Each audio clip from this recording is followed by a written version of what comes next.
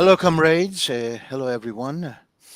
Hello, everyone. Also, who all the people who are watching us on YouTube, all the live streaming, and or other channels. Um, We are now officially opening our conference on Lenin's centenary. The title of the conference is Lenin's Legacy 100 Years On. We are gathered here to talk about the greatest leader of the October Revolution, which shaped not only the lands that were part of the Soviet Union, but also the entire world, almost throughout the entire century of the 20th. Entire 20th century, sorry about that. Um, and the October Revolution, also as a revolution, as a political revolution, was perhaps the closest example of a real proletarian revolution so far in history, and became an inspiration to the entire world throughout the 20th century. So, this architect of revolution and of the construction of socialism is our topic today at the centenary of his death. We are here not only to commemorate him, but also to learn from him, to learn from his example, to learn from his vision and understanding, lessons for the future, because Lenin is not of the past, but of the future. Let me say, my name is Sungur Savran. I am the chairperson of DIP, which is the Revolutionary Workers' Party of Turkey. I am also, of course, this party is also a member of the uh, International Socialist Center Christian Rakovsky, and also animates the RedMed web network along with other parties, starting with EEK, the Workers' Revolutionary Party of Greece. You can see the leader of EEK right next to me on the screen. Um, I would like to briefly go over the program so that our guests have an idea of the overall program. After this opening introductory session, where Savas will be speaking and later I will be speaking, there will be our guest speakers, two of them, immediately after this session. Then we go to uh, the former Soviet republics and discuss. Lenin will be discussed by the members of parties and associations of those countries who lived under the Soviet Union. We will then go to Latin America, where we will have speakers from Brazil, Cuba, and Venezuela. Later, there will be a session where members and friends of the Rakovsky Center will be speaking.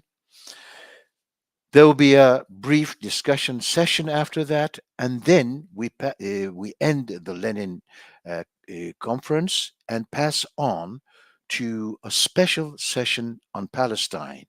Given the terrible situation at this moment in Palestine, where a genocide, a live genocide, so to speak, is going on before our very eyes, but also the heroic struggle of the Palestinian people against Zionist and imperialist oppression.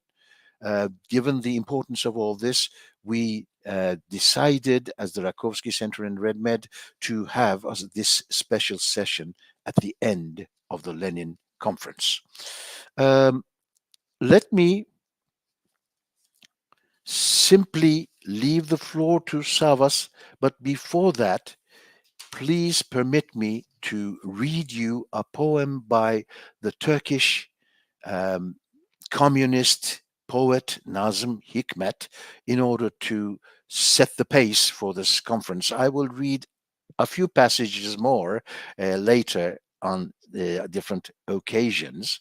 But here, I think, when I first started to watch the video at the beginning of this conference, I saw my right hand fist tightening all of a sudden, pugno chiuso, as the Italians say. This is the feeling that Lenin gives me, and possibly, probably to all of the comrades here. And so I would like to read this wonderful short poem to you by Nazim Hikmet, which he wrote in the 1950s. The title is Communists, Just a Few Words. Communists, I have a few words for you. Whether you lead a state or you're in prison, whether you're a foot soldier or party secretary, Lenin should always and everywhere be able to enter your work, your home, your whole life. As his own work, his own home, his own life. This is Nazim Hikmet. Now we pass on to our comrade Savas Mikhail Matsas. Savas, the Secretary General of the EEC, that is the Workers' Revolutionary Party of Greece. He is, of course, along with EEC, and he is, of course, one of the leaders of the Rakovsky Center as well. Today, he is going to talk uh, under the title Lenin for the Future. Savas, the floor is yours.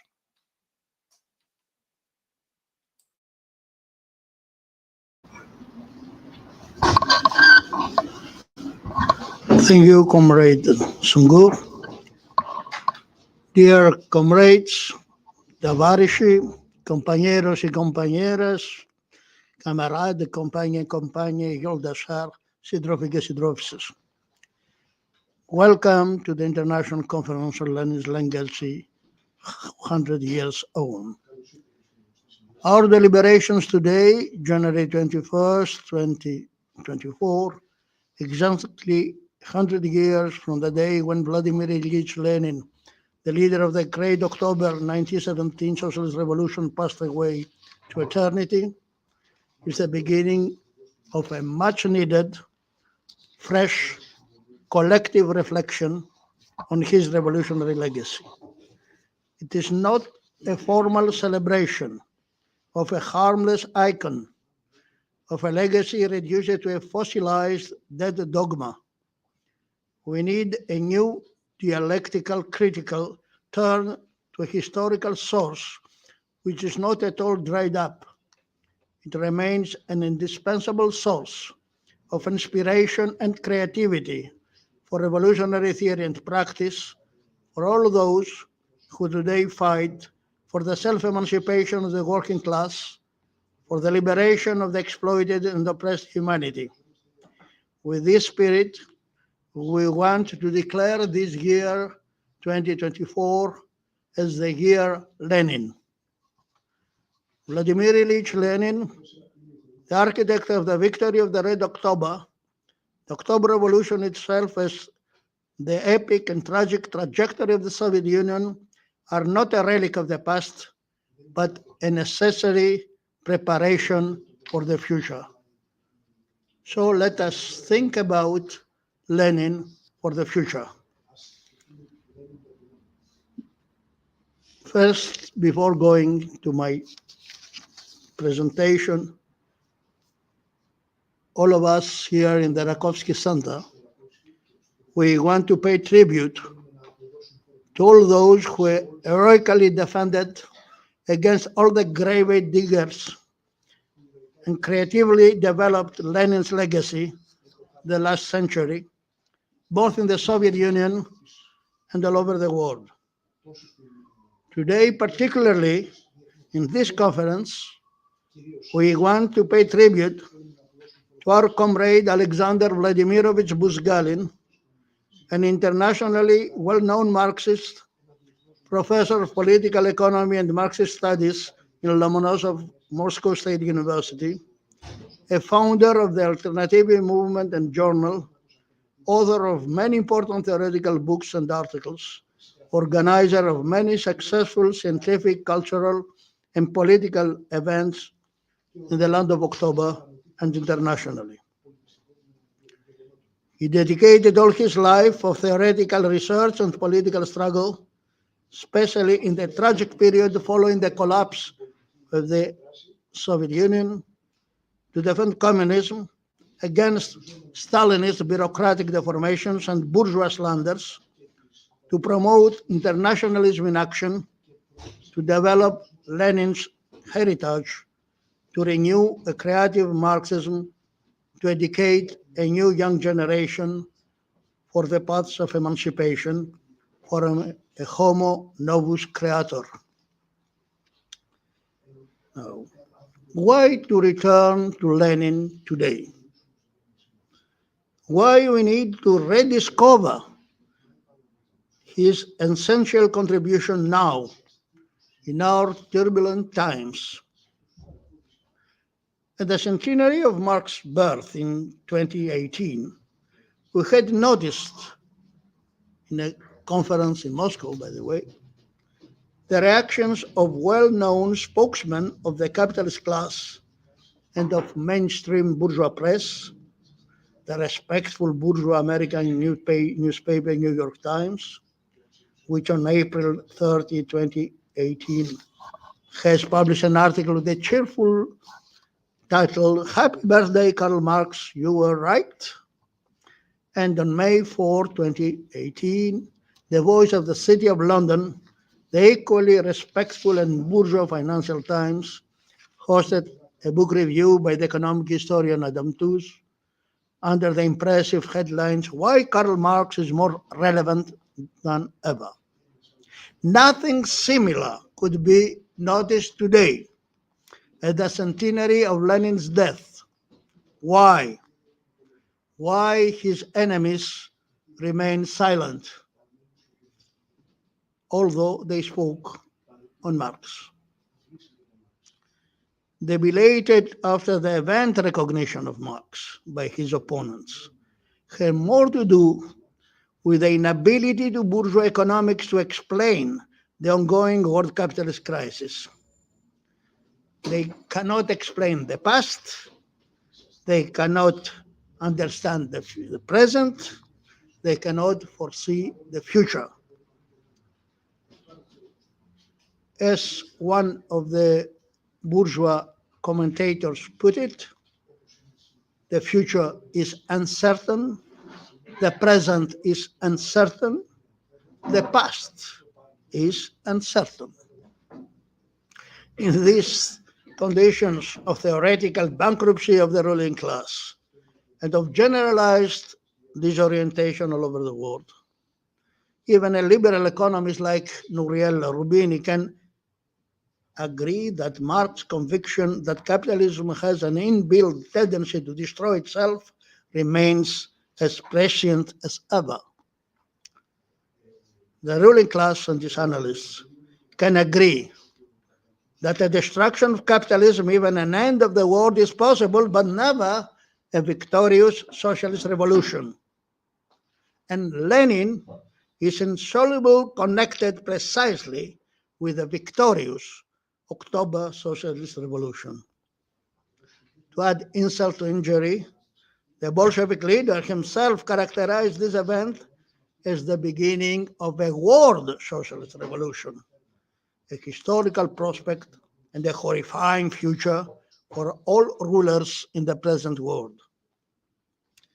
The vast majority of them try to console themselves with the thought that Lenin is buried forever in 1991 under the ruins of the disintegration of the Soviet Union. And consequently, it was buried the threat that emerged in 1917 of a revolutionary overthrow of global capitalism. This dominant wishful thinking proved to be an illusion. It tended, together with Fukuyama's fallacy of the end of history, of the so-called final and complete victory of liberal capitalism, and of the delusion of a monopolar moment where America is the center of the world empire. On the contrary, from these illusions, history has accelerated its march. Liberal capitalism plunged into a protracted, escalating, and solvable until now global crisis, and the decline of American capitalism and of its world hegemony are now manifest in more and more brutal forms, intensifying its imperialist war drive. If everything was historically settled for United States and global capitalism with the catastrophe of the USSR, why now they need to complete the 1991 disaster by a NATO proxy war to fragment and colonize the former Soviet space, the post-Soviet Russia, and then China? They are afraid from another competitor within their own system, or they're terrified by the possibility of a reversal of the 1991 disaster.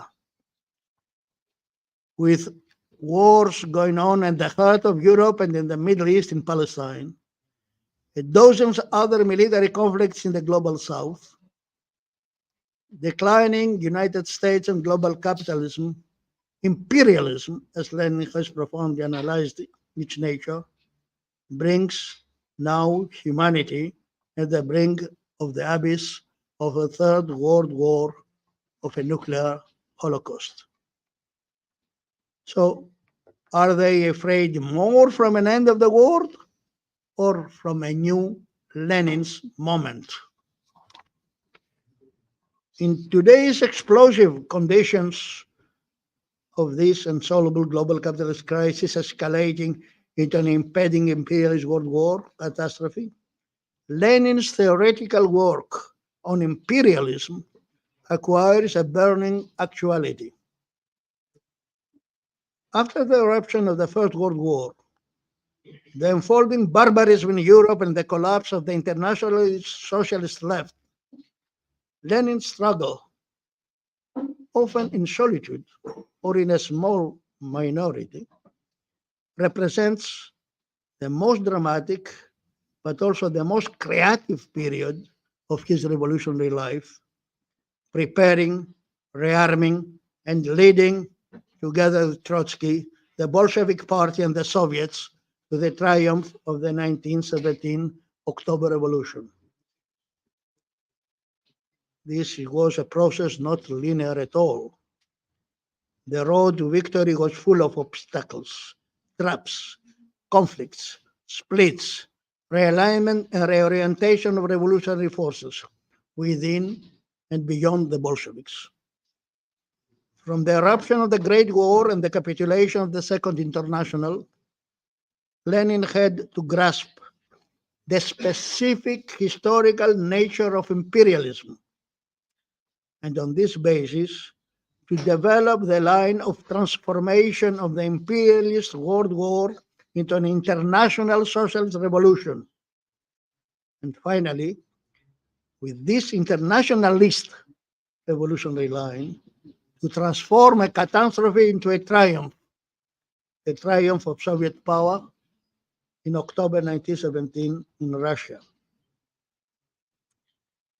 After the initial shock in 1914, the first crucial step of Lenin was a decisive, original, and deep reworking of materialist dialectics by a detailed study of Hegel's science of logic, as well as a vast philosophical field from antiquity and Aristotle to the philosophers of the modern times and early 20th century.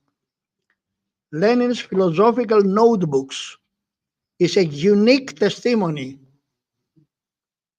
how he worked in his theoretical laboratory. It is a vital document for his methodological break with the so-called orthodox Marxism of the Second International, the theoretical foundations of the reformist opportunism of social democracy. Lenin's intense philosophical methodological work, his break from mechanical thinking and linear gradualism, penetrates and marks all his writings on imperialism, the political center of gravity of his research during the Great War. His small book, Imperialism, the Highest Stage of Capitalism, with a modest subtitle, A Political Outline, presents a popular outline, presents under conditions of censorship in condensed form the main results of an immense theoretical labor on a mountain of empirical facts and a critical study of the main debates on imperialism of that period, particularly drawing from the works of Hobson and Hilferding. This tireless labor had been seen in his voluminous notebooks on imperialism. In these notebooks on imperialism is not at all absent the evidence of his continuous attention to philosophy, with references to dialectics, its categories and cosms, even a note of interest to Hegel's phenomenology of mind. The booklet on imperialism, higher stage of capitalism, has to be carefully studied again in connection and within this broader epistemological framework. Any eclectic separation of a particular quotation from the entire context of dialectical historical materialist inquiry and exposition has disastrous political implications. A typical example today, it is the repeated ad nauseam misuse of Lenin's definition of imperialism by 5 basic classic economic features, you know them. By taking this definition out of context and reducing it into an abstract dead formula, it is artificially imposed and applied to every concrete living social reality from many people claiming to be left theoreticians. In this distorting way, the warnings of Lenin himself are ignored. Just before the definition in 5 basic features, what are the main features of imperialism? He warns Lenin, the conditional and relative value of all definitions in general, which can never embrace all the concatenations of a phenomenon in its full development. Immediately after the definition in 5 basic features of imperialism, Lenin points out, imperialism can and must be defined differently if we bear in mind not only the basic purely economic concepts to which the above definition is limited, but also the historical place of this stage of capitalism in relation to capitalism in general, or the relation between imperialism and the 2 main trends in the working class movement, namely the opportunist and the revolutionary trend. The opportunist trend in our days, sometimes claiming to be even Leninist, arbitrarily applies the 5 points definition to declare arbitrarily Russia and China as imperialist countries, and in this way to legitimize their own equidistant position in the US-NATO proxy war in Ukraine, or in the US imperialist aggressive encirclement and antagonism against China. In other versions, the same method of formal justification of reactionary policy of keeping equal distances while paying lip service to Lenin against Lenin, they use the pseudo-concept of sub-imperialism or of peripheral imperialism or of capitalism in transition to imperialism to describe conflicts between global North and the global South. These pseudo-concepts totally ignore and or reject Lenin's central approach to the historical nature of imperialism. Its analysis and recognition of imperialism as an epoch of transition from a decaying, parasitic, rotten, agonizing capitalism. All these adjectives are Lenin's transition to socialism. In Lenin's Imperialism, the highest stage of capitalism, two concluding chapters, Chapter 7, Imperialism as a Special Stage of Capitalism, and Chapter 8, Parasitism and Decay of Capitalism, are crystal clear on the nature of the imperialist epoch. This is why these two particular chapters either are ignored or rejected as wrong or obsolete. Always new, higher stages of an ever-renewing capitalism in an eternal return of the same in different forms are discovered by apologists of the status quo. Plus ça change, plus c'est la même chose. Savas, you have 5 minutes. Yes, I finish. 5. The political implications of such impressionistic assumptions are immense for the present and for the future. The past is uncertain, the present is uncertain, the future is uncertain, as there's mainstream bourgeois ideology admits. No orientation is possible or even necessary today for them. The conclusion is the old Thatcherite sophism, there is no alternative, Tina. Undoubtedly, many and great changes took place, indeed, during the 100 years from Lenin's death. But an epoch of transition is not a smooth evolution of gradual progress, but precisely a historical process of constant and brusque changes, of unfolding contradictions and transformation to the opposite, leaps forward and regressions, of unexpected turns from long sequences of calm and stagnation to volcanic explosions of wars, revolutions, and counter-revolutions. An epoch of historical decline, Hegel has pointed out, is the negative expression of the emergence of a higher principle of social organization. In the current transitional epoch of declining capitalism, it is its special historical stage when, as Lenin writes, the features of the epoch of transition, this is Lenin's words, from capitalism to a higher social and economic system had taken shape and revealed themselves in all spheres. End of the quotation.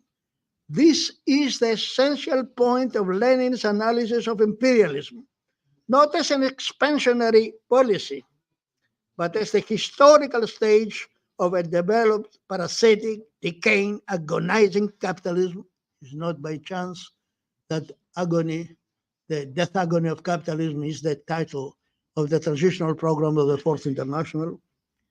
And this, the transition in an epoch towards a higher socialist reorganization of society, in its transformation into a classless, stateless, communist society. This point is ignored and or rejected by all inventors of new post-imperialist stages. Interconnected with this essential point is another one. The transition beyond capitalism is not, as in the past transitions, a transition from one form to another form of class society. But it is an entire historical epoch of transition to a classless society, world communism. It is not an automatic linear evolution, but it is a world socialist revolution. The role of revolutionary subjectivity becomes immense, preponderant. To lead the transition forward towards historical goal, it is needed the conscious participation of the working class as a universal class, that is, as a class which cannot emancipate itself without leading a universal human emancipation from all forms of exploitation, oppression, and humiliation of a human being by a human being. To Savas, fulfill could you its wind historic up slowly? task, last Yes. sentence, Yes. Oh, I'm sorry. Yeah. to fulfill its historical task, the working class has to be organized in its one independent organs of mass struggle and political power. First of all, it has to be organized in the revolutionary combat parties of a revolutionary international. At this central point palpitates the living heart of Lenin's legacy. It belongs not to a remote past, but to an open and necessary future. Thank you for your attention. Thank you, Savas. Thank you for a very lively and dialectical presentation of Lenin's legacy.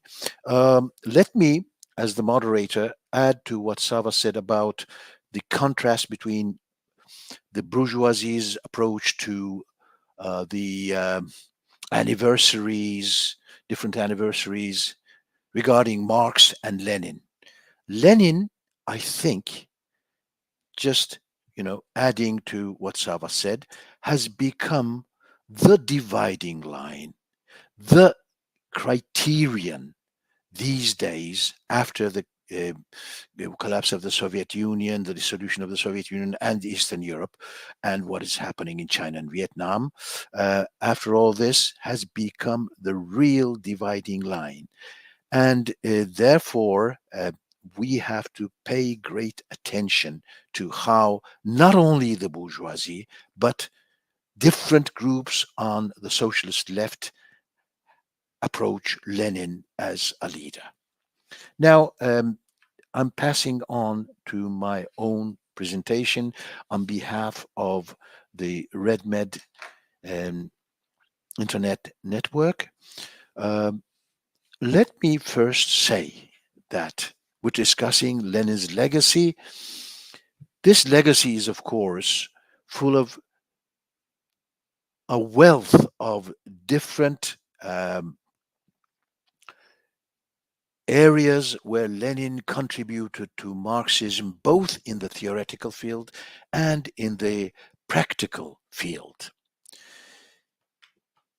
Lenin's legacy is really very precious in the organizational area, where the theory of the party is an immense contribution to Marxism.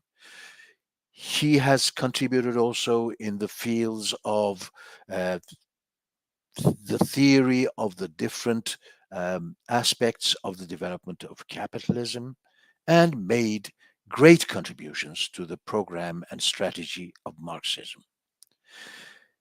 Some of these are seriously discussed, of course, although they may be controversial for different groups and tendencies on the left. But there is one aspect of his legacy that is simply not understood, or deliberately denied, or silently rejected. I wish to talk about that aspect of his legacy. Mind you, this is Lenin's contribution after this great break mentioned by Comrade Savas concerning the First World War and the capitulation and betrayal of the so-called Socialist International leaders to the bourgeoisie at this stage. Lenin moved towards a new position within the international Marxist movement, and in a certain sense took over the leadership of the international proletarian movement after that point. This is what contributed to his envisaging a new strategic vision for the future of the proletarian revolution. How I would like to call this is the question of nations. Lenin started to grapple with the problems of the transition from capitalism to socialism even before the October Revolution. But after the October Revolution, of course, it became a very practical matter for him. So he started to grapple with all the different questions, economic, political, etc. But the question of nations was a very special contribution to Marxism. Mind you, I'm not talking about the national question, which is the usual name that people give to Lenin's treatment of the relations between nations. That is really exclusively a question that exists between the oppressor and the oppressed nations, which was Lenin's great contribution also in the 20th century, because the Bolshevik Party was the party that really put forth the importance of self determination within the international movement in the 20th century. But the question of nations, although it includes that, is not coextensive with it. It's much broader, and therefore I will dwell on that question and not the national question in particular, although I will, of course, have to refer to that as well. The reason why I dwell on this question that I call the question of nations is uh, for several reasons. Well, first of all, it is underestimated. As I said, many people do not really understand what Lenin was trying to come to grips with in the last years of his life on this special issue, which is very important for the construction of socialism. And therefore, I would like to dwell on it because of this. Secondly, I think we probably many of the people, along with many of the people in this meeting, in this conference, that the bedrock on which the experience of socialist construction in the 20th century broke its back was the question of national communism. That is to say, how all the different communist leaderships in the 20th century, of course, with the very notable exception of the tradition of the Fourth International, it really could not solve the problems of international communism, and therefore uh, really led to the collapse of all the experiences that started in the 20th century. Lenin's legacy is the exact opposite of this. This is what I'm going to try to show, and shows us the way forward. Thirdly, as I said, this is not grasped even sometimes by the best elements who remain loyal to Lenin themselves, or at least mean to remain loyal to Lenin. Let me start to try to define this question of nations in its by comparing and contrasting it with the national question. The national question, as taken up by all the Marxists, was always a tactical question of unifying the working class, that is to say, the English and the Irish, for instance, or it was considered to be a democratic question that is parallel to all the political and civil rights of the working class and the oppressed masses, or the union rights of the working class, etc., etc. These are all desirable. So is the self-determination of nations, but that is all. It is a matter that belongs to the democratic struggles of the working class and the oppressed masses. Lenin poses an entirely new question for the communist movement, for the Marxist movement.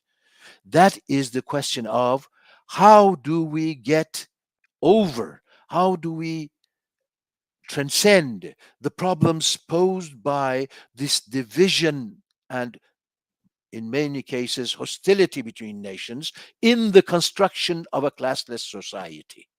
No longer is it a question of, you know, uh, a certain aspect of democracy at the international level, in particular between nations. It is a matter for the transitional period between capitalism and socialism.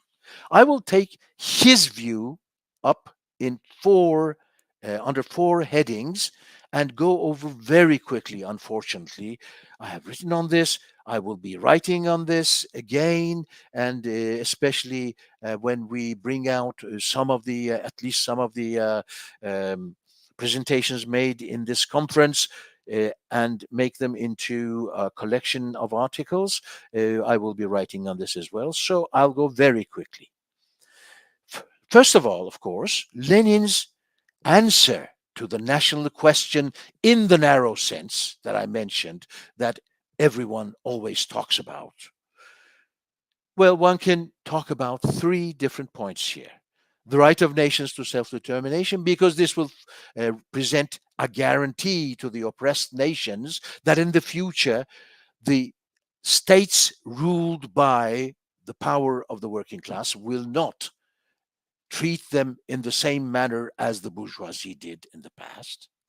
The federal principle, that's the second aspect. The federal principle, because it gives some leeway to the oppressed nations of the past to rule themselves, to develop their own national life, etc. And also give them, of course, the right to self determination. And thirdly, real equality between nations, not only formal, because Lenin says very clearly that formal equality is the petty bourgeois outlook.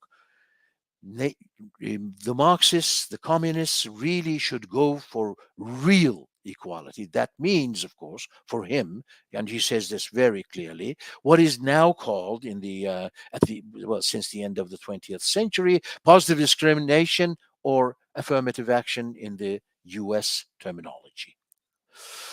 We'll now go over to the second point, and that is the strategy and tactics these 3 points require in the practice of the revolutionaries, and in particular in the case of the Soviet Union under Lenin. Now, the general strategic approach is this. I'll present this under 4 points. First of all, there is the peaceable granting of the right to self-determination to those nations who want to leave the Union. At least 4, probably 5 nations were thus given the right to self-determination in practical terms, proving this way that the Bolsheviks were very consistent in their practice alongside their theory. Finland at first, then 3 Baltic states, that is to say, Estonia, Lithuania, and Latvia, and in a more controversial sense, Poland, were granted self determination rights under Soviet administration.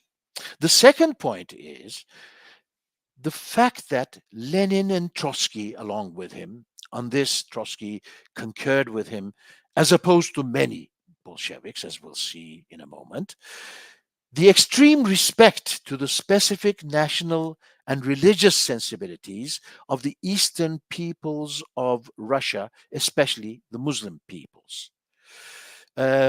This, of course, is in the same direction as self determination.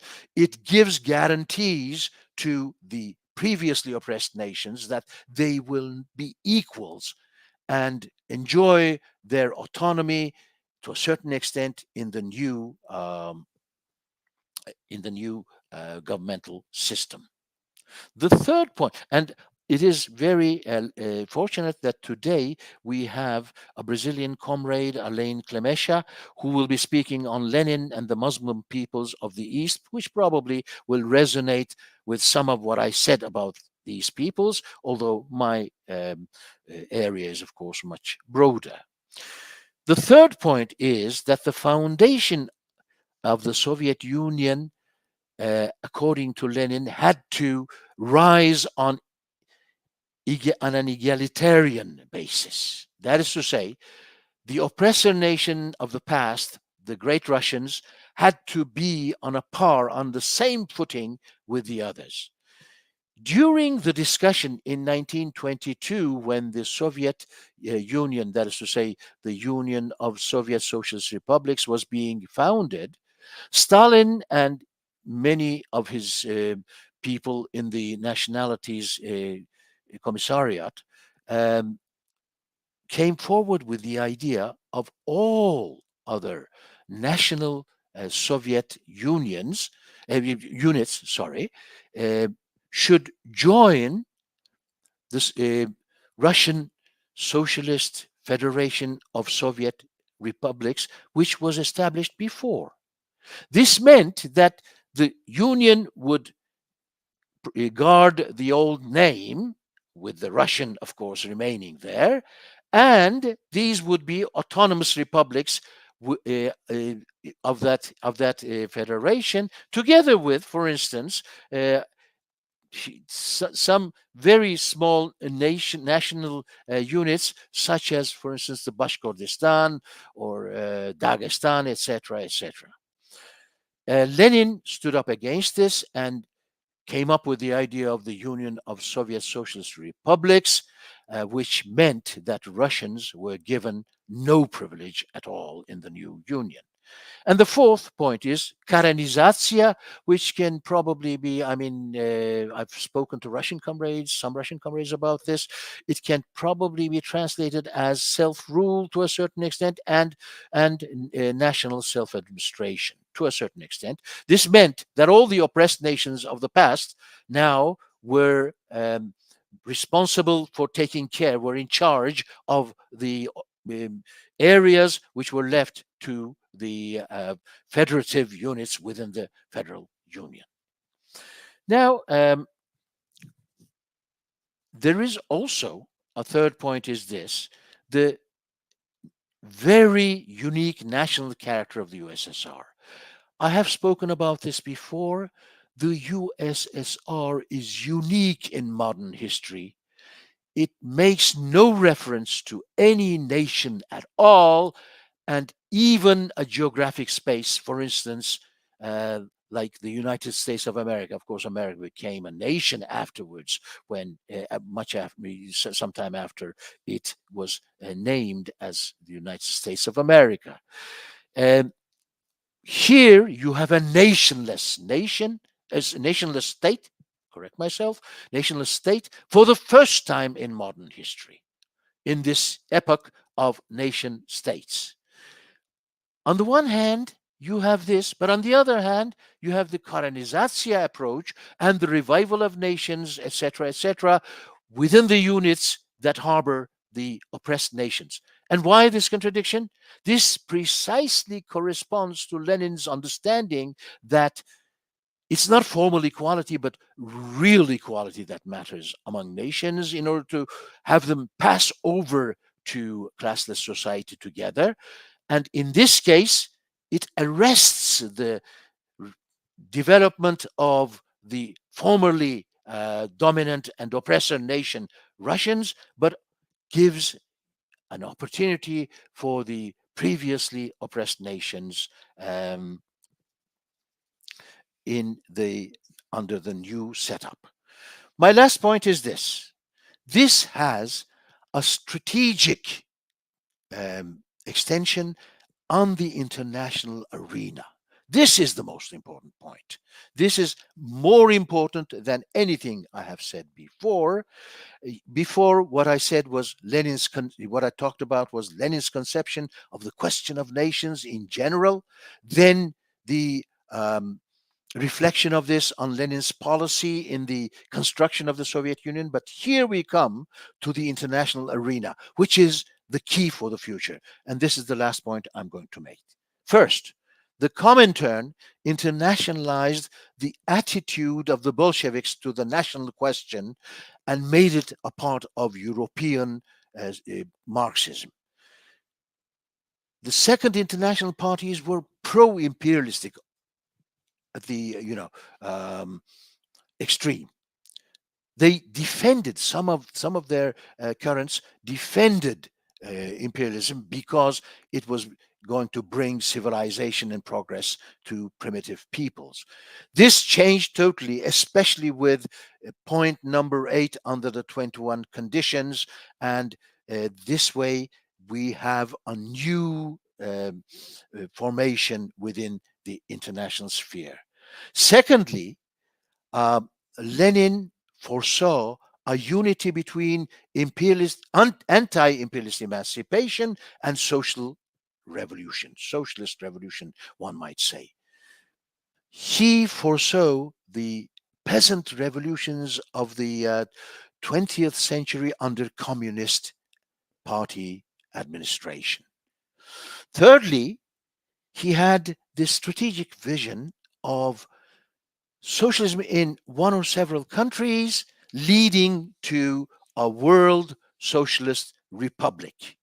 This is in a very unsuspected document. Many people don't even realize this. The theses on the national and colonial question, which was passed as a resolution in the Second Congress of the Comintern, in its items 6 to 8, this is what is really um, stipulated for the future. Every country which comes through a revolutionary shakeup under the dictatorship of the proletariat should join the Soviet Union. The federation is the way forward for all proletarian countries.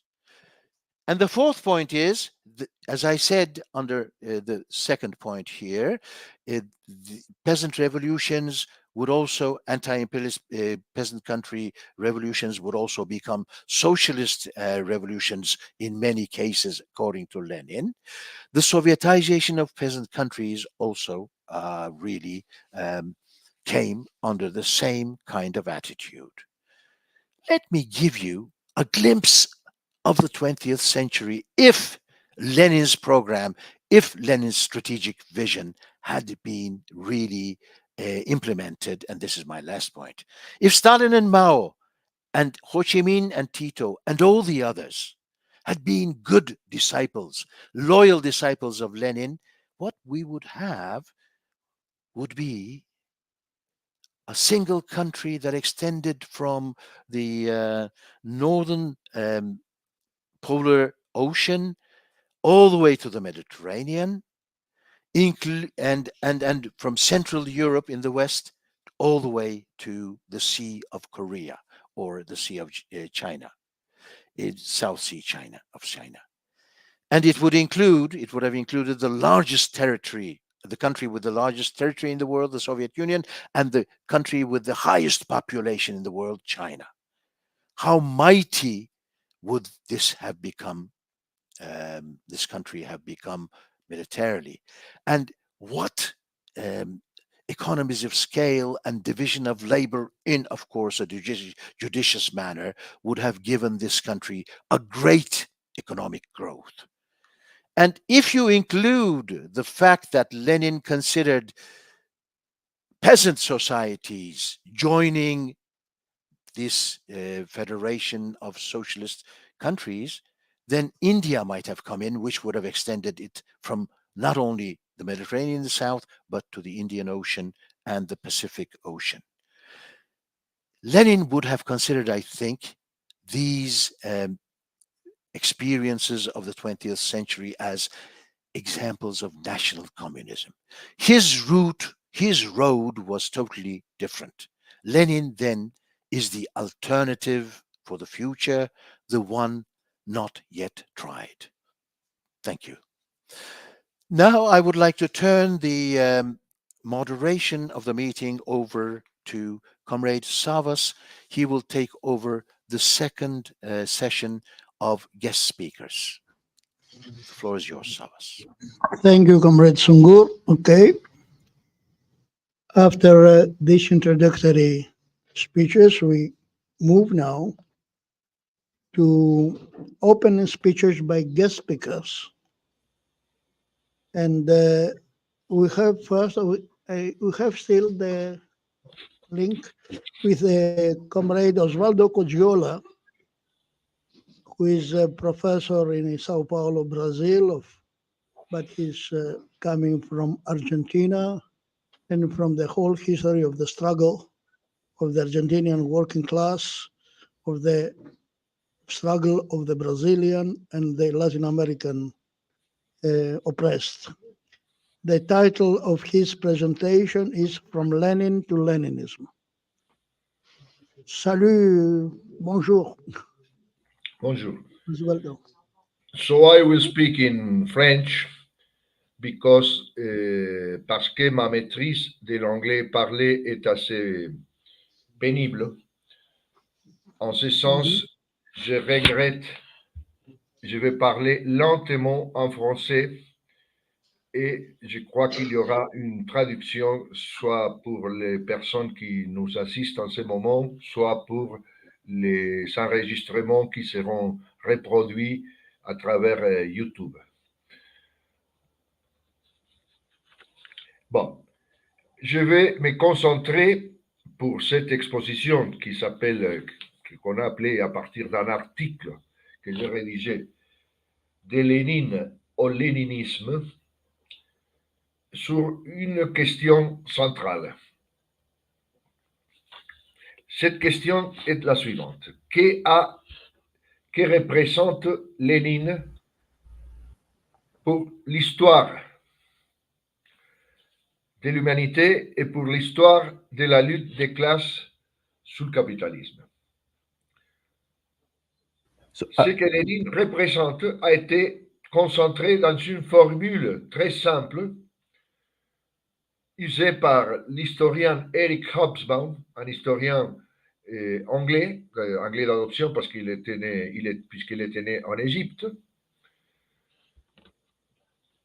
Lénine a été l'homme avec le plus d'impact individuel sur l'histoire du XXe siècle. Si l'on considère XXe siècle pas seulement comme une catégorie chronologique, mais comme une catégorie historique, on pourrait élargir la formulation d'Eric Hobsbawm en disant tout simplement que Lénine a été l'homme avec le plus grand impact individuel sur l'histoire contemporaine. Le fait d'avoir été les fondateurs de l'Union soviétique. Camarade, ce sera très bien si je peux traduire un peu et vous pouvez continuer, on peut aller, disons, phrase par phrase. J'attends, Burak, j'attends. Comrade said he will be speaking in French because his spoken English is somewhat limited. And this is based on an article he penned called From Lenin to Leninism, and he started by quoting the British historian Eric Hobsbawm, who said Lenin is the person with the most individual impact on the history of 20th century. And Comrade Cogiola expanded that by saying we can also say that in a sense he's the person with the most individual impact on the course of modern history. Le fait d'avoir été les fondateurs de l'Union soviétique et le rôle que l'Union soviétique a joué et sa projection historique continue à jouer sur le monde contemporain justifierait la qualification de Hobsbawm. Aucune personnalité n'a eu l'impact que Lénine a eu sur l'histoire contemporaine. The fact that he was the founder of the Soviet Union and the impact of the Soviet Union on the course of history will justify Eric Hobsbawm's verse. No other person had the impact that Lenin had. Mais cette image est aussi trompeuse, puisque Lénine n'a pas été seulement un leader national. Il a été un leader national. Mais l'action politique de Lénine n'avait un but national, avait un but mondial, international. But this image can be somewhat misleading. because Lenin was not only a national leader, he indeed was a national leader, but his politics was not only national, but also international, global. On pourrait résumer en disant, Lénine est devenu, comme autre historien l'a dit, le plus important homme d'État de l'histoire contemporaine, homme d'État national, puisqu'il a lutté en même temps contre l'État et contre la nation. As another historian said, Lenin became the most important statesman because he fought against the state itself.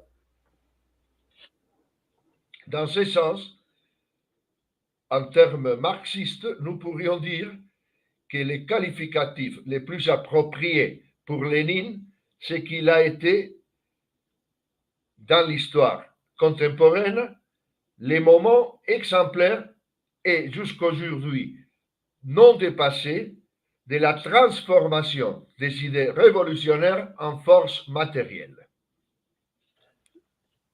In Marxist terms, we can say that the biggest impact of Lenin was that he transformed revolutionary ideas into material change.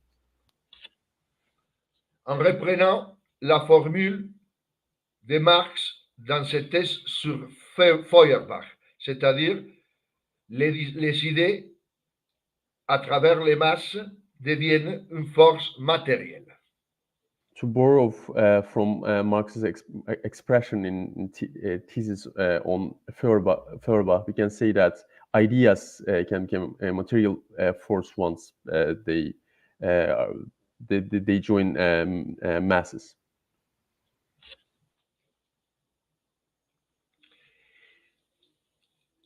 Le but de l'action de Lénine en tant que révolutionnaire, je ne vais pas les exposer dans sa totalité, puisque ça serait absolument impossible dans une courte intervention, ont compris la question de l'organisation du Parti ouvrier, la question de la caractérisation de l'étape historique mondiale, c'est-à-dire l'étape de l'impérialisme, la caractérisation des tâches spécifiques de la révolution russe et des moyens à travers la révolution russe ne pourrait survivre que comme premier échelon d'une révolution internationale, d'une révolution mondiale.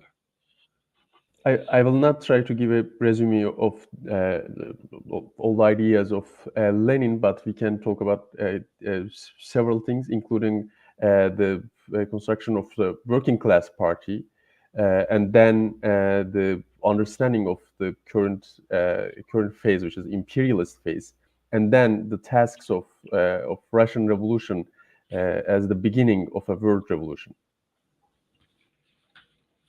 Le léninisme, non pas en tant qu'adjectif, puisqu'il est absolument légitime de parler d'une théorie léniniste de l'organisation, d'une théorie léniniste de l'impérialisme. Le léninisme en tant que substantif, c'est-à-dire le léninisme, a été le produit d'un tout autre processus.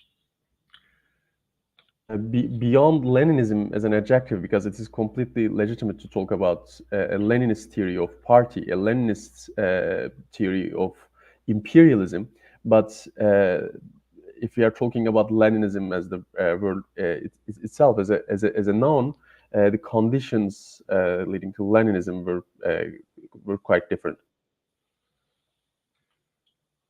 Les mots marxistes, comme on sait bien, a été inventé par les adversaires du marxisme. Les adversaires du marxisme, les antécédents du soi-disant anarchisme, ont inventé les mots marxisme pour défendre, pour attaquer ce qu'on considérait un socialisme autoritaire. C'est-à-dire, on disait que parce que Marx ne voulait pas abolir tout de suite l'État, il était un socialiste autoritaire. Et celui-là a été l'origine du terme marxiste.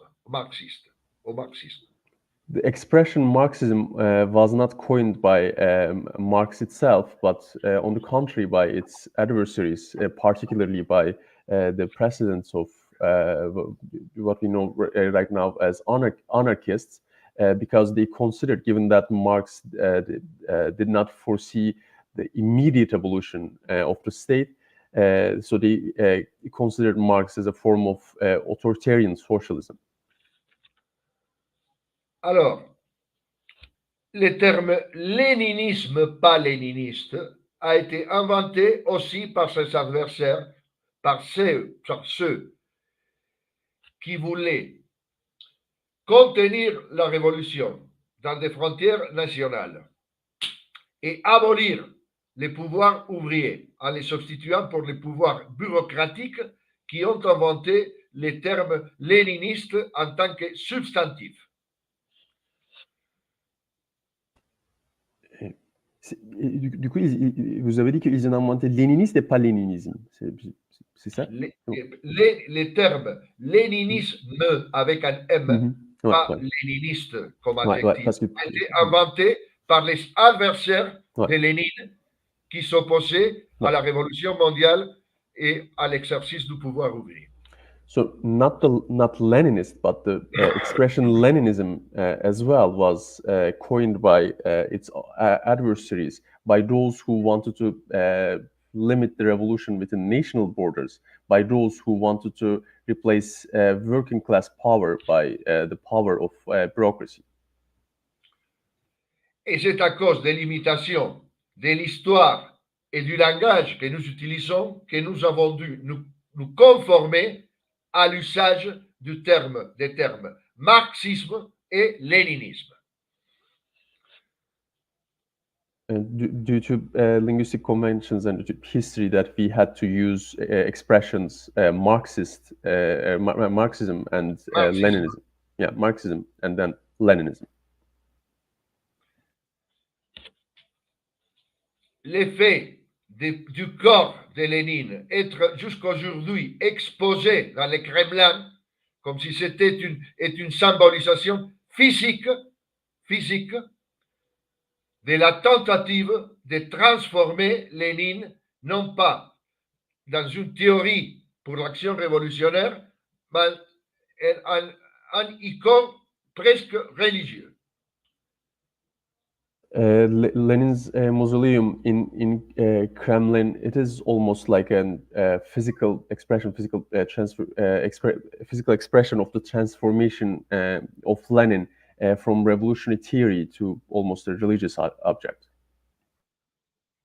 Je ne vais pas m'étendre plus parce qu'on pourrait démontrer facilement que la tentative de créer un léninisme qui soit encore d'idées fermées, pas mutables, comme si c'était une théorie indépassable, qui aurait besoin d'interprètes privilégiés, est une idée absolument contraire au développement des idées révolutionnaires.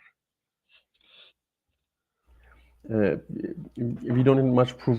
I will not dwell on that because we don't need much proof to show how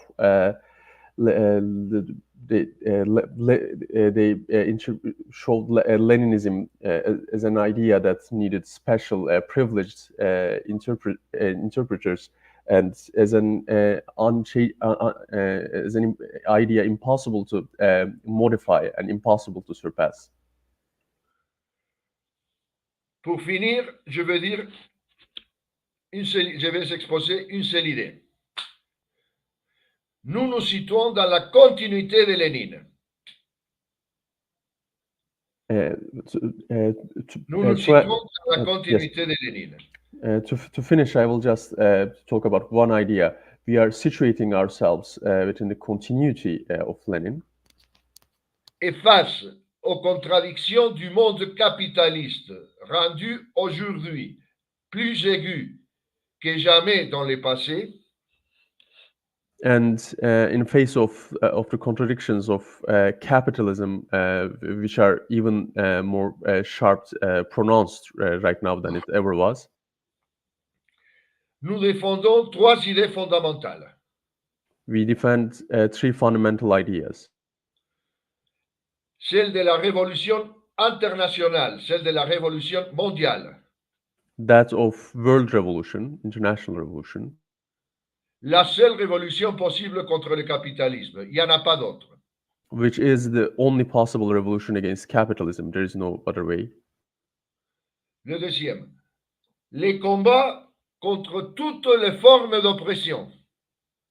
The second, fight against all forms of oppression. Et c'est pourquoi la révolution contre le capitalisme est aussi une révolution permanente. This is why the revolution against capitalism is also a permanent revolution. Elle ne peut pas s'arrêter à un certain moment de son développement. It cannot stop at a certain point of its development. La troisième, pour réaliser la révolution, il faut un parti. The third idea, for a revolution, we need a party. Ce qui ne veut pas dire défendre l'idée du parti unique. Which is not the same thing as defending the idea of only party, one sole party. Tant qu'il y aura un État, il y aura plusieurs partis. Ce n'est pas possible un État de parti unique, c'est l'État fasciste. As long as there is a state, there will be multiple parties. A single party state, it's not possible. C'est-à-dire, il faut un parti révolutionnaire et ce parti révolutionnaire, dans l'ère du capitalisme, ne peut pas être qu'un parti international. This means that we need a revolutionary party, and under capitalism, this party has to be an international party. La seule organisation internationale ou le seul projet politique international qui défend ces trois idées à l'époque actuelle, The only organization which defends these three ideas at the moment, c'est le projet politique que nous devons réaliser de la quatrième internationale. the political project that we should realize, it is the Fourth International. Dans ce sens, nous nous défendons que Lénine et Trotsky étaient exactement la même chose. We are not defending that Lenin and Trotsky were exactly the same thing. Mais ils combattaient chacun à sa manière, comme des milliers d'autres camarades, pour le même but, qui se résumait dans les trois tâches qui sont encore non réalisées, représentées aujourd'hui par les projets politiques de la quatrième internationale. But they were fighting both in their own way and together with thousands of other comrades for the same goals, which right now are finding expression in the political project of Fourth International. Nous devons mettre cette idée dans les débats politiques internationaux qui est nécessaire pour profiter de l'actuelle crise mondiale pour lutter pour que l'humanité la surmonte à travers une révolution prolétarienne internationale. We need to put these ideas into international debates so that humanity can surpass its crisis with an international proletarian revolution. Merci camarades et j'attends avec impatience les autres interventions. Thank you, comrades, and I'm looking forward to the other interventions. Thank you, Comrade Osvaldo, for your contribution, which is very important. I will thank you also for the full text of your contribution, which will be published as the other material from this conference, in 3 places. In Brazil, thanks to the effort of Comrade Osvaldo Coziola, in in Turkey, in revolutionary Marxism, a selection of these presentations, as well as in Greek, in the proceedings of this, that we'll publish the proceedings in in a book, as well as in our newspaper, Nea Prooptiki. Before giving the floor to and explain the video of Comrade, the next speaker, who is Thomas Kraus, I want just to make a short, a brief announcement. Matter of fact, a denunciation. Today in Athens, there was a demonstration in solidarity to Palestine, and the march towards the Israeli embassy, the Zionist embassy in Athens, was attacked by the police force, and who particularly they attacked with chemicals our comrades who participated in this demonstration in Palestine. It is known that the Greek right-wing government, as well as the European Union and all the so-called Western capitalist countries, are in solidarity with the genocide that the Palestinian people suffers. So now, the next speaker is Comrade and Professor Thomas Kraus, who will send us a short, brief video with his contribution as a guest speaker to our Conference for Lenin. Dear comrades, thank you for the invitation on your conference. Let me read my short text because my English is very English, not too sophisticated. And the theme about Lenin is very important to me. Dear comrades, for us, Lenin's heritage is the voice of the living working class movement, of the political and social awakening of the subordinated classes, and the historical embodiment of their revolutionary will on a global scale. For the small and big nations, the practical, political, and economical alternative to capitalism, next to Marx and Engels, starts with Lenin. Lenin left to the workers of the world the revolutionary objectives and practical experiences with which they can defend themselves even today against the world of capital. But we live in a different world today.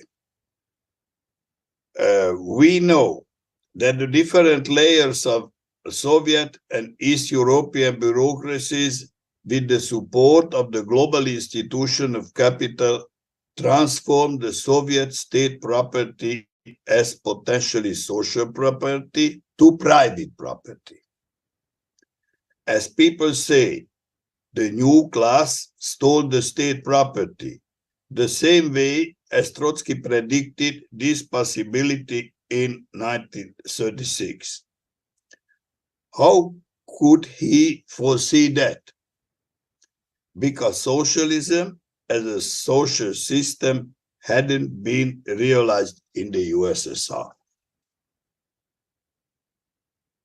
What have we learned from our failed socialist experience? First of all, Lenin many times underlined that socialism cannot be introduced. After the socialist revolution, a whole historical period is needed to learn the practice and culture of direct democracy and self-governance, which is the main function of the mixed economy of the transitional period to socialism. Socialism is not a market economy. Socialism is the satisfaction of the needs of the individuals and their communities according to the work based on the abilities without the tutelage of capital and the state. Stalin and his comrades and the power elites of the post-Stalin period didn't understand this core of the socialist project. For them, socialism meant state power, which Lenin criticized so radically in his State and Revolution. But Lenin posited his own three-step concept in State and Revolution, in which socialism as a lower phase of communism is preceded by a transitional period. He couldn't foresee that the Russian Revolution would be left alone.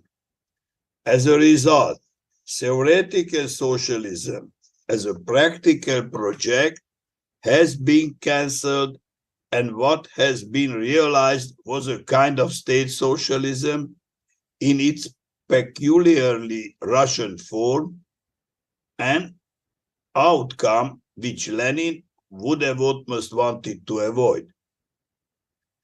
Thus, the theoretical considerations and the practical possibilities came into an inevitable conflict already on the second day of the October Revolution.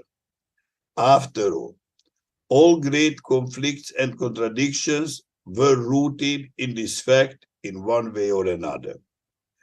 Lenin was conscious of the fact that the Russian backwardness, the semi-peripheral development, in which facilitated the cause of the revolution, was very far from supporting the realization of socialism. The direct realization of socialism was transferred to the distant future, and concessions were made to the system of market economy.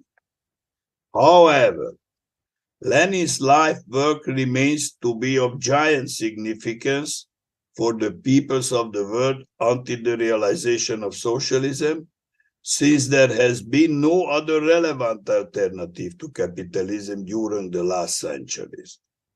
However, the complicated history of state socialism is, its experience shows us that even this form, there have been important social and cultural achievements for the subordinated classes in Eastern Europe and in the Soviet Union. The main lesson is still that these achievements can only be durable if the workers take the state property under their direct control through their own organizations. Lenin's socialism was aimed at changing society and politics as a whole, because he knew that any partial approach would imply the possibility of regression of restoration. He therefore didn't think highly of a policy that was devoid of the ideas of universal socialism. There is no green socialism, no socialism of identity based on minorities, etc. Similarly, Lenin didn't believe in medieval socialism. That was also reflected in his conception of anti-colonialism. He trusted only in a real anti-imperialist movement that looked ahead, that didn't represent the pre-modern, superstitious world, but the world of enlightenment, humanism, dialectical materialism, with humans at its center, and the emancipation of the oppressed woman, man, and the oppressed class. However, we recognize that socialism, communism, that Lenin fought for, is only a historical opportunity against the genocidal world order of capitalism. Its realization depends first of all on the subordinated classes to whom we belong. Thank you very much for your attention.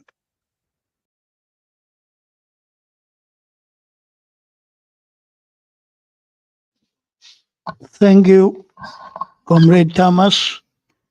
I want to inform all the participants that Comrade Thomas Kraus is not only a militant and a professor in university in Budapest, as well as a leading member of the editorial board of the only Marxist journal in Hungary, Esmelet, and but also he is the author of what is considered as the best intellectual biography of Vladimir Ilyich Lenin, and which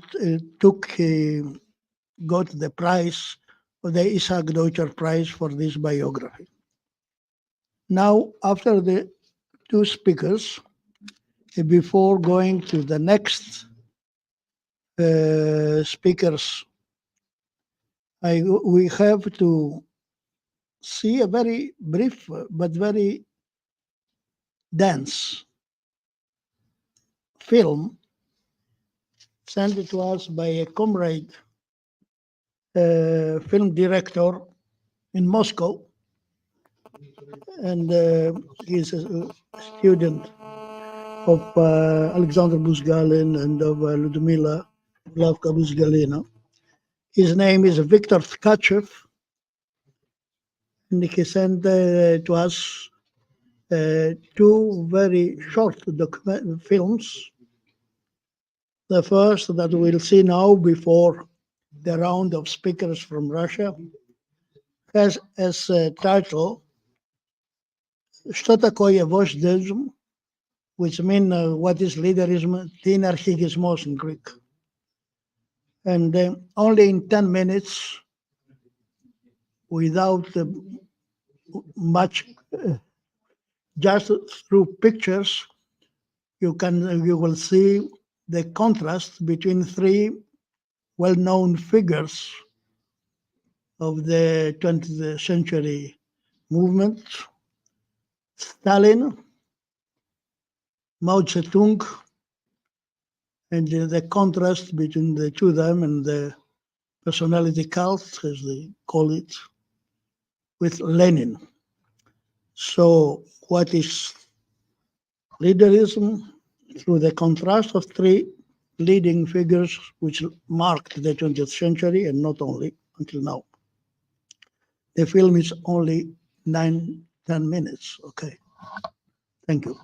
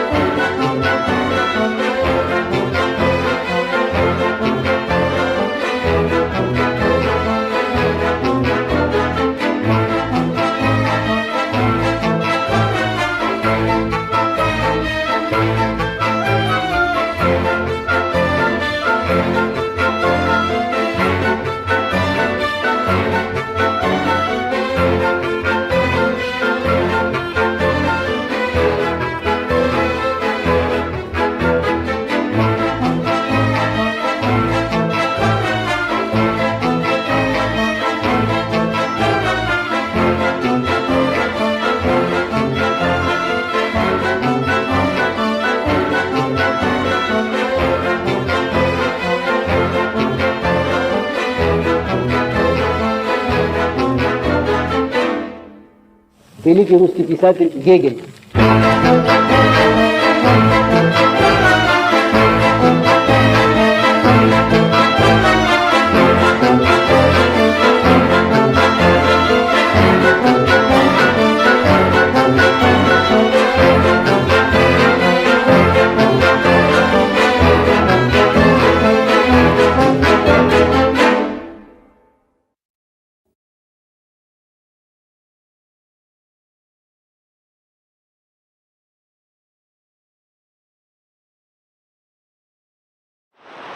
А я ж чувствую, куда я приехала, и что наши вожди говорят.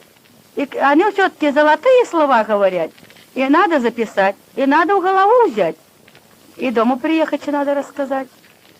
И хочется так и сделать, как вожди говорят.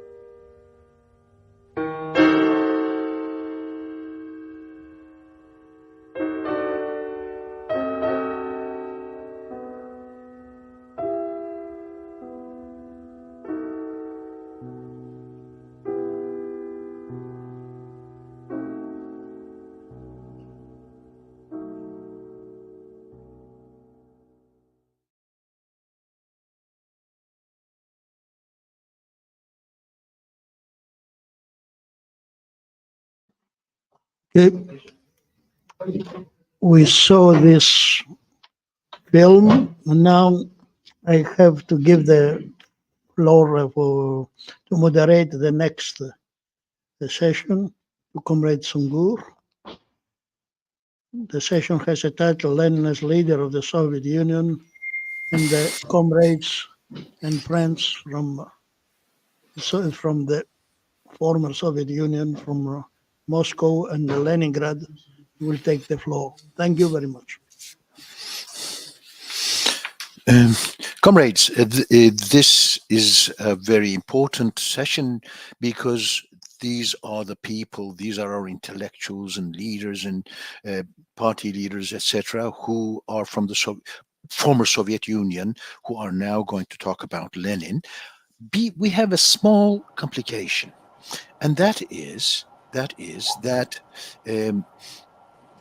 our two speakers from the former Soviet Union, Lyudmila Bulavka-Buzgalina and Andrei Kolganov, will have to leave early. In this session, it was first Yosif Grigorovich Atomson who was going to speak, but now we ask his permission to give the floor first to our comrade Lyudmila, and then to Andrei, and then turn to the regular order of the session. Да, добрый день, уважаемые коллеги. У нас сейчас будет сессия, где будут выступать товарищи из бывшего Советского Союза. И первым по программе должен был выступать сейчас Иосиф Григорьевич Абрамсон. Вот. Но поскольку еще двое коллег, это Людмила Булавка-Бузгалина и Андрей Колганов, должны закончить пораньше, мы попросим Иосифа Григорьевича уступить им место, чтобы они сначала выступили, а потом уже речь перейдет к Иосифу Григорьевичу. Хорошо. Before we go on further, I would like to thank Lisa Barabanova for her contribution to this conference. She has graciously accepted to translate Russian speakers who need translation into English, and she has herself also proposed, and we thank her for this, to translate from Spanish into English as well. So we thank her very heartily. Now I would like to turn the floor over to our comrade Lyudmila Bulavka-Buzgalina. Of course, before giving her the floor, I would also, along our comrade Savas, wish to mention the loss of our comrade Alexander Buzgalin, who contributed immensely to an international communication between all countries and Russia. And Andrei Kolganov, our other speaker, will Меня самого, я не входил, меня contribute to сейчас that вывели на as экран. well, and of course Lyudmila as well. So we remember all the contributions of Sasha Buzgalin in this context once again. Kolganov, are you going to speak first? I mean, isn't it Lyudmila? Людмила. Yeah, okay. Yes. So the floor is yours, Lyudmila. The title is The New Man as the Creator of History, Lenin's View. Lyudmila contributes to the journal Alternativi. She's one of the promoters of the journal, and she is she teaches at the Lomonosov State University of Moscow. Yes, Lyudmila, the floor is yours.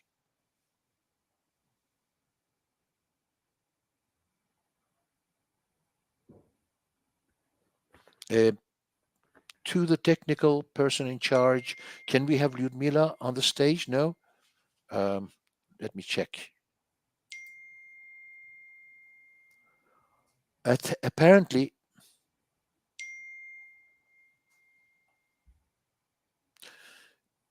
comrades, apparently Lyudmila is not here. Perhaps she had to leave early because it's because of this that we have changed the program. So I'll turn the floor. Людмила, ты вышел, что ли, из чата? Just a minute. Andrei is talking with Только Ludmila. они могут тебя Отвечу. включить. Я тебя не вижу в чате.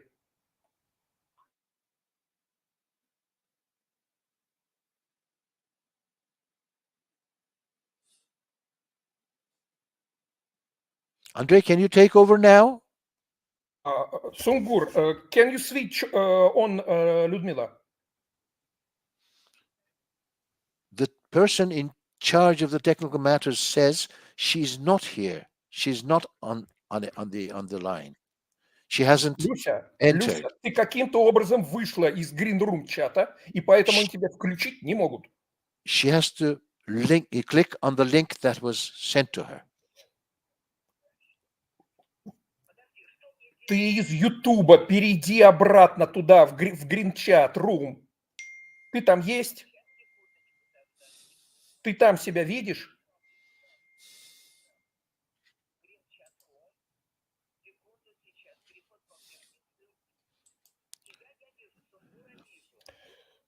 Слушай, ты... Andrei, would you please take over so that, Lyudmila could perhaps renew her page?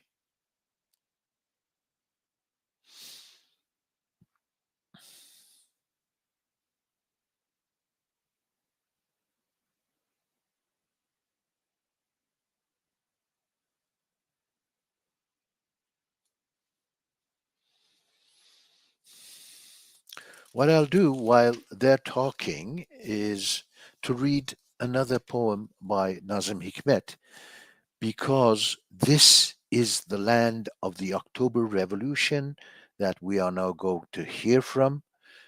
And this poem by Nazim Hikmet is called The Winter Palace. So I pass on to the poem. In the Winter Palace, Kerensky, in Smolny, the Soviets and Lenin, and they on the streets.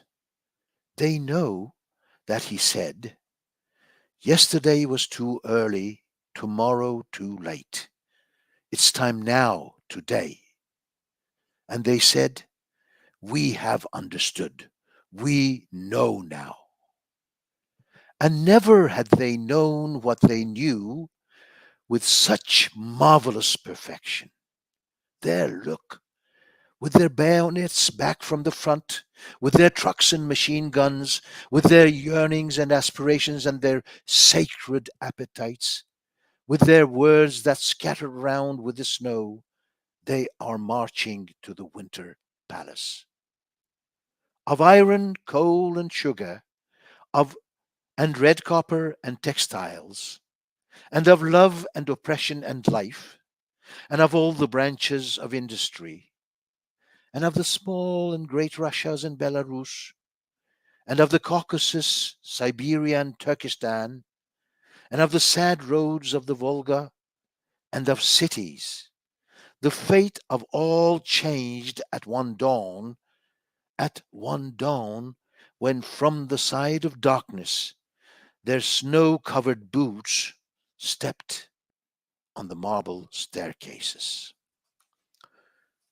This is Nazim Hikmet. Now I think we have to pass to either Andrei or Lyudmila if she's come in. Andrei is still busy talking to Lyudmila. I think we have to give the floor to our comrade Yosif, if he is prepared. Could you ask Lisa the question? Yes, Yosif Abramson. Yes. Yosif, can I, Lisa, would you tell him to stop for a moment?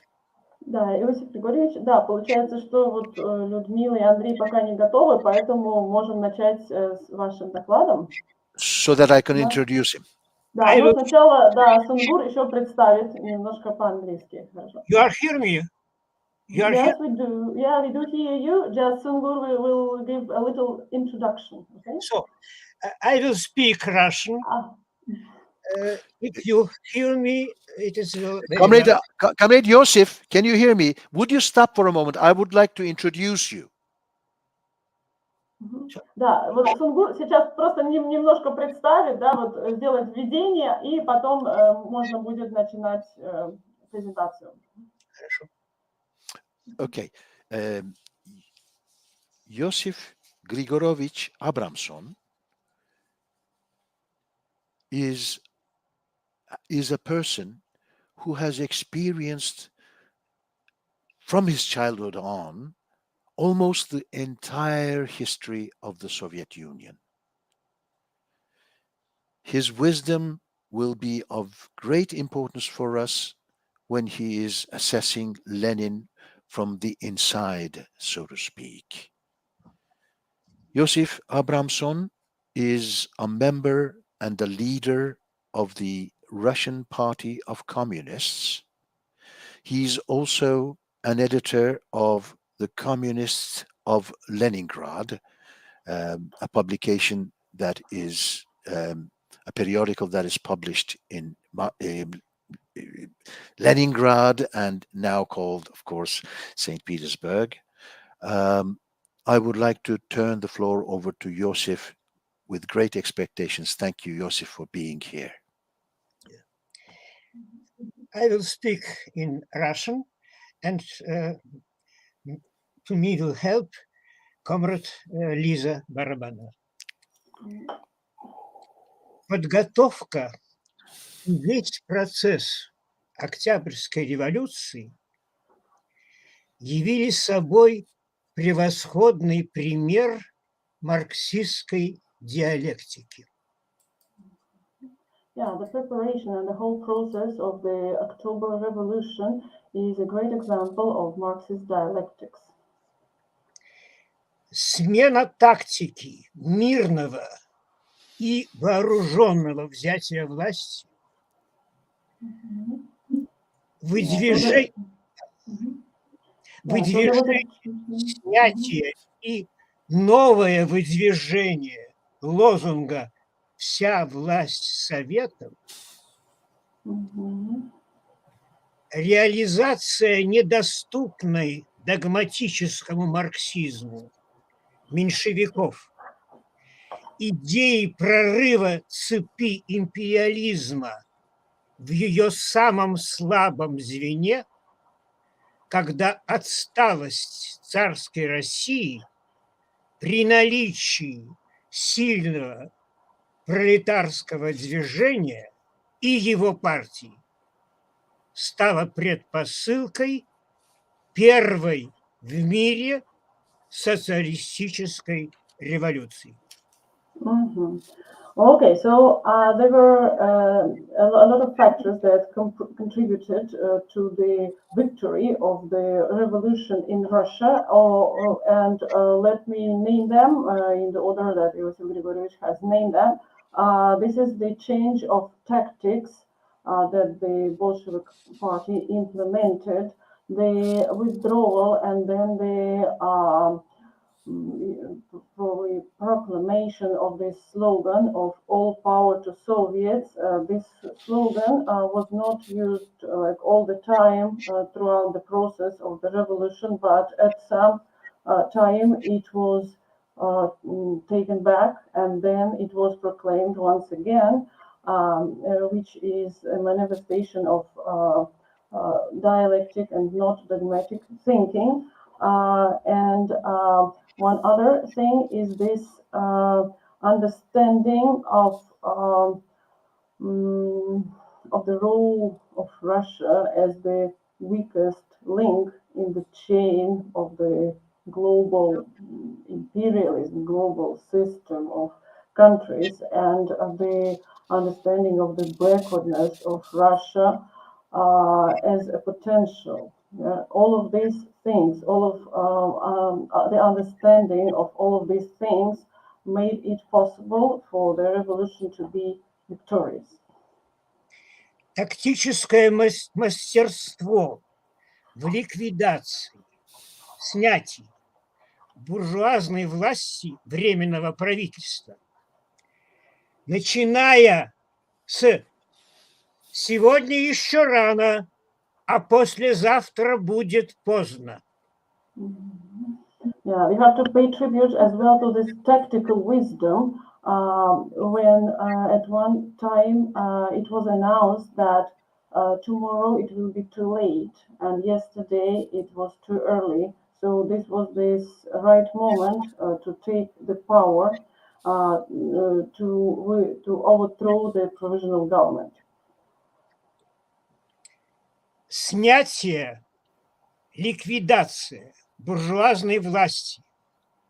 Да, значит, продразверстка, гражданская война, Брестский мир и триумф поначалу этой спорной идеи. Ленин – гениальный вождь, более того, идеолог Великой революции. Yeah, so there were some very controversial events, yeah, such as Prodrazverstka, which is withdrawal of food from peasants in order to fill the needs of the army. Then the civil war, the Brest Peace Agreement, yeah. These events, these decisions were looked at as something controversial, and at the same time, those decisions were right if we judge from the historical perspective. И все принципиальные решения, принимавшиеся в ходе ее проведения, блестящие примеры практической диалектики. Such decisions are great examples of what dialectics is as a practical tool.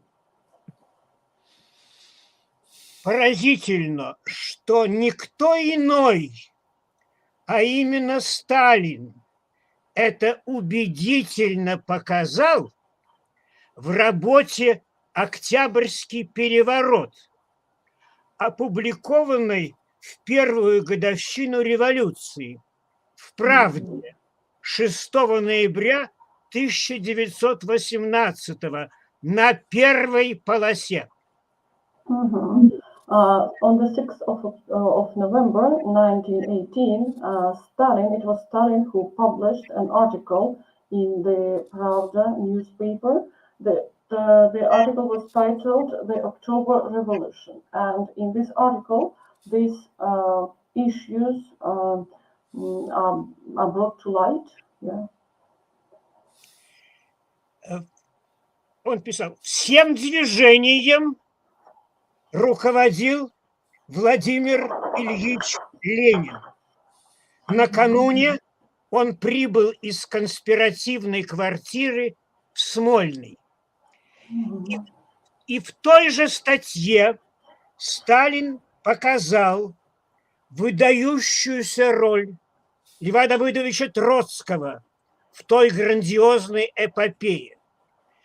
Партия должна знать, что переходом гарнизона на сторону восстания и умелой организацией работы военно-революционного комитета она обязана главным образом и в первую очередь товарищу Троцкому. Yeah, it is notable that in this article by Stalin, the role of two leaders of the October Revolution are mentioned and explained. So he writes in this article that it was Vladimir Ilyich Lenin who directed the uprising, and it was Leon Trotsky who played a very big role in turning the army to the side of the revolution. This was it was called the Military Revolutionary Committee, which Trotsky led, and this committee played a key role in the victory of the uprising of October the 25th.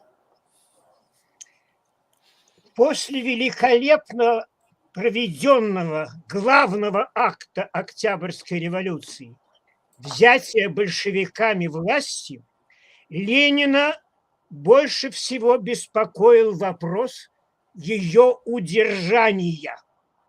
Не только удержать власть в крестьянской стране, но и обеспечить создание основ социализма была призвана новая экономическая политика НЭП. Еще один яркий пример ленинской диалектики.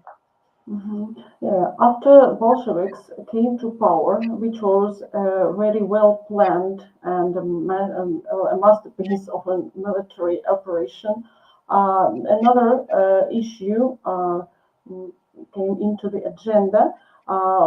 This was the issue of holding this power, of maintaining the new state and the policies, such as the new economic policy, which was adopted by the leadership, is another example of the use of dialectics. Прогноз о прорыве империалистической цепи в самом слабом ее звене оправдался, но последовавшие затем восстания в Европе одно за другим терпели поражение. Ленин выдвигает в этой ситуации стратегическую задачу антиимпериалистического союза с национально-освободительным движением. Ленин – создатель и вождь коммунистического интернационала, реализовавшим в 30-е годы 20 века эту стратегию. Yeah, so the forecast that Lenin made about the possibility to break the imperialist chain in its weakest link became true. This chain was really broken. But afterwards, uprisings, proletarian uprisings in different European countries were suppressed one after another. And at this point, Lenin comes up with this idea of a union with national liberation movements in different countries, which is actually the idea of an international. And this idea was also realized, and it was implemented in the 1930s.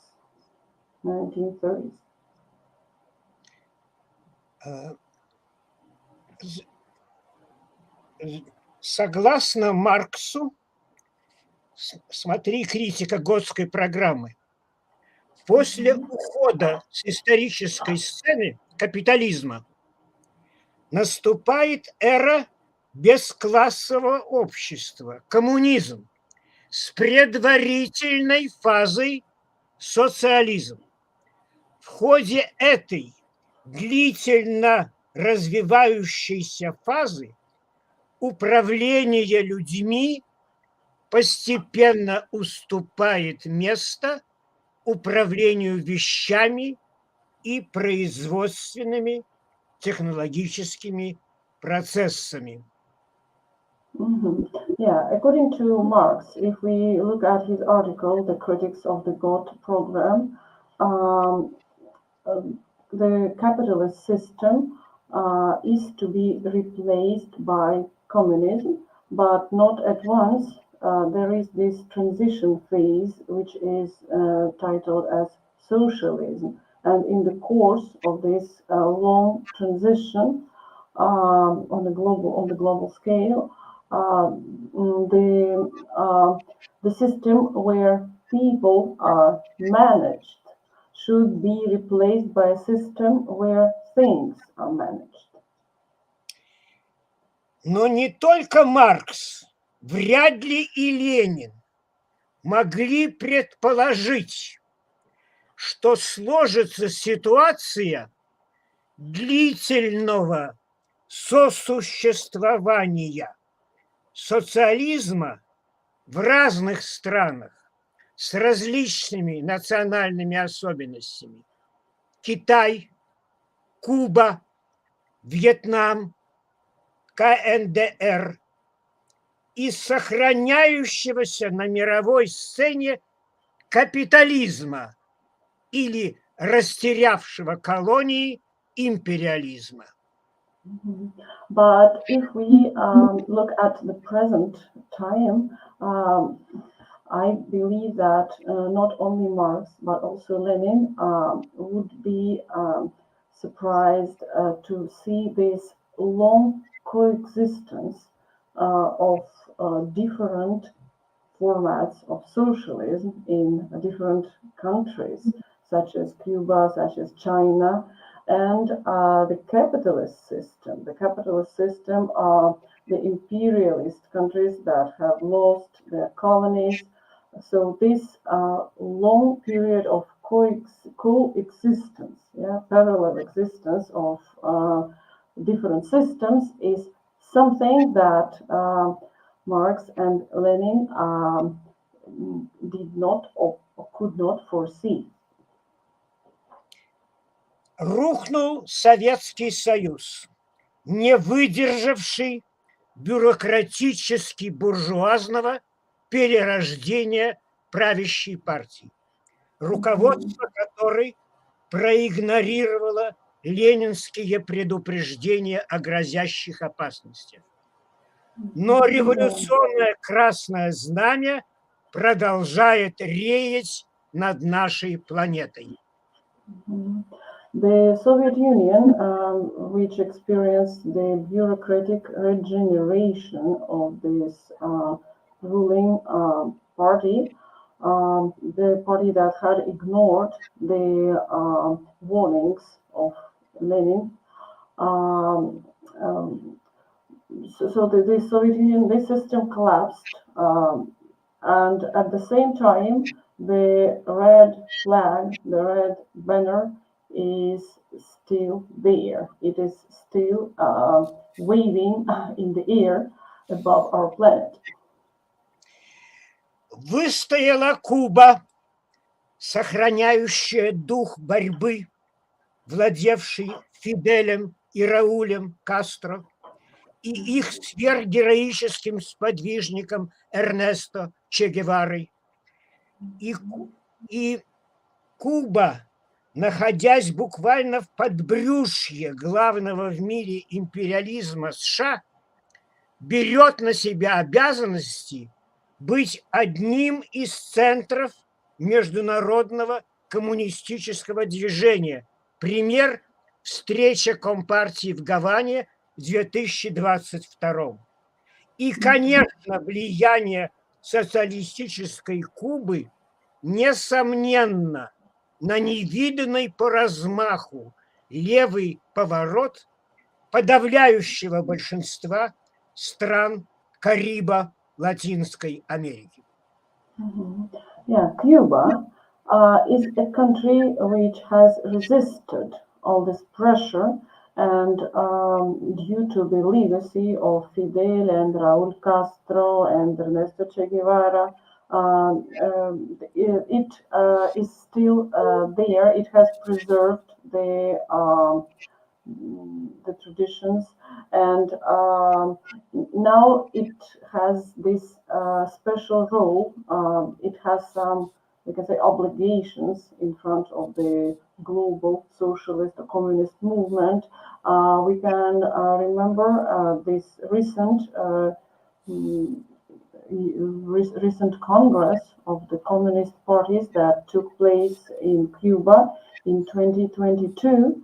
And we can see that the Cuban leadership, the Cuban system is affecting the left-wing parties in the region, in the Caribbean region, and where we can witness a turn towards the left.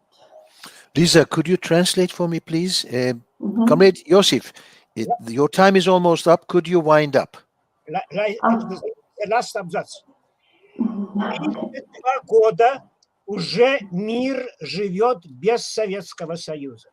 Но высоко поднят красный кулак Китая, ставшего второй экономикой мира с потрясающими темпами ее роста.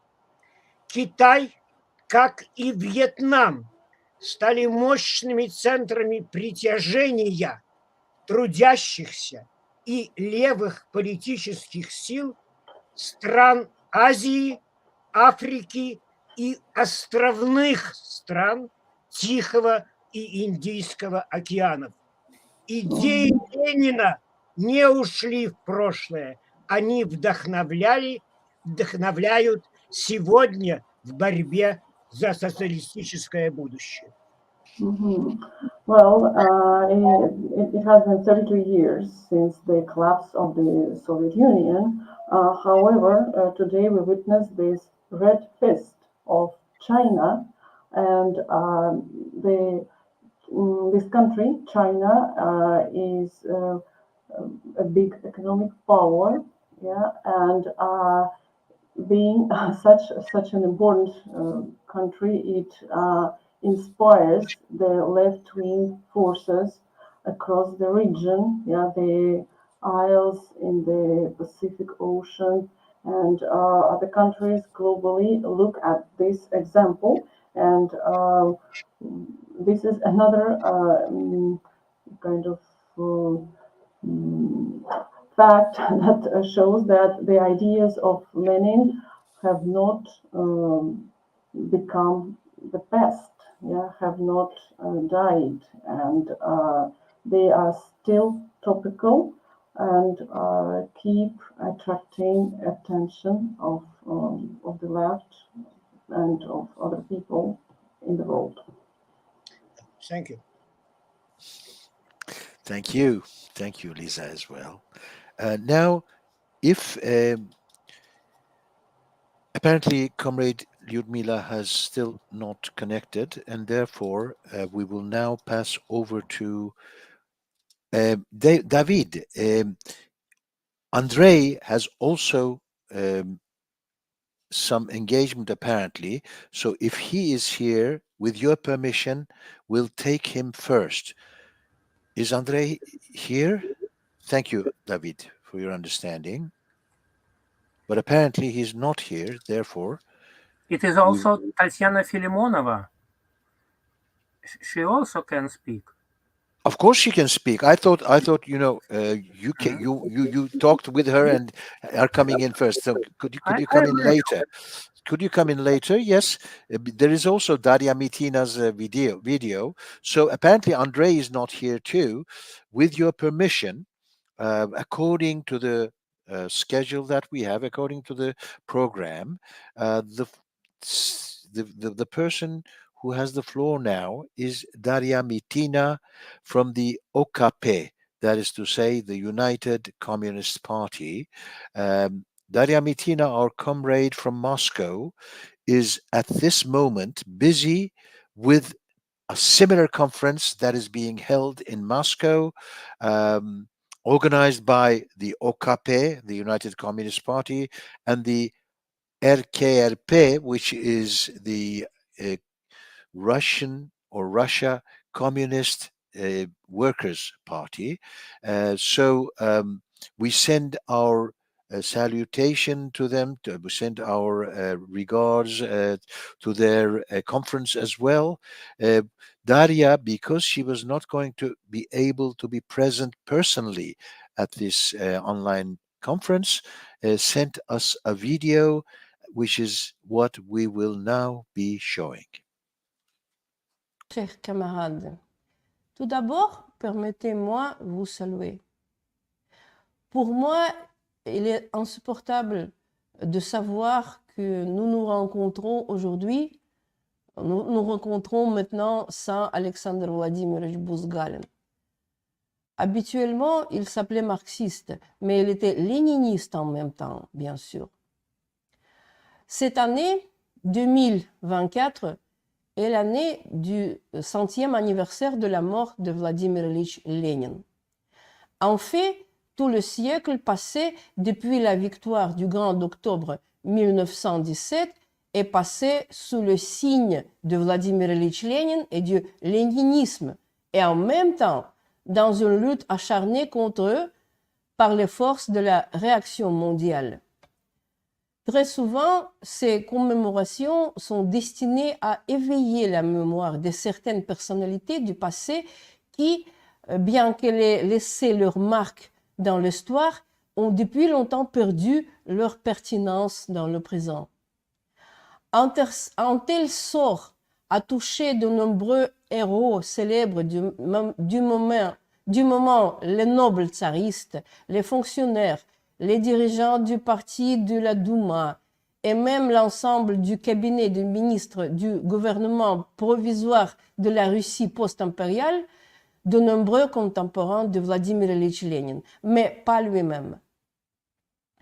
Après la retraite temporaire du système du socialisme dans le monde et la victoire du contre-révolutionnaire Octobre Noir 1993 dans la Russie elle-même, il n'y avait pas un seul jour que tous les rejetons réactionnaires, des libéraux fondamentalistes désemparés aux néo-nazis purs et durs qui se joignaient à eux sur la base de l'anticommunisme, n'essayaient pas de renverser l'héritage idéologique et politique de Lénine et de déraciner même toute mention de lui. De la toponymie des localités russes en son enterrement historique au cœur de la capitale russe, sur la seule lutte ostentatoire avec le mausolée de Lénine de renommée mondiale au cours des 30 dernières années, des dizaines d'aventuriers et des passants politiques ont fait et continuent de se faire des noms douteux. Dans le même temps, les œuvres de Lénine et Marx occupent toujours la première place dans le monde parmi la littérature traduite. En Russie, en 1991, il y avait environ 7000 monuments à Lénine. Aujourd'hui, il en reste presque 6000 environ. Le peuple russe n'a pas succombé à la vague folle de décommunisation que Eltsine et les eltsinistes ont tenté d'initier. Les monuments ont été conservés dans presque toutes les villes capitales des régions de la Fédération de Russie, à l'exception de Grozny. À Grozny, Lénine a été démoli au début des années 1980. Dans la grande majorité des centres régionaux et dans les nombreuses petites villes et villages. À Moscou, il y a plus de 100 monuments ont été conservés. À Saint-Pétersbourg, plus de 50 monuments à Lénine. En 2020, à l'initiative de l'OKP, le Parti communiste unifié de la Russie, de mon parti, a été créé un détachement volant mobile pour lutter contre la décommunisation. Nous avons réussi à protéger plusieurs monuments de Lénine, Dzerzhinsky et d'autres révolutionnaires de la démolition dans plusieurs villes. Au cours des dernières années, plusieurs monuments à Lénine ont été construits grâce aux efforts du public de gauche, grâce aux communistes, grâce aux socialistes, surmontant la résistance des autorités. Mais il ne s'agit pas seulement de propagande monumentale. Dans la Russie actuelle, le pouvoir fait tout son possible pour rabaisser le rôle de Lénine, draper le mausolée, déformer l'histoire de la lutte léniniste, la dénigrer. On sait que le président Poutine répète régulièrement la thèse absolument fausse et anti-historique selon laquelle Lénine aurait posé une bombe sous la Russie. Poser une bombe sous la Russie, transformant ainsi le créateur en destructeur. le collecteur de terre, un ennemi de son intégrité. Le détenteur du record incontesté, certes, plus en termes de dégradation et d'extinction, est l'ancienne Ukraine soviétique, ex-soviétique, qui s'est distinguée dans le domaine de la décommunisation totale. Mais il serait naïf de penser que ce dernier est une exception aux règles. Partout où le vecteur du développement social suit la ligne de la négation de Lénine et du léninisme, partout les forces les plus réactionnaires prennent le dessus et triomphent des formes les plus arriérées des relations sociales. En conséquence, même un quart de siècle après les répressions violentes du projet soviétique, aucune les anciennes républiques de l'URSS n'ont jamais atteint le niveau de développement de 1991. Et c'est pourquoi plus l'impasse historique dans laquelle l'humanité s'est retrouvée face à la retraite du socialisme est évidente pour les contemporains, plus la campagne de dénigrement de l'image lumineuse de Vladimir Ilyich Lénine, un brillant scientifique matérialiste, un révolutionnaire créateur exceptionnel, fondateur d'un État fondamentalement nouveau de majorité, sous la forme de la République socialiste fédérative soviétique de Russie. En ce qui concerne la Russie elle-même, tout ce qui se passe aujourd'hui ici, c'est la stratification sociale sauvage, la domination de la bureaucratie corrompue, le mépris de toutes les bases démocratiques, y compris les principes fédérés, etc., etc. Tout cela est une conséquence directe d'apostasie tragique.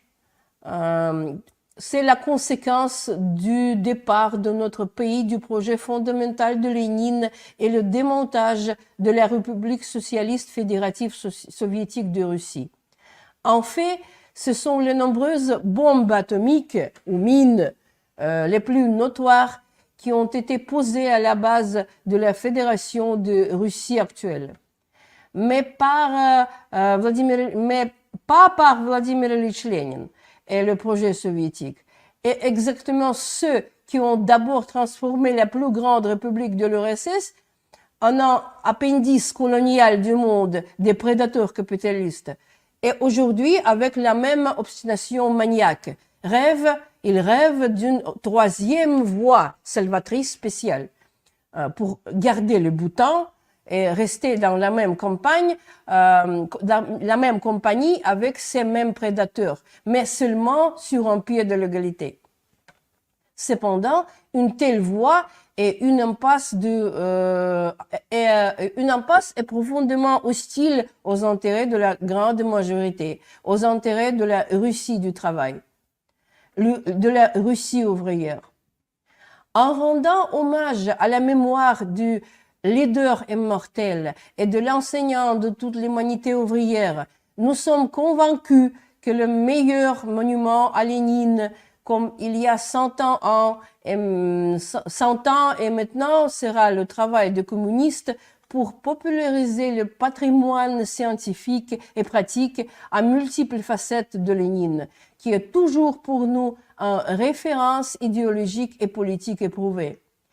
Pas un dogme, mais une méthode scientifique efficace visant à la réorganisation révolutionnaire de la réalité, la construction d'une nouvelle réalité dont Vladimir Ilyich Lénine lui-même a providentiellement déclaré « Jamais le peuple dans lequel les travailleurs et les paysans ont appris, senti et vu qu'ils défendent leur pouvoir soviétique, le pouvoir des travailleurs qui défendent la cause dont la victoire pour eux et leurs enfants permettra de profiter de tous les avantages de la culture, de toutes les créatures du travail humain. Avec le léninisme, nous allons gagner. Merci beaucoup pour votre attention, chers camarades. We thank Daria Mitina for her contribution. Daria Mitina, I forgot to add, is the first secretary of the Central Committee of the OKP, the United Communist Party. She is responsible for the international relations of the party. We also thank Comrade Josif Grigorovich Abramson for his presentation. There's a lot of confusion about the, to and fro of the speakers. That's why I did not do these thanks before. Thank you, Comrade Abramson. Now it's the turn, according to our program, of Mikhail Borisevich Konashov, who is a comrade of ours. We have been working with him together for years and years. He is a leading member of the Association Soviet Union, which is not a political party, but is doing, in my opinion, a very important task because it calls for the recreation of the Soviet Union, and this is one of the fundamental orientations that one has to take in the former Soviet Union. Konashov is also the publisher of the publication of this association, Soviet Union, called Soviet Renaissance, which is constantly, every 2 months, published in Russian on RedMed, our network. Mikhail, the floor is yours, comrade. Mikhail, just one moment. Can we have Lisa if she's connected? Yes. No, yes. I prefer but you're not myself. you're going to speak in English. I'm sorry. Yeah. I'm sorry. I prefer by myself. Okay.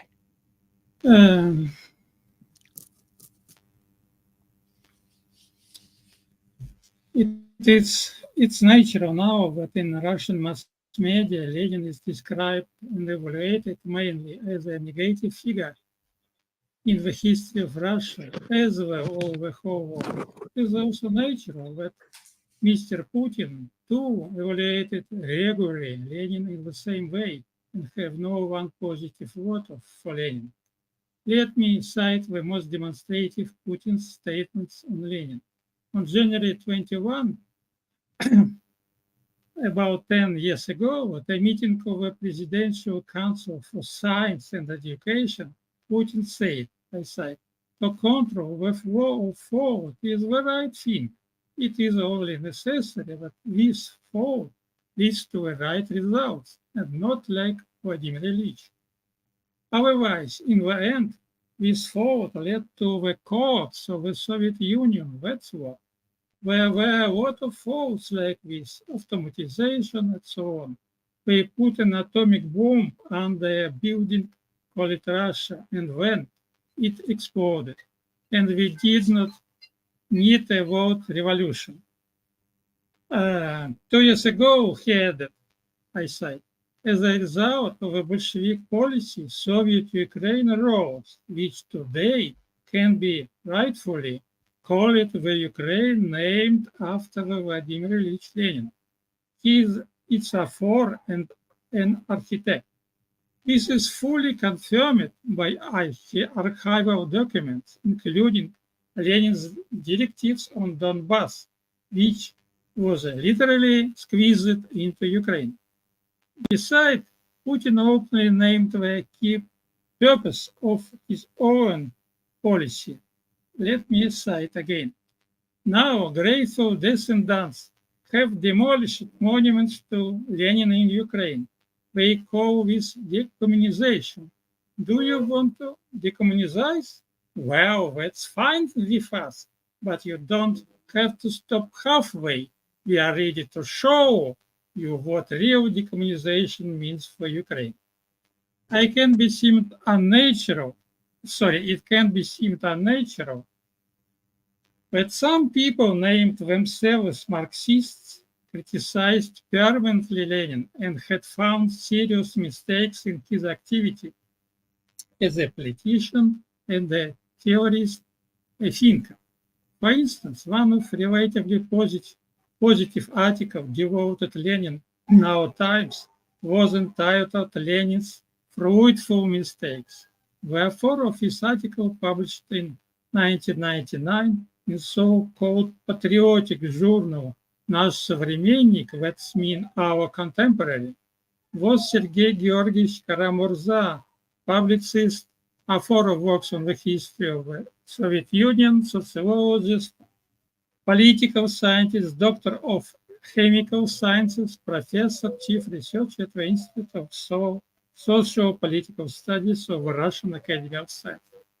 According to Wikipedia, he is supporter of the so-called Soviet project or Red Project in Russia, a representative of left-wing patriotic thought, a defender of the ideals of collectivism, traditional democratic society, and rational thinking. In general, Karamurza has a positive attitude to the historical experience of the Soviet Union, criticizing Marxism from position close to Antonio Gramsci and populism. However, in about 10 years ago, he published also an article in the Russian journal Hope for a Third Term, Putin's Plan, in which he stated that Vladimir Putin, despite a number of unresolved problems, I cite, has become a symbol of Russia and fulfilled the mission necessary to save the country. Because of this, he became one of historically significant politicians, worthy of memory and respect. However, such strange attitude is also natural or marginal in all sense, because this attitude is a natural that is an objective result of the destruction of the Soviet Union. The general or usual main reasons of the position are personal ambitions in connection with personal failure to reach any public recognition in Soviet times. However, many enough famous authors also state that Lenin was a politician, that was a revolutionist, but he was not a philosopher at all.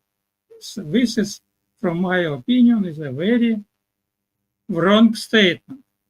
Lenin surely was not a philosopher in a traditional or in a bourgeois understanding, but without any doubt, he was just an original and profound philosopher, and precisely Marxist philosopher, a disciple and follower of Marx. Why so? Because Marxism is not only philosophy, or only political economy, or only the theory of revolution, and even not only the whole of these three main, its organic parts of theoretical or philosophical unity. Marxism is also, and first of all, the organic unity revolutionary thinking, including philosophical thinking with revolutionary practice.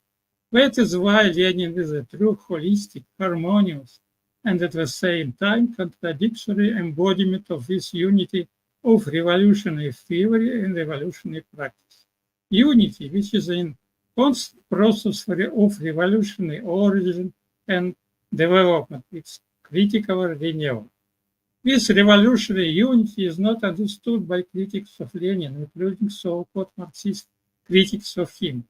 We need this unity, and we need such revolutionary Lenin just now and in the near future. We need also a new revolutionary politician like Lenin with key Lenin traits. Let me call these traits now. He invariably kept his finger on the pulse of life, on the pulse of rapidly rushing and menacing stream of history, and, in particular, on the pulse of the revolution, in some sense of world revolution.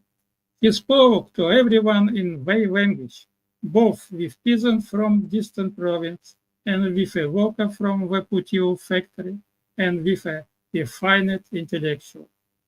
The goal of Lenin and the revolution that became his life's work was the liberation of the proletariat, all working people and all mankind. He dreamed of a revolution, predicted a revolution, prepared a revolution, and accomplished it together with those who, according to Marx, were supposed to accomplish it.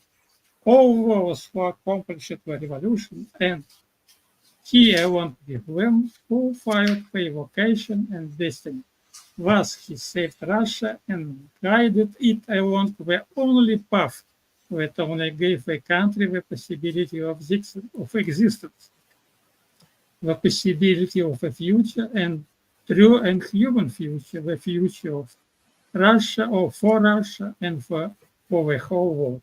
This path is difficult and thorny, but we must go through it. I would like to end with my short speech with lines from the famous Vladimir Mayakovsky poem titled Vladimir Ilyich Lenin. I cite, Lenin is now more alive when all were living. Our banners, strange and weapons. Thank you very much.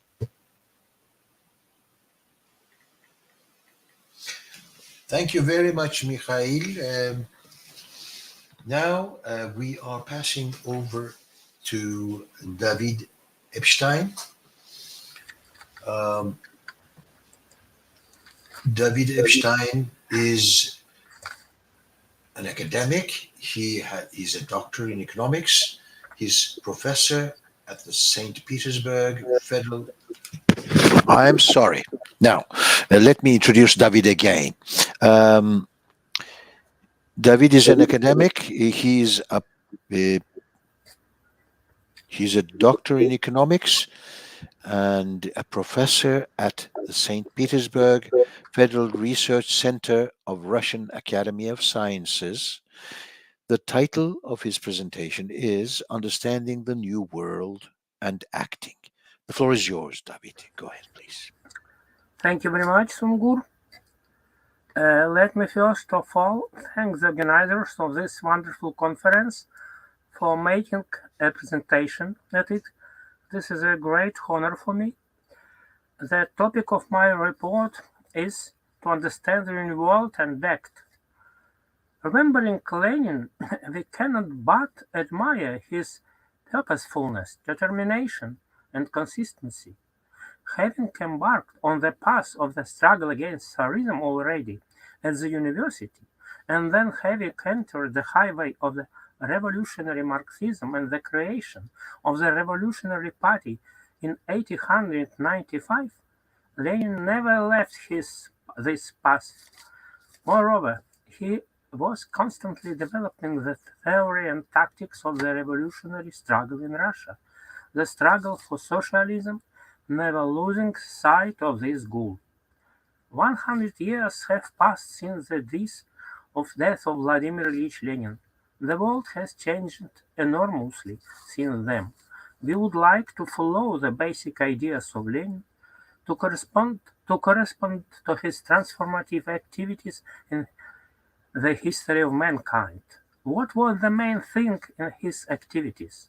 In our opinion, this is the main thing. This is the greatest devotion in deeds and in thoughts to the advanced social idea, if you like, the paradigm of our time.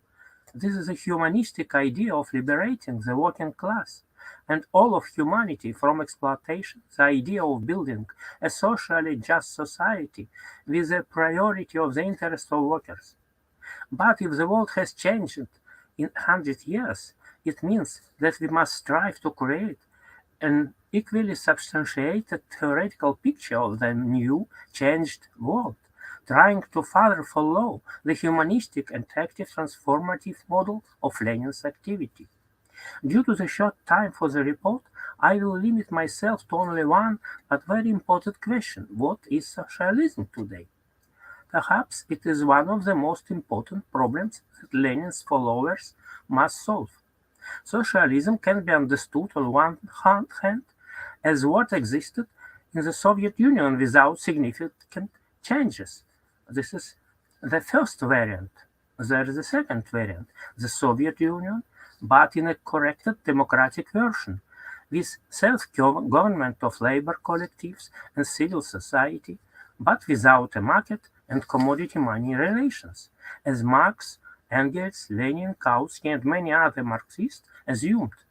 Maybe also democratic socialism with a regulated market. This is a third variant. But it can also be understood as the movement of society towards greater social justice and solidarity without fixing any ideal models. This is a fourth variant, and between them there may be several intermediate variants. It turns out essentially a whole continuum of variants what socialism is. Which one is correct, scientific? That is what is socialism. Let's start with the question of the market. Today, in my opinion, it has been proven practically and theoretically that the idea of Marx and Engels about the destruction of the market and commodity money relations under socialism turned out to be wrong. I will try to explain this briefly. This is a difficult question, even for many economists. The economy should produce mainly what the consumers needs, but consumers need a lot of products and in different quantities. But the degree of need, the severity of the need is different. If there is a market, the consumer focusing on prices and his budget chooses for himself what and in what quantity he needs. He compares, first, the importance for him of this type of product with others. Second, its price from different manufacturers with the price of other types of products and their substitutes. Third, the possibilities of his budget. As a result, the consumer chooses and buys exactly what he needs, taking into account the importance of a specific needs and other needs, actually paying for it with his own money. This determines the real demand for each type of product, its quality and its price, which balances supply and demand. Moreover, this ratio is flexible. It changes quickly, depending on the time of year, changes in production, the export and delivery of imported products, etc. If this market mechanism does not exist, then the State Planning Committee, without a market and without commodity money relations, must determine what needs to be produced and in what quantity, of what quality, and for each of the hundreds, thousands of enterprises and millions of types of products. But the State Planning Committee only has last year's data on production and sales and new wishes of enterprises that are ready to take more of everything and better quality, since they will receive the necessary budget from the state. Therefore, in the Soviet Union and other socialist countries, there have always been colossal shortages of many types of products. Many types of products had low quality, and there were constant queues for shortages. This is an ineradicable planning defect in the absence of a market, when the choice is determined not by the real money of the real buyer, but by the management body. And this is fundamental defect of the absence of a market and cannot be corrected by any powerful computer or network of computers, because without a market there is no necessary information for effective planning. Similarly, in the field of planning scientific and technological progress, the State Planning Committee can only choose from new technologies already known to it and tested, and the task is to stimulate in the new period the creation and implementation of new technologies that are not yet known to the State Planning Committee. And finally, one most important factor, in the absence of the market and the prohibition on everyone who wants to be engaged in the entrepreneurship and production, only managers of enterprises and research institutes are included in the search for the most effective production options and new types of products and technologies. And if there is a market, millions more people are involved in the entrepreneurship in the search for effective options, creating new types of products and new methods of production. Therefore, a market economy can be efficient, but with directive central planning in the absence of real market efficiency decreases. Each percent of growth costs more and more, and growth rates drop to very low and even negative. This was proven both by the practice of the Soviet Union and the world socialist system, and by the theory that studied the role of economic information generated by the market in optimizing economic development. In recent decades, there have been attempts to develop effective planning methods, algorithms that are based on repeated consultations of all possible participants in the economy with everyone: enterprises, producer unions, consumer unions, trade organizations, trade unions, political parties, and the state, etc. But so far, no convincing positive result has been obtained, and I doubt that it can be obtained if there is no market in the economy, market prices, freedom of choice for producers and consumers, etc. How does this affect our understanding of what socialism is? Our previous understanding was that socialism is the system that is required by the new emerging productive forces today. They already demanded it under Marx 150 years ago. Socialism directly realizes public interest, that is, the interests of social justice, solidarity, freedom, development. This directly realized sociality.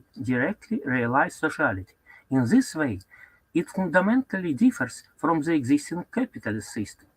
But the capitalist system also realizes certain interests of society, the interest of economic development and growth, income growth, but it realizes them indirectly through the market.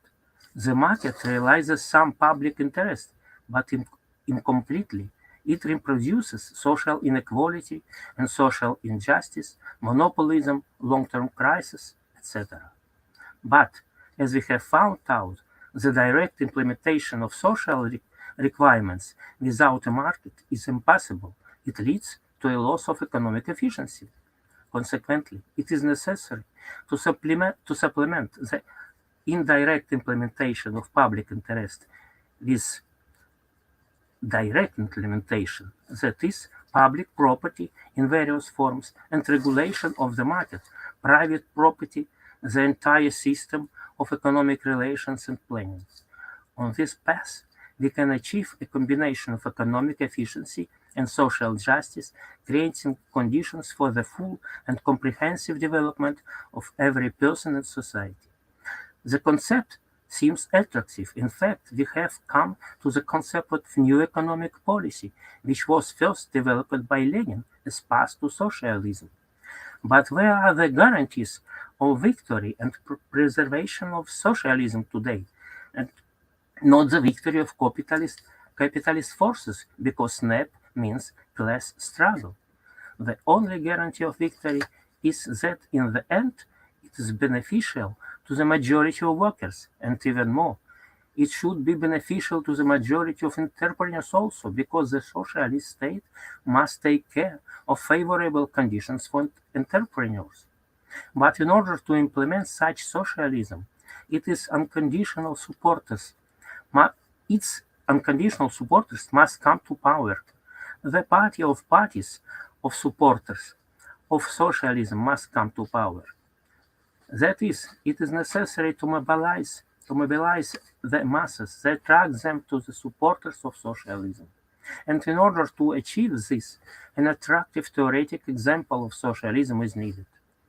Members of these socialist parties must become tough, demanding supporters of consistent improvements in the direction of human and social development. Development that meets the capability of nature and planet, and implements the ideas of social justice, solidarity, freedom, and humanism, and they must lead the masses. Let me finish my report here. Thank you for your attention. I finished.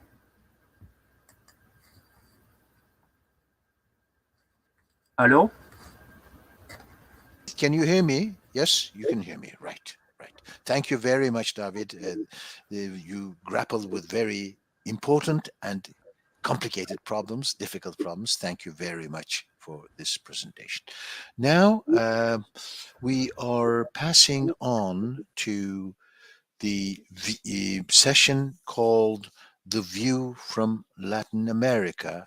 Before I turn over to Comrade Savas for the moderation for this session, I would like to read my last poem by Nazim Hikmet.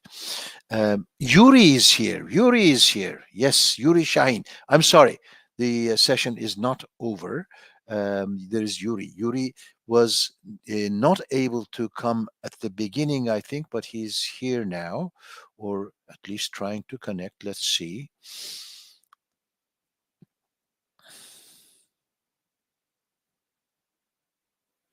Yuri resides in Crimea, in Sevastopol. He's Ukrainian. He was a Ukrainian citizen, but now residing in Crimea. And today they had a warning for military attack, and therefore he was taken by that. Apparently, there is a technical problem at this moment, so let's wait a bit.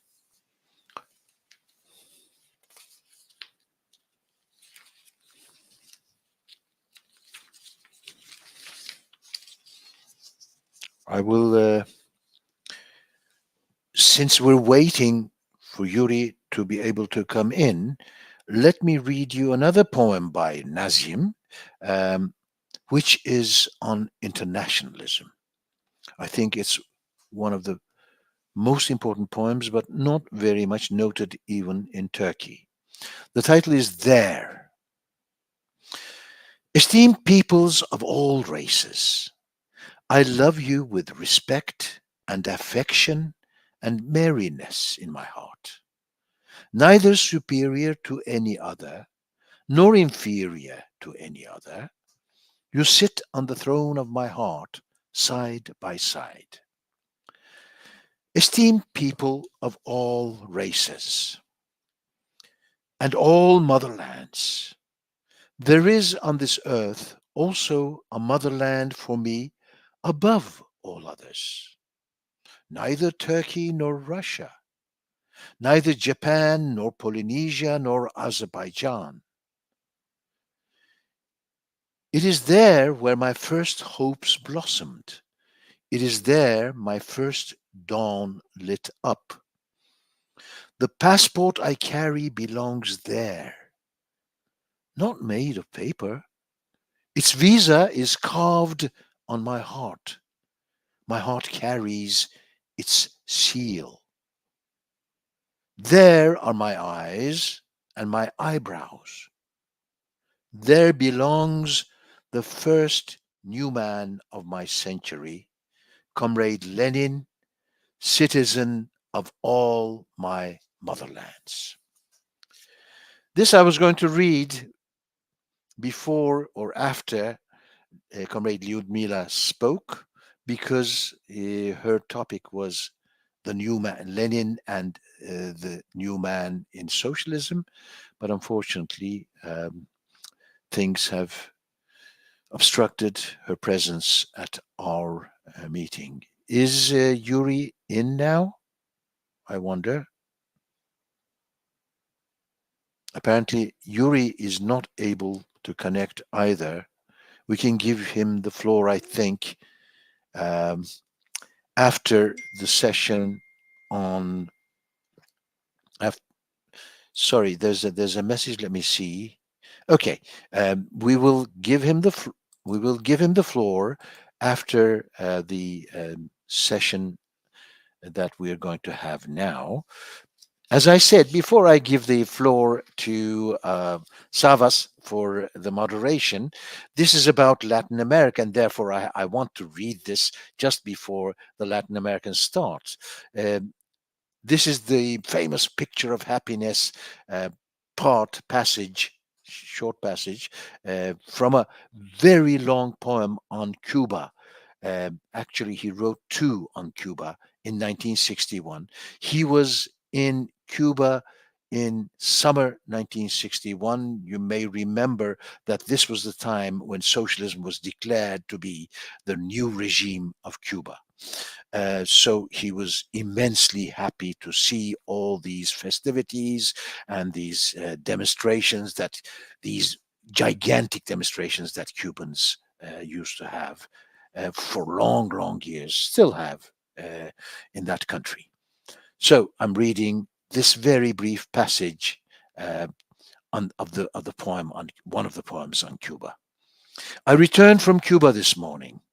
On a square in Cuba, 6 million people, white and black and yellow and mestizo, are planting a luminous seed, the seed of seeds, laughing and dancing. Can you paint the picture of happiness, Abidin? Abidin is the name of a painter who is his friend. So I start again. Can you paint the picture of happiness, Abidin? But without taking the easy way. Not the picture of an angelic mother nursing her rosy-cheeked baby, nor of apples on top of a white cloth, nor of a red fish darting through water bubbles in an aquarium. Can you paint the picture of happiness, Abidin? Now I turn the floor over to Savas for the moderation of the Latin American session. Okay. Thank you, Sangur. Before starting the view from Latin America on Lenin's legacy, allow me to introduce another very short, even shorter than the previous one, film, again coming to us from Moscow, by the film director Viktor Tkachev. They knew first him in the centenary of the October Revolution in 2017 in Moscow. Now this film, called Pamyat, Memory, Mnimi, it is just in 2 minutes, with only by the art of montage. It shows the memory of the Soviet past in contrast with the barbarity and the vulgarity of capitalist restoration under Yeltsin and following. Okay, let's see the film before starting the Latin America session.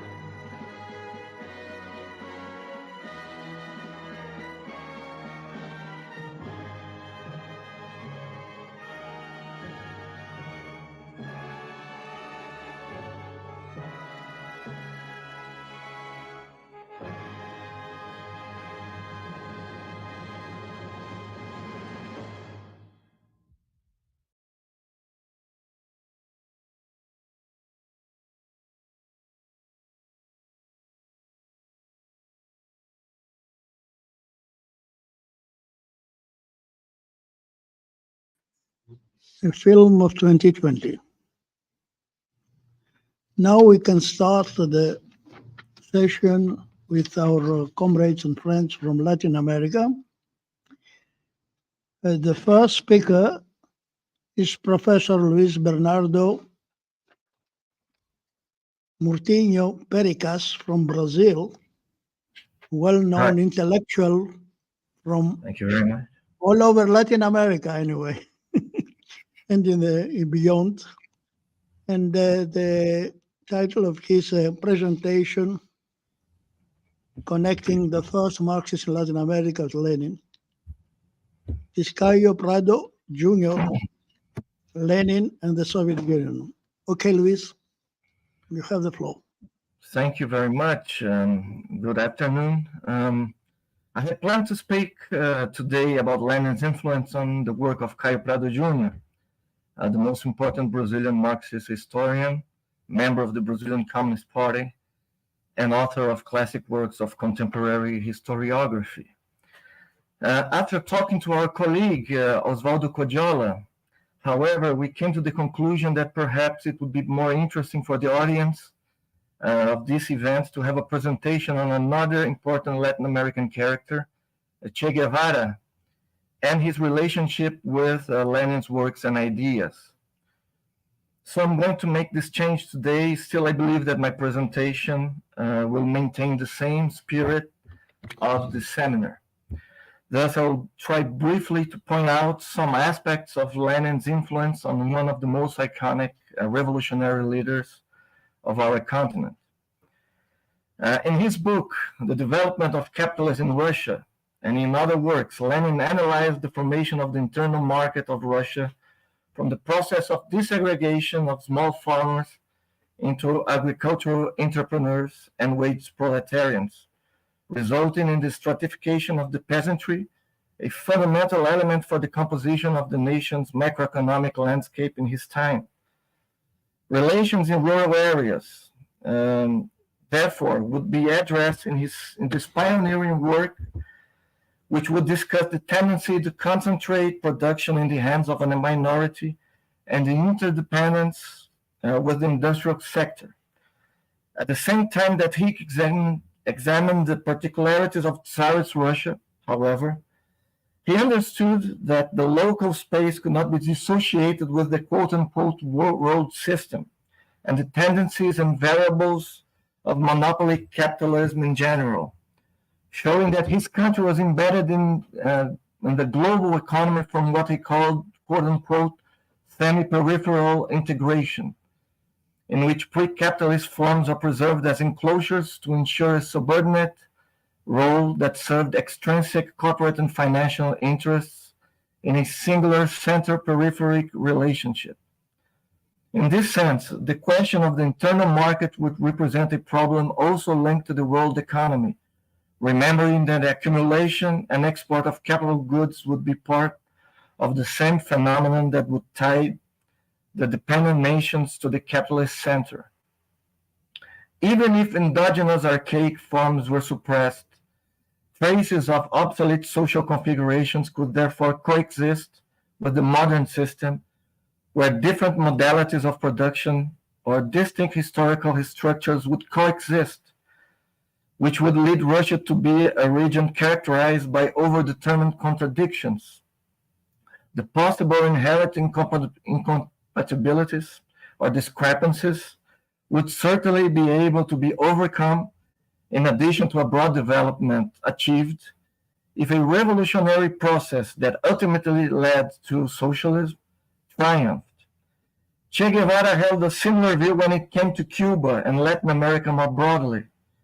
Hence, his efforts to understand the advance of monopoly capitalism in Cuba during the first half of the 20th century, the permanence of the chinchales, the productive infrastructure inherited from the previous administration, the insertion of the island in a larger picture of imperialism, and its appendicular role in international terms. Essential here, as he himself pointed out, were political sovereignty and economic independence. Like Lenin, Guevara saw in the deepening of the nationalization of the sphere of production and the formation of consciousness fundamental elements for the advance of socialism.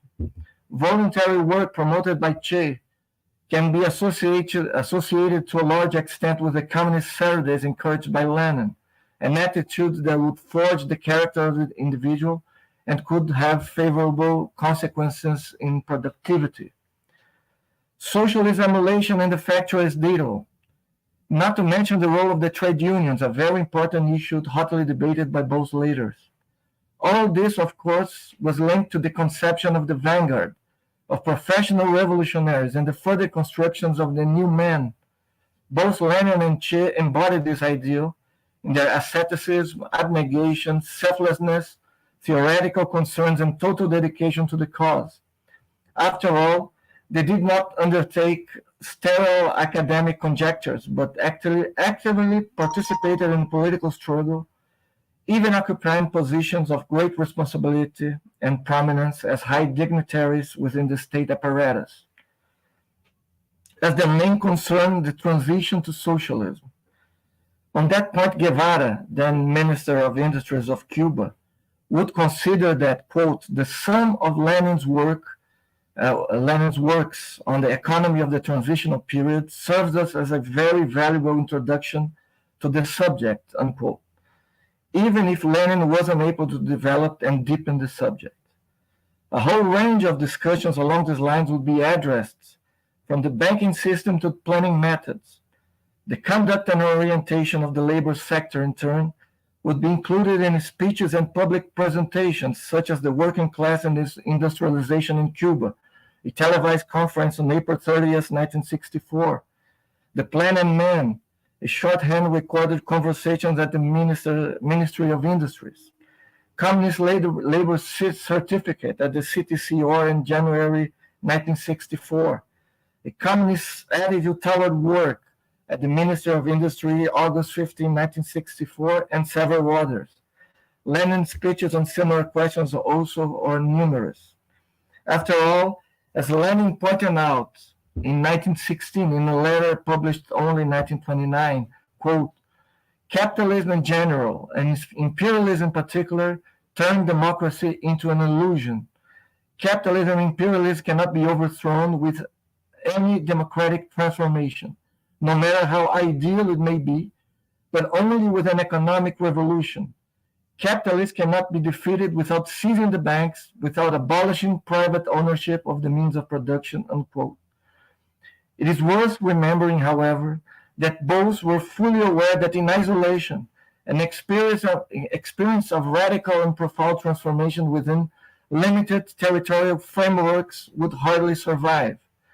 Lenin recalled that the unevenness of economic and political development, an absolute law of capitalism would make possible that victory of socialism first in a few countries, or even in a single country, would make possible, or even in a single country taken separately, and then, quote, the proletariat of that country, after expropriating the capitalists and organizing socialist production in its country, would rise against the rest of the world by drawing to its side the oppressed classes of other countries, unquote.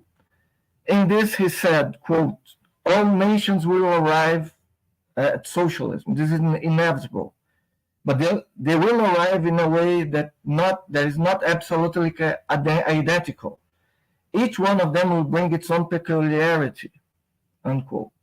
In other words, the importance of understanding at the same time the particularities and the universality inherited to the whole process. After all, Lenin was looking closely at the events in Germany and Hungary at the end of the war. The founding of the Comintern in 1919 in turn shows its constant preoccupation with proletarian internationalism, and dialogues with foreign militants such as the Indian M.N. Roy would broaden his field of vision to national experiences and variegated societal formations. In a similar way, Che looked at this issue, the promotion of struggles in the Third World, the creation of 2-3 many Vietnams, his operations in the Congo and Bolivia, clearly indicate the need for an expanded struggle in the weak links of capitalism, opening new fronts of combat and building the possibility for another rearguard for the Cuban Revolution, which would go beyond Soviet support. After all, the USSR at the time advocated the policy of peaceful coexistence, something Guevara vehemently disagreed. If Lenin had promoted the construction of the Communist International, the Argentine guerrilla fighter, in turn, would support initiatives such as the Tricontinental Conference and OLAS. Lenin was recurrently remembered by Che. In September 1961, for example, in an interview with Maurice Zeitlin, Che Guevara would say, quote, "The value of Leninism is enormous, in the same sense that the work of a great biologist is valuable in relation to that of other biologists. Lenin is probably the leader who has made the greatest contribution to the theory of revolution. He has been able to apply Marxism at a given moment to the problems of the state and to come up with the laws of universal validity." Guevara, however, felt free to make the criticism he deemed necessary, and he would be harsh on some aspects of Lenin's ideas, even if his admiration and respect for him remained.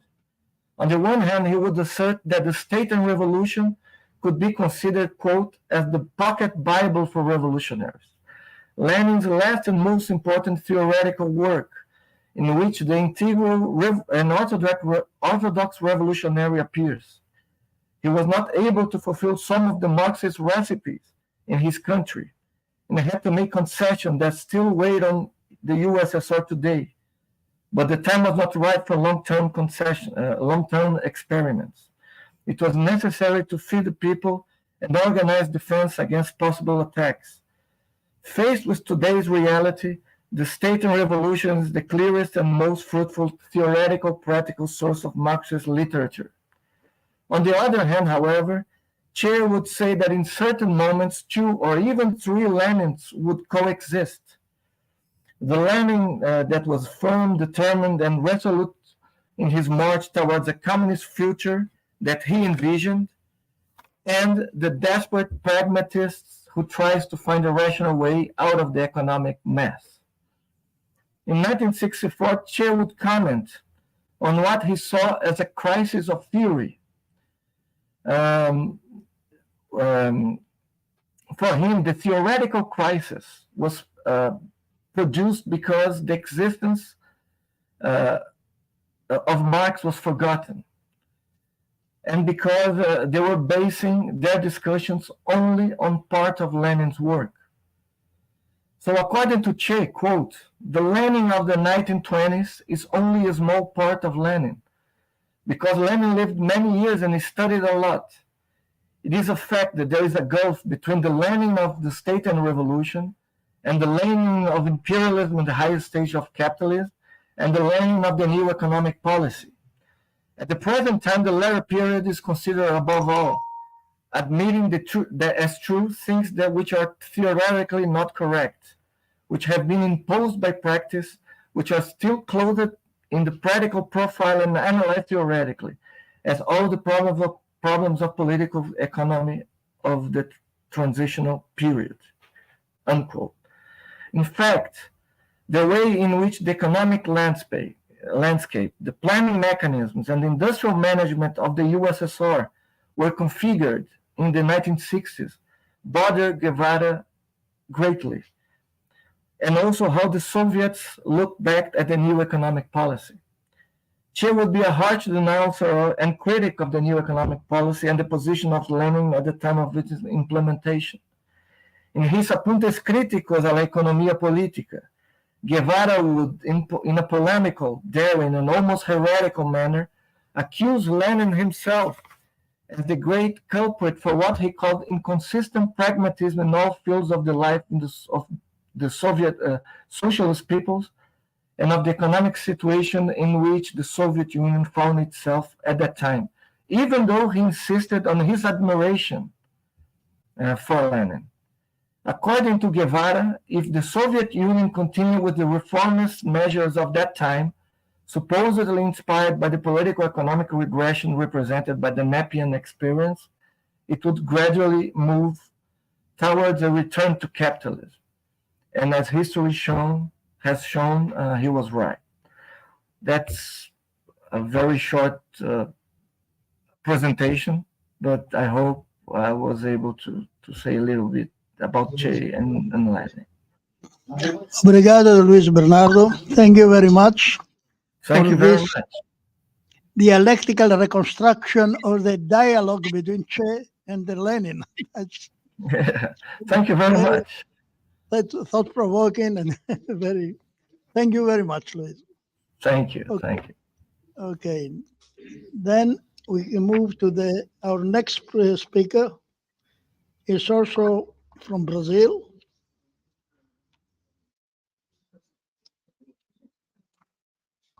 It is Comrade Flo Menezes, who is a composer. Hello.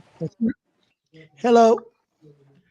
A full professor in the Universidade Estadual Paulista, so Sao Paulo, independent Trotskyist militant, as well as the organizer of two or three important Trotsky conferences.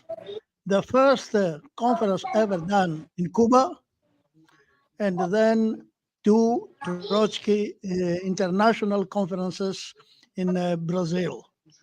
Thank you very much, Flo. The Comrade Flo Menezes will speak on Lenin's cultural internationalism. Thank you very much. You have the floor. Yes, thank you for this invitation. I'm really honored to participate and make this small contribution. I took part of the first Trotsky event in Cuba. I was not the organizer. The organizer was Frank Hernandez from Cuba, but I was there as a participant, and I was a co-organizer of the events in São Paulo. My contribution is about art. I am a composer and a militant composer, and I have written a small text about Lenin and the art and the internationalism of Lenin, and I will read some sentence of this text. One of the striking democratic traits of Lenin's spirit is his notorious discretion in the arts. Unlike authoritarian personalities who immediately seek to impose their own conception on all fields of human activity, an authentic revolutionary leader will always know how to encourage freedom of artistic thought and creation.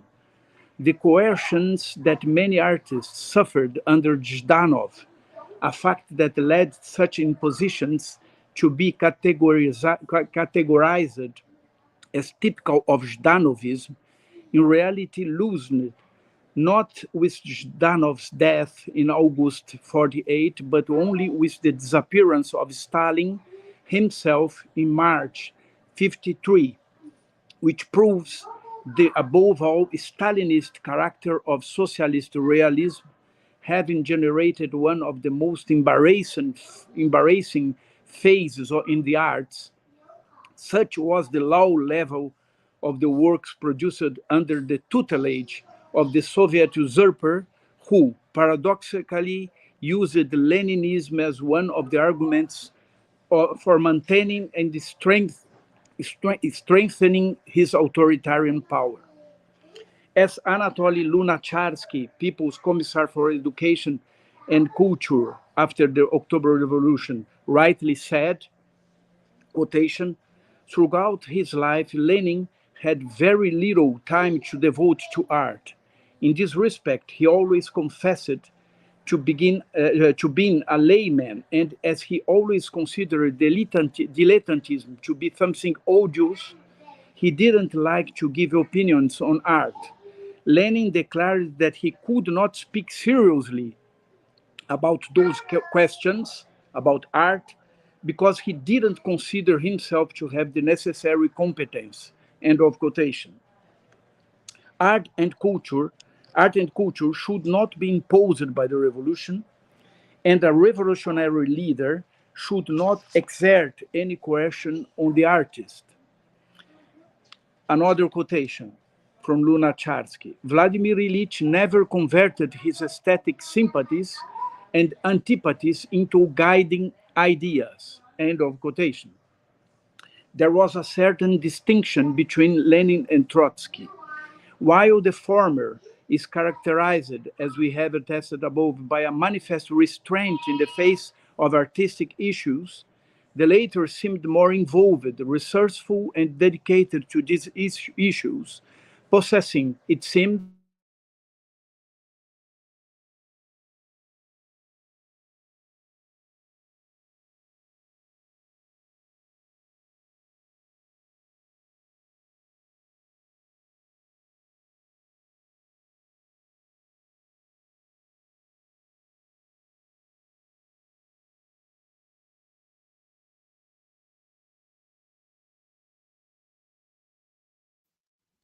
It's okay.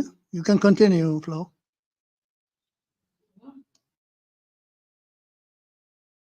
We cannot hear you. The micro.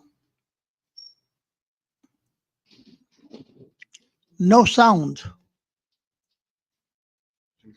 Τι γίνεται?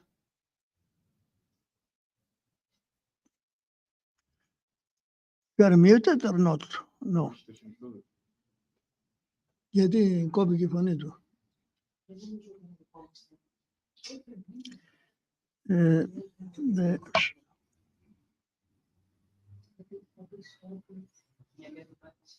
Cannot hear you.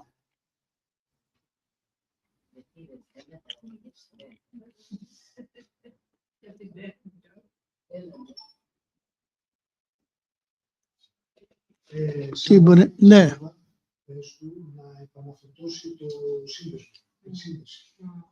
Can you go out and join again us with the... Okay. Please do it.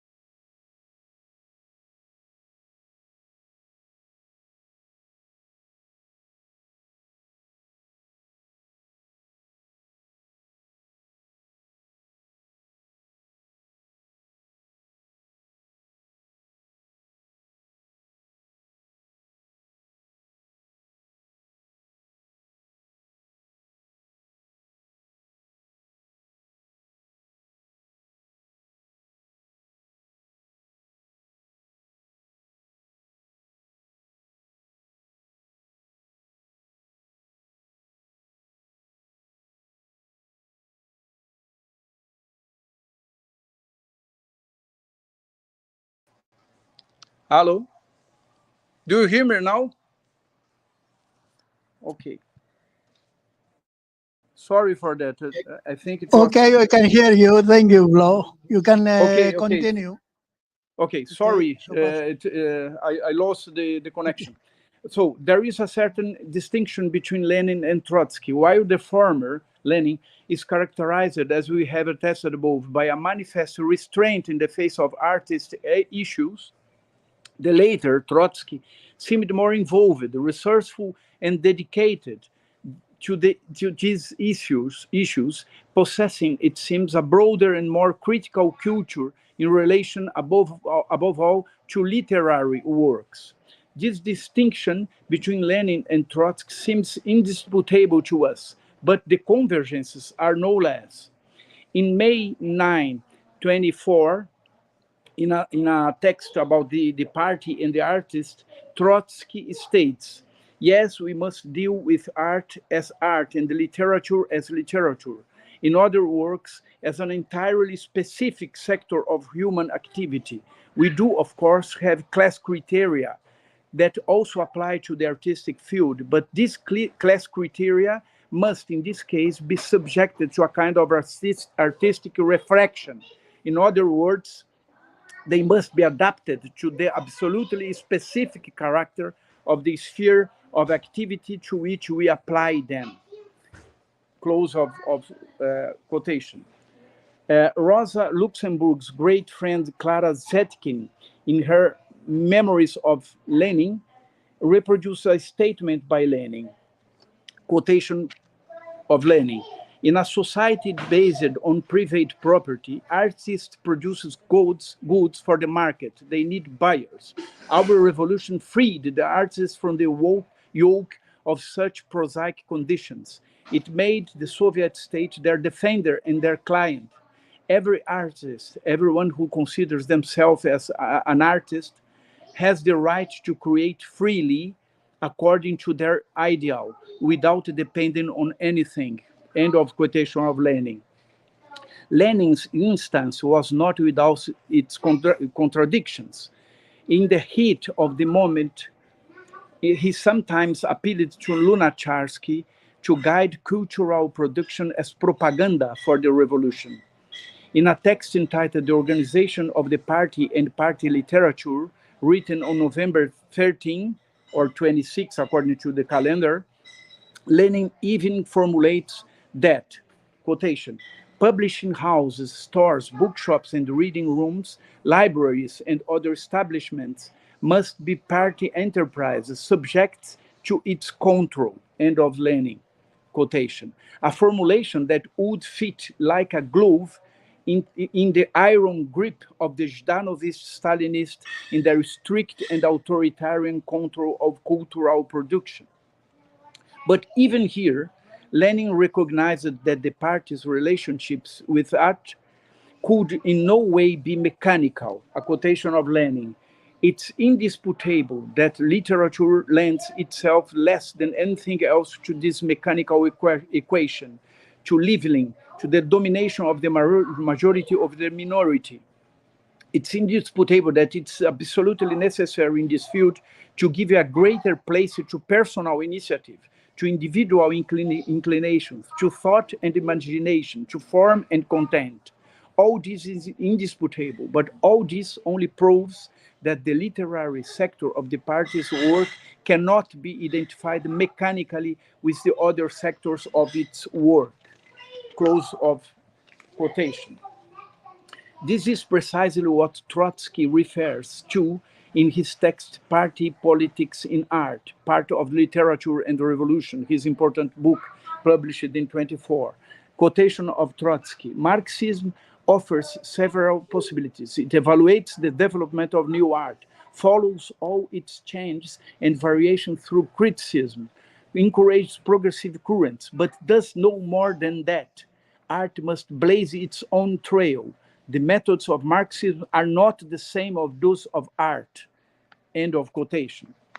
If propaganda is necessary, it's only revolutionary if it's controlled by revolutionaries. Otherwise, it becomes a lethal weapon for the revolution itself. In this sense, the defense of an anarchic condition or of artistic creation, absolutely free of all coercion and consequently of all obligation in the face of a presumed and inescapable commitment to ideological propaganda itself, as Trotsky had made a point of stating in the definitive wording of the manifesto of the International Federation of Independent Revolutionary Artists, founded by him, Breton, and Diego Rivera in 1938, is symptomatic. In the provisional draft written by Breton and Rivera, the statement that emphasizes this precept didn't exist, but it's included in the finished text and corrected by Trotsky. Quotation, if for development of the material productive forces, it's up to the revolution to erect a socialist regime with a centralized plan, for intellectual creation, it must, right from the start, establish and ensure an anarchist regime of individual freedom. End of quotation. So, what is evident is the importance of not closing the doors to the creations of the past, coming out in defense of the cultural and historical legacy of all humanity, something that viscerally united once again the thought and the erudition of Lenin and Trotsky, in stark opposition to the truculence and ignorance of Stalin. It was in this sense that, making an analogy with the use of officers from the old regime as members of the Red Army organized by Trotsky, Lenin stated in his 19th text, Success and Difficulties of Soviet Power, that the edifice of socialism should be built with the stones inherited from the bourgeoisie. Quotation of Lenin: when Comrade Trotsky recently told me that the number of officers in the army was in the tens of thousands, I have a concrete idea of what the secret of using our enemy is, how we must first force them who were our enemies to build communism, how we must build communism with the bricks that the capitalists chose to use against us. No other bricks were given to us. And with these bricks, under the leadership of the proletariat, we must force the bourgeois experts to erect our building. This is the most difficult thing, but it's also the guarantee of success. End of quotation of Lenin. In the draft resolution of on proletarian culture, whose unfinished manuscript of October 9, 20 was only published for the first time in 1945, Lenin leaves no doubt when he states in his second point how he saw the issue. Quotation of Lenin: now, not the invention of a new proletarian culture, but the development of the best models, traditions, and the results of the existing culture for the point of view of the Marxist conception of the world and the conditions of life and struggle of the proletariat at the time of its dictatorship. End of quotation of Lenin. Resolution 4 of the text Proletarian Culture, dated October 9, 20, clearly states this.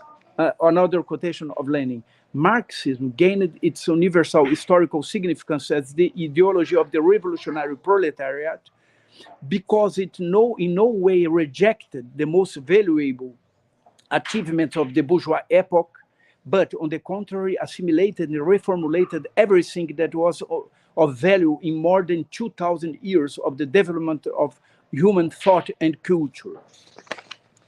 To end my contribution, I would like to point out the internationalist aspect of the Leninist or Leninian thought.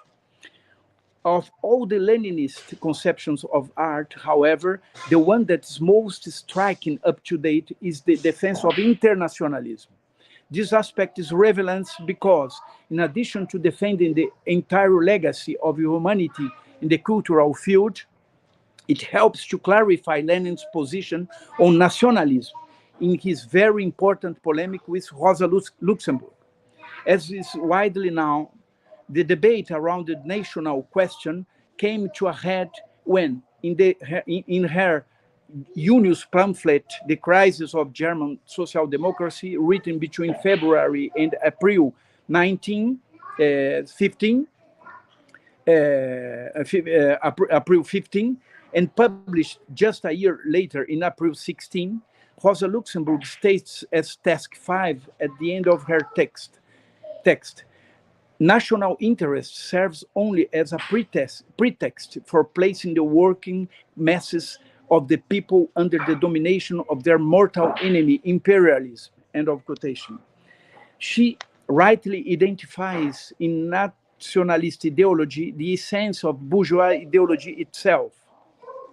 At the same time, as it was in line, avant la lettre, with the Trotskyist conception that criticized the isolation of socialism in a single country, a Stalinist theory that would serve as the basis for strengthening the Soviet bureaucracy, that is within national borders, something that, as we know, would only become increasingly evident later on during the process of degeneration of the Soviet state in diametrically opposing Trotsky to Stalin.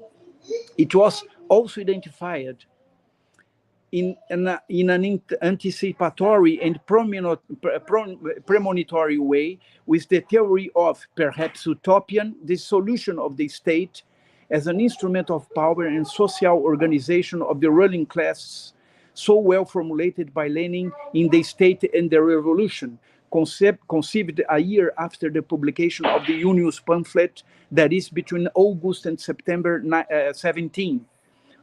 On the eve of the October Revolution.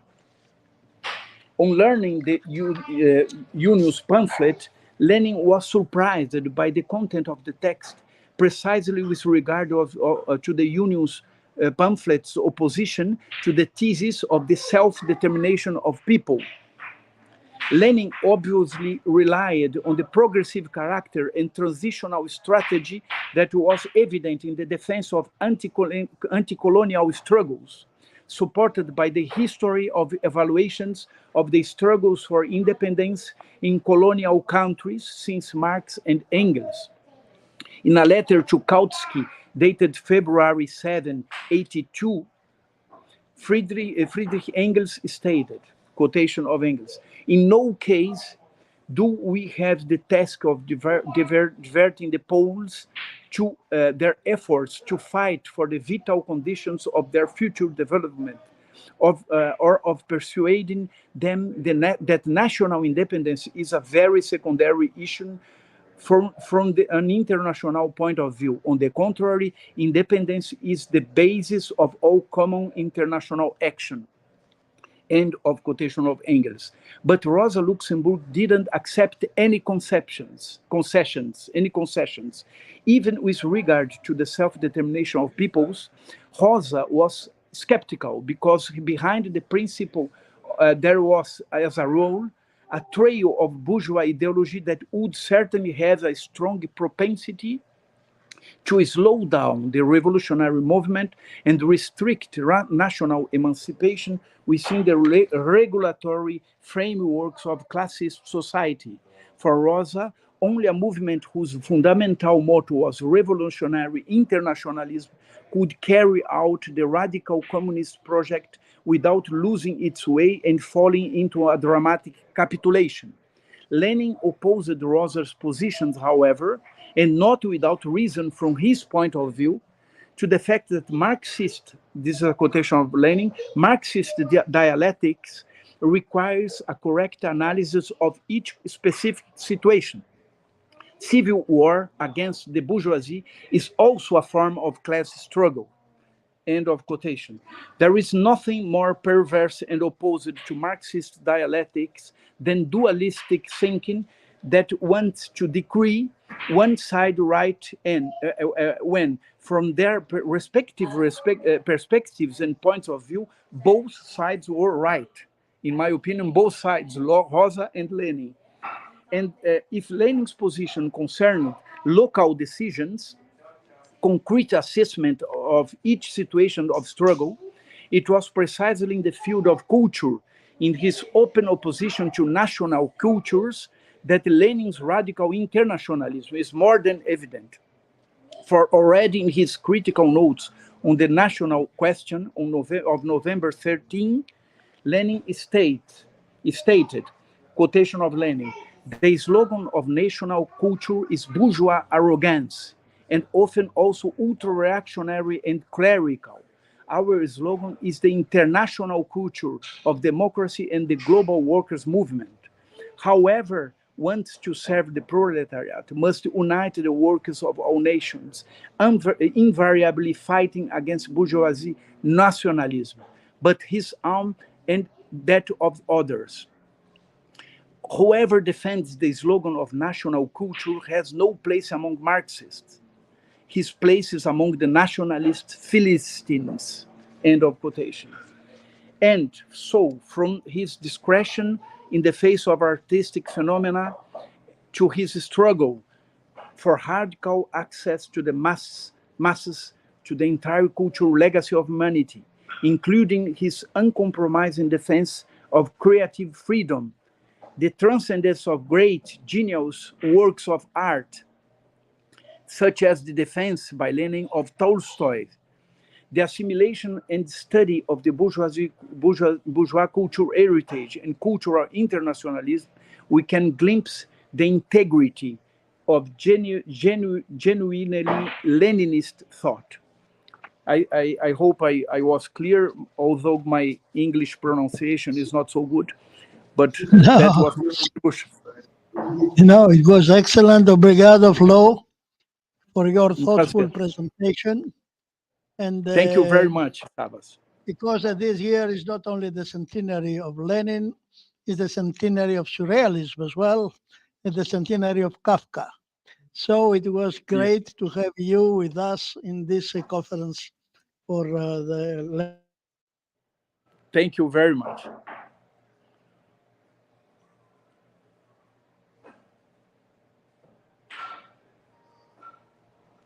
Ih, caiu.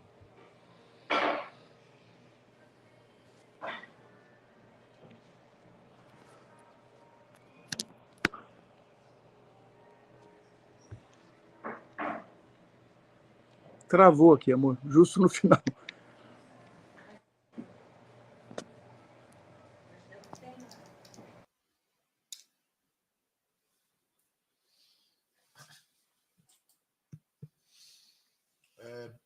There is obviously a problem with the connection of the Greek comrades of there is obviously a problem of connection for Savas, Comrade Savas. So we'll have to continue without him until his problem is solved. I think after Flo,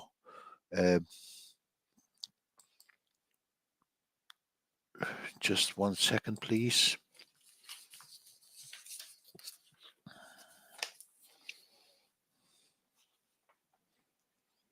We are supposed to have Alain Clemesha of Brazil, Lenin and the Muslim peoples of the East. I wonder if Alain is here.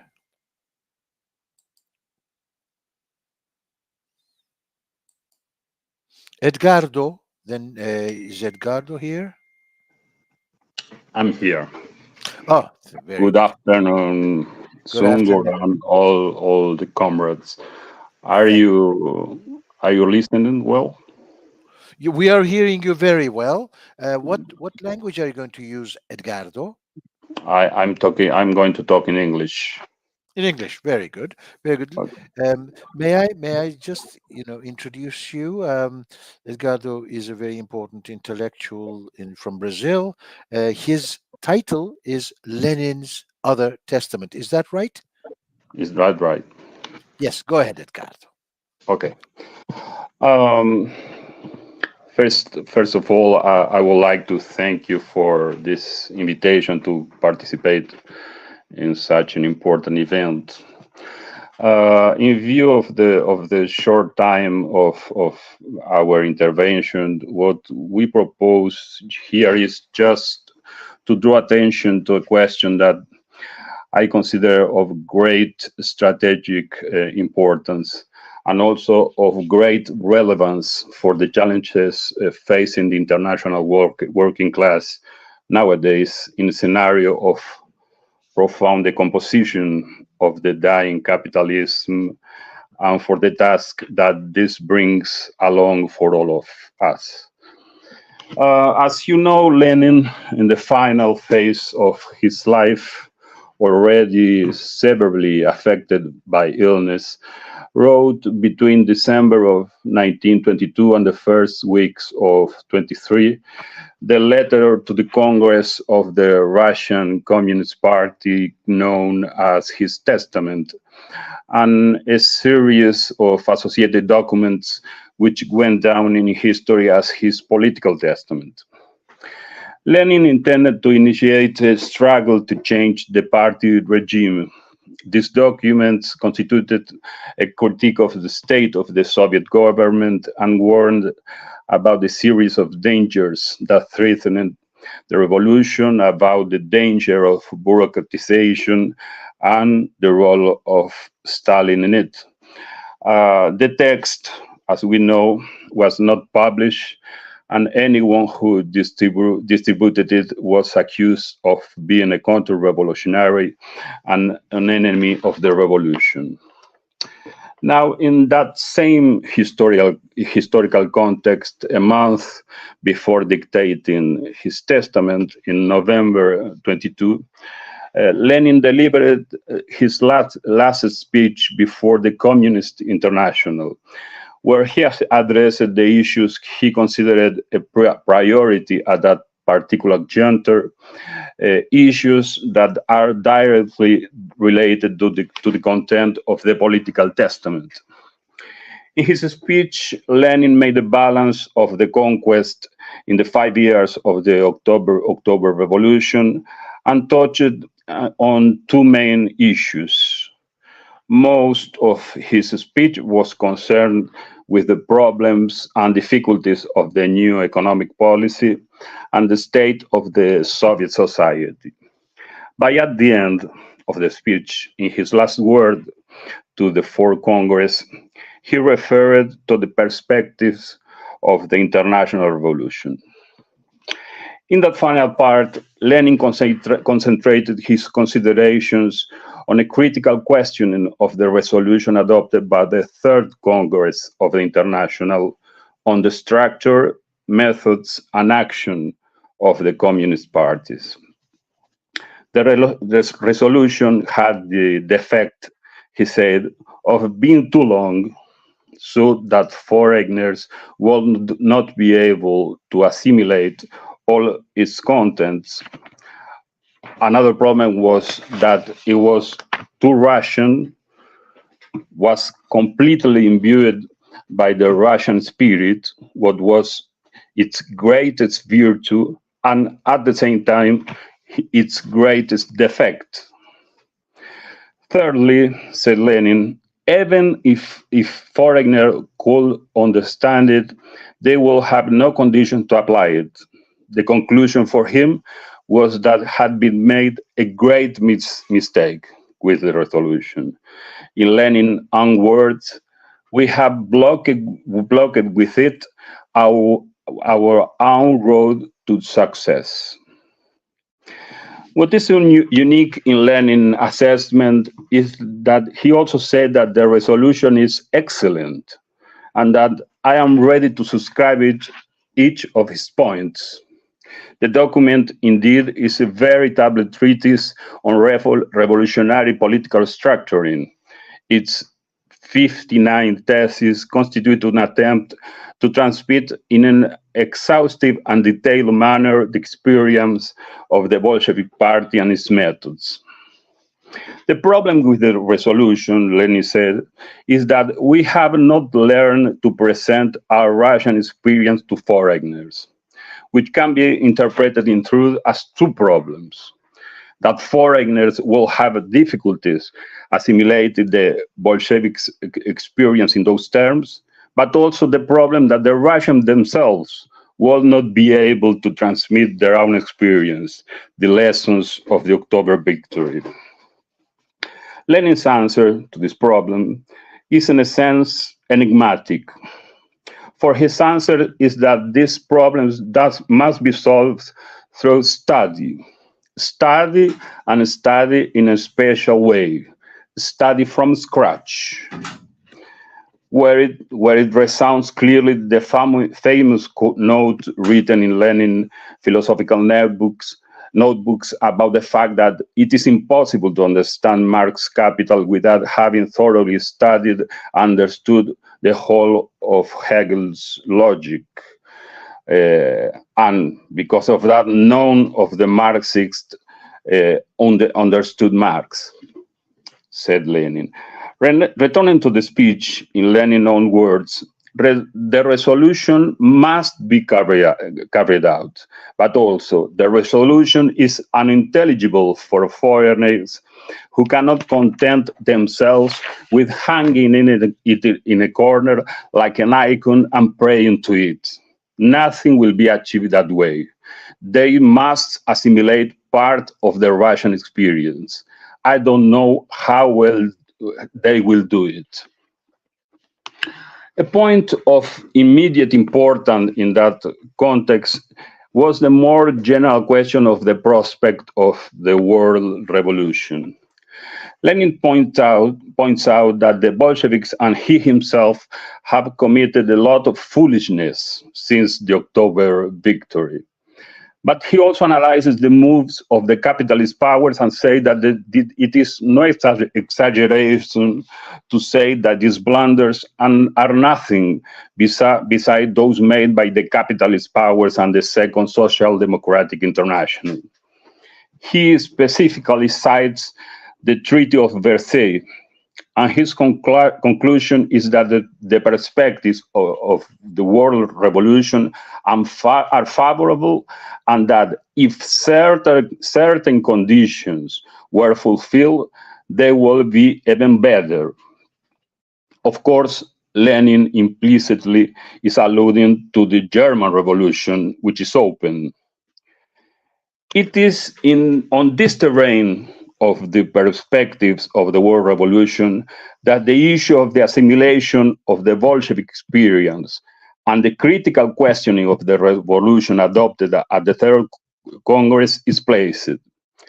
In retrospect, we can say, in the light of Lenin's remarks, that if Lenin and Trotsky conceived the socialist character of the Russian Revolution as a link of the coming international revolution, the correct historical balance of the failure of the German October following this Lenin orientation can only achieve through an evaluation of the degree of the assimilation of the Bolshevik experience in the politics of the German communists, including the degree of understanding of the nature of the Bolshevik experience on the part of the leadership of the Communist International.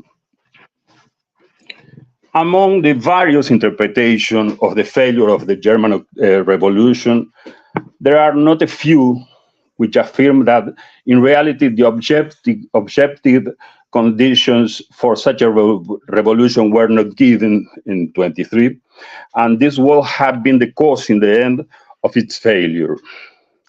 But Lenin orientation suggests otherwise, that which at first sight appears as difficult to comprehend in Lenin's reservation on the resolutions of the Third Congress is revealed as a decisive factor in the balance of both events, both the victory of the Russian Revolution and the defeat of the German Revolution. The problem of the revolutionary leadership, the dynamic relation between the actions of the masses, party, and leadership, and a strategic lesson that was obscure not only about the German Revolution fate, but for the future international revolutionary movement. Lenin's call to the Communist International had a misfortune, because a year later, after the failure of the German October, the Communist International promoted the so-called Bolshevization of the communist parties at the behest of Zinoviev and Kuusinen. Notably, these two were responsible for the drafting under Lenin's supervision, Zinoviev of the 21 conditions for the entry into the international, and Kuusinen of the testing of the structure and methods of 21. The intervention on the communist parties consecrated in the Fifth Congress of International in 24, on the basis of the thesis of Bolshevization, had precisely the objective of covering up the responsibilities of the executive of the Communist International in the German failure, and at the same time to make responsible the non-aligned fraction critical of this leadership within the German Communist Party. Bolshevization, with its apology of monolithism, prevented the political balance of the German Revolution, paralyzed the political development of the Communist Party, and consolidated the rise of the ascendant bureaucracy in the Soviet Union, opening the road for the later Stalinization and the subordination of the Communist International to the interest of the bureaucratic caste in the USSR. In other words, the exact opposite course to Lenin's warnings, both in the destiny of the Soviet Russia and in the field of the international.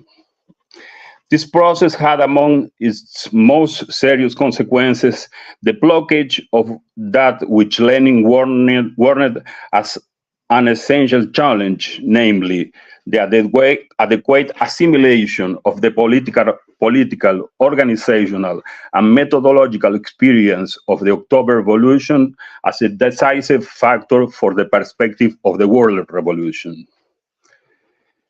The great question which presents for us and which is at stake in this warning of Lenin can be synthesized in this. How does a true revolutionary leadership develop historically? What are the paths and methods so that from the historical movement of the working class emerge the men and women who will carry its struggle to the end, to victory? How does it forge a leadership capable of responding victoriously to the violent turns that characterize revolutionary situation? How does it develop the capacity to reach the synthesis in practice of historical necessity and contingency that characterizes each particular revolutionary situation? In this last scene at the stage of the Fourth Congress of the International Communists, at the end of Lenin's political life, what we have is an inviolable methodological orientation on the structuring and political development of the working class. His legacy, Lenin said to us, should not be understood as an universal solution, but as the rigorous formulation of a problem, a call launched to the world working class to assume a critical task, to be faced in a renewed way in each historical circumstance. Lenin's definitive contribution is to have revealed that the process of constitution of the working class as a conscious subject of the revolution, that is, its structuring as a political party for the conquest of power, is indissolubly linked in its forms and dynamics to the development of a political leadership forged in the dialectical relationship between revolutionary practice and theoretical understanding and adjustment. A relationship that must be founded on the systematic assimilation of the entire historical experience of the struggle of the exploited. The contemporary challenge of building revolutionary worker parties around the world and the World Party of Revolution demands a profound effort of study and re-evaluation of the legacy of October and a broad deliberation and implementation of it among the masses. The condition for future victories, Lenin tells us, requires a decisive, unavoidable, and anti-dogmatic special study, a study from scratch of the Bolshevik experience and the manifold lessons left by the great leader of the contemporary proletarian revolution. Thank you.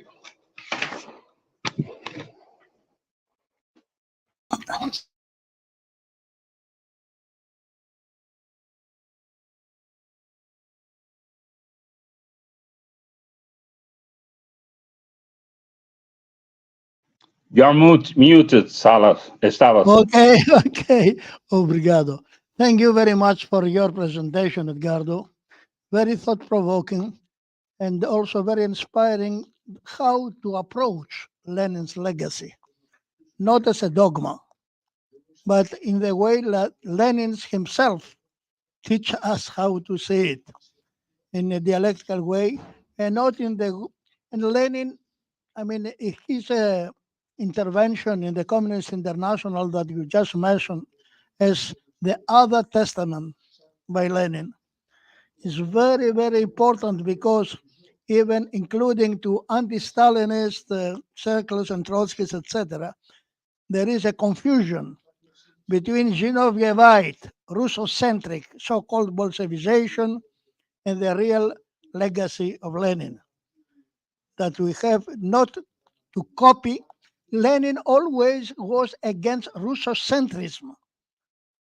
This was his enormous contribution, the opening to the world, real internationalism, both in action and in theory.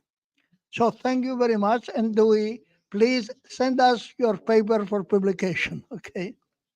Yes, of course. Thank you very much. And to continue this very important discussion.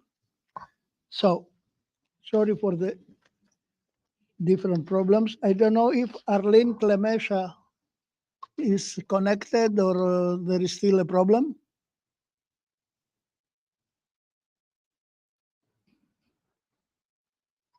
Arlene is here or no? So I have just to move.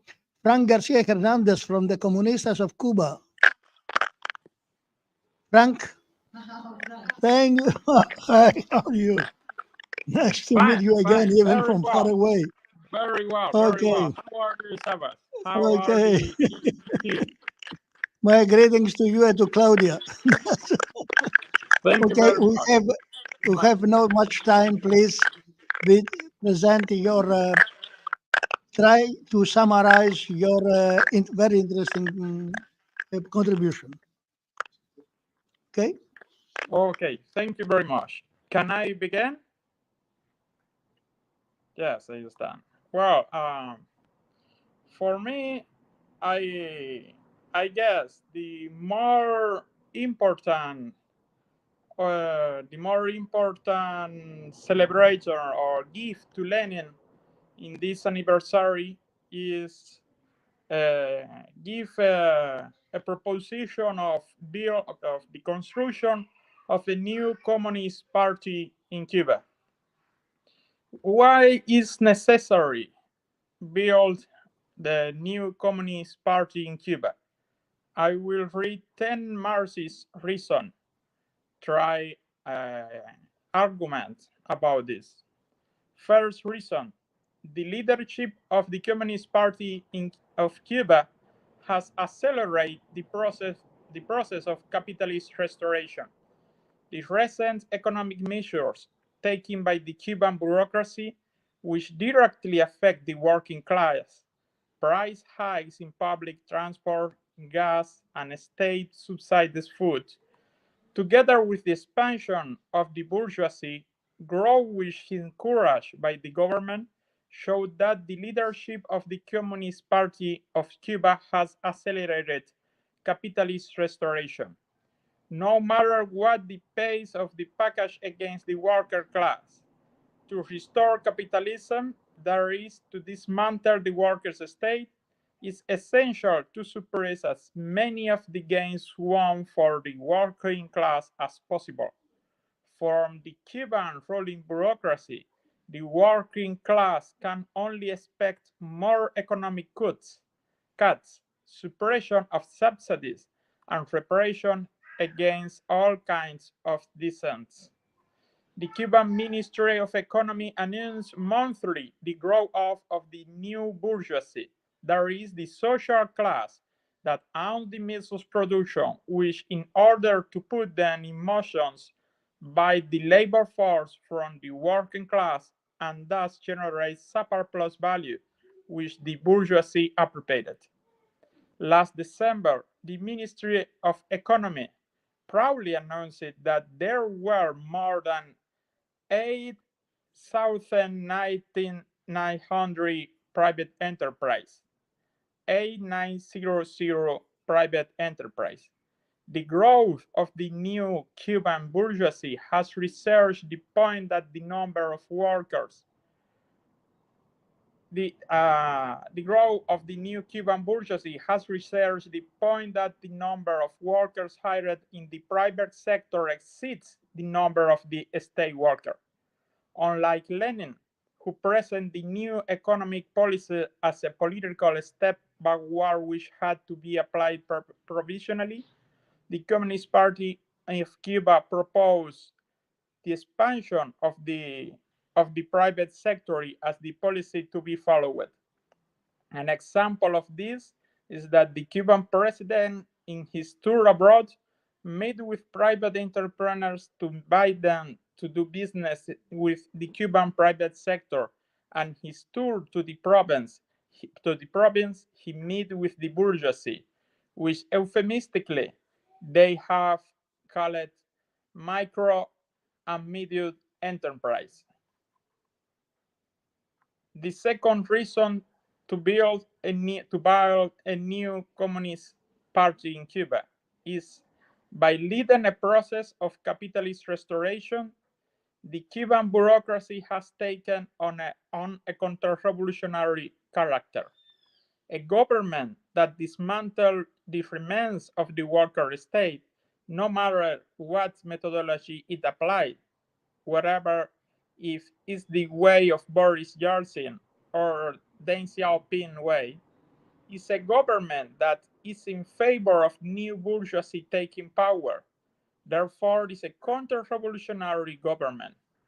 To implement a pro-capitalist economic project in which a bureaucracy that supports the bourgeoisie is enthroned in power is not only a counter-revolutionary fact, but can only be carried out by a counter-revolutionary government. Third point, a communist party that leads the capitalist restoration is only nominally communist. Rather, a party, even if it continues to call itself communist, which leads the capitalist restoration, goes against the interests of the right of the working class, and the reason of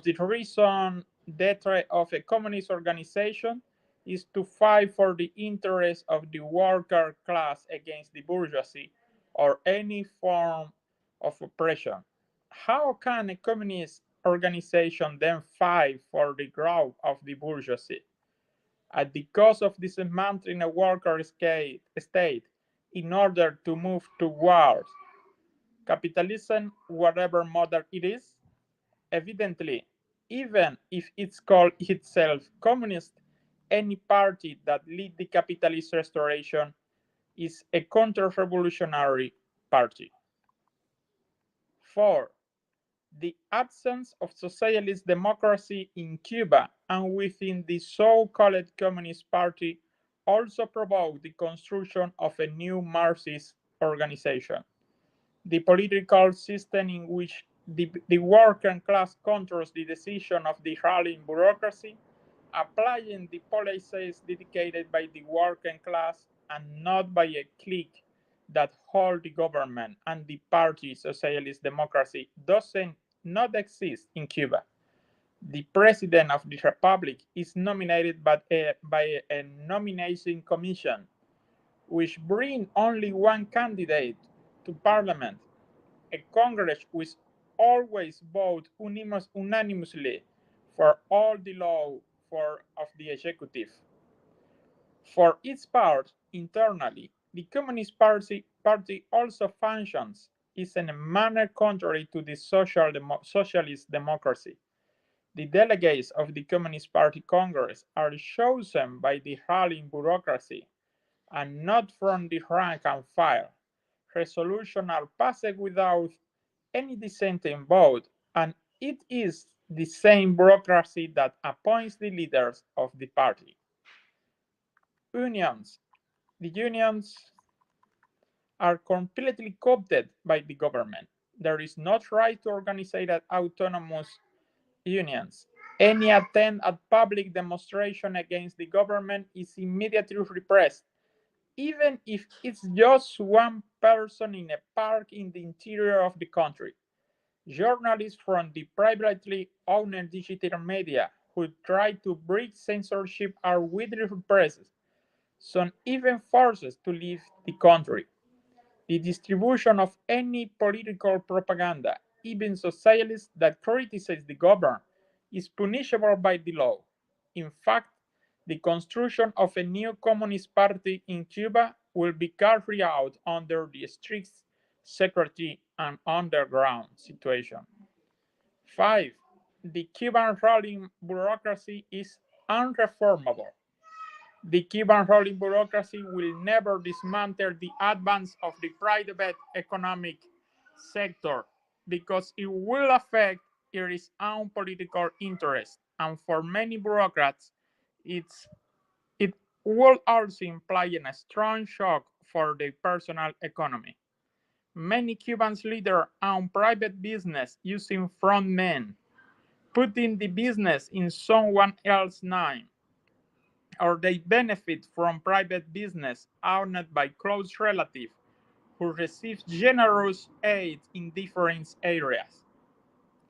The Cuban bureaucracy will also not renounce its self-granted powers and will defend its interests above the interests of the popular majority.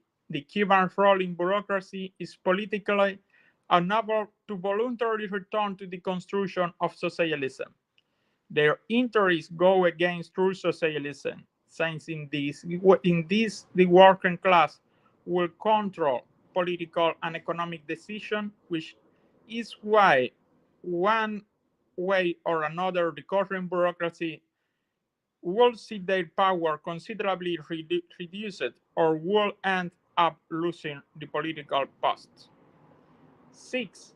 In order to restart the construction of socialism in Cuba, a new revolution of the socialist nature is needed, because the current Cuban ruling bureaucracy is leading the capitalist restoration, becoming a counter-revolutionary bureaucracy, and will never renounce the current process. It has become an unreformable bureaucracy.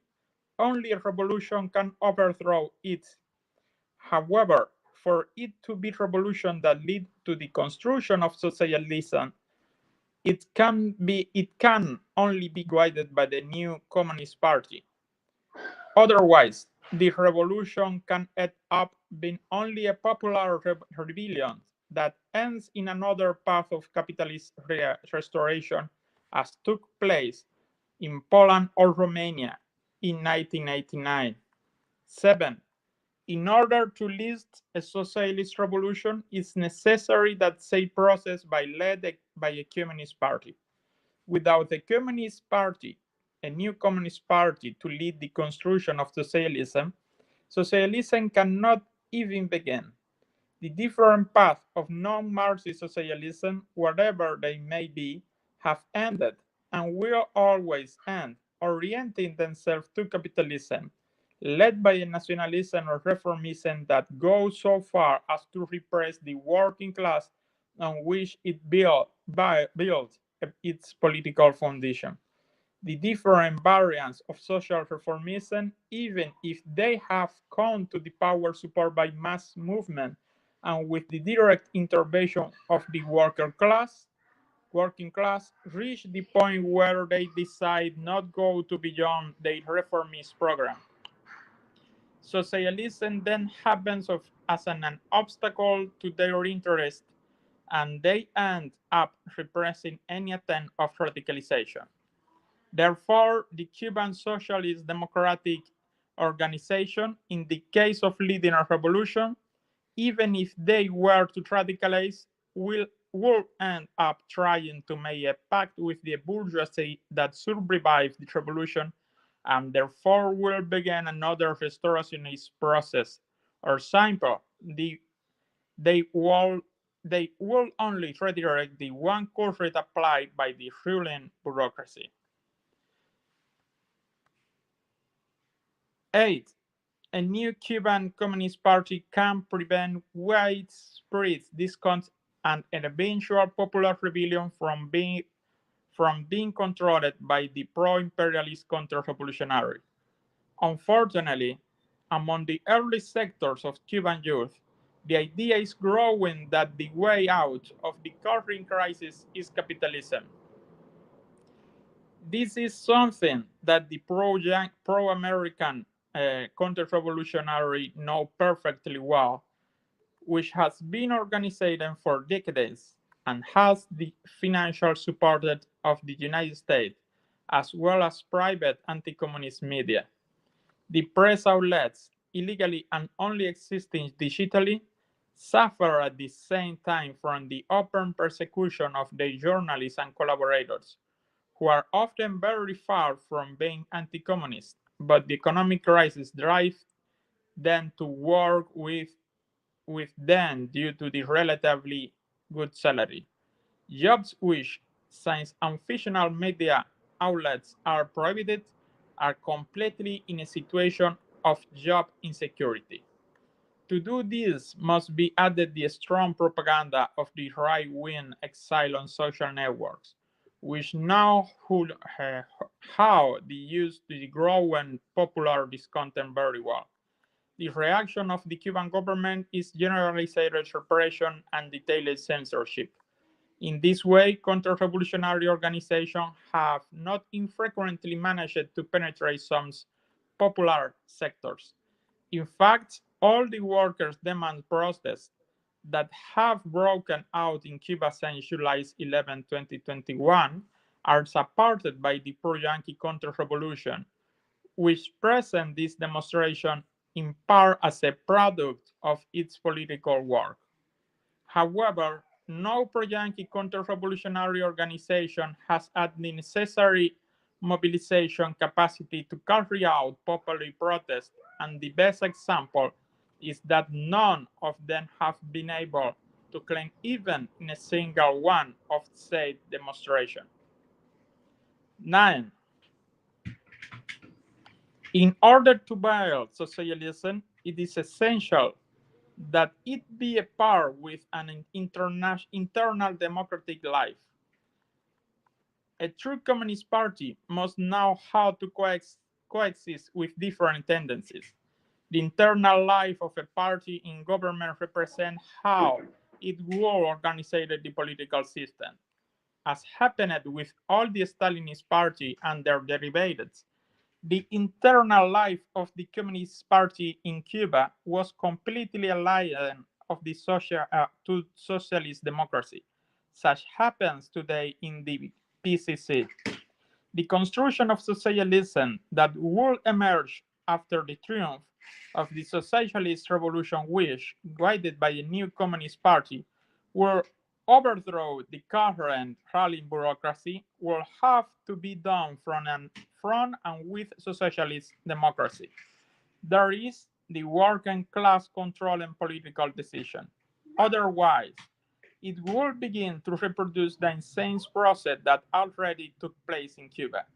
The bureaucratized construction of socialism, which ends up separating the bureaucracy from the popular majority, becoming bourgeois, turning away from internationalism, and finally return to capitalism to be able to constitute themselves as bourgeoisie. Only a communist party with an internal democratic life would respect the indispensable construction of an autonomous trade union separated from the administration and management of the country. Only a new and real communist party with an internal democratic life will respect and encourage the existence of the civil society. There is organizations that make their own decisions outside the political power of the government. Only a communist party with an internal democratic life will understand that without socialist democratic, any attempt to build socialism inevitable ends sooner or later in a process of capitalist restoration. 10 and last, a new communist party in Cuba will imply that it will be truly internationalist and therefore will promote the world revolution.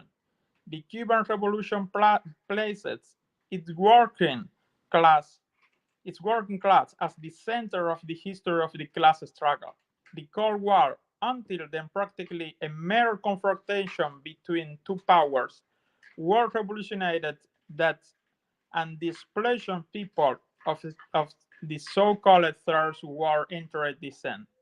From Cuba, which tried to build socialism, the national liberation movement that destroyed the colonial regime in Africa and Asia was supported by the and stimulated a 70 end of the apartheid regime in South Africa and the fall of the racist regime in the former Rhodesia.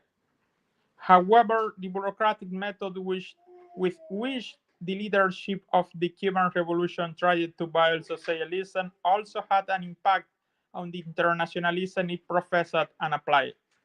Socialism in a single country, even more so in Cuba, is impossible to build unless at least one regional revolution triumphs, socialism succumbs.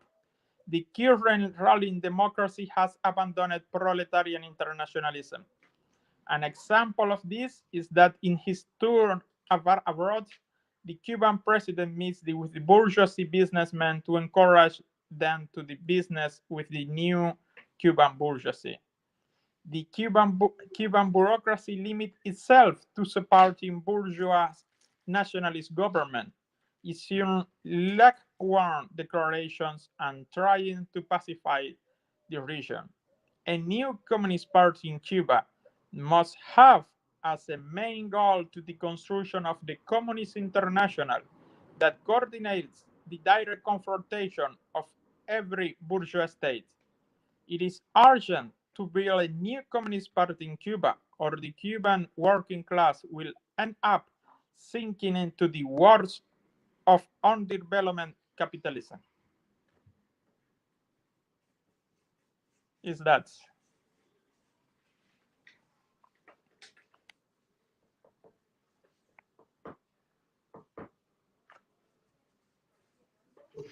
Okay, gracias.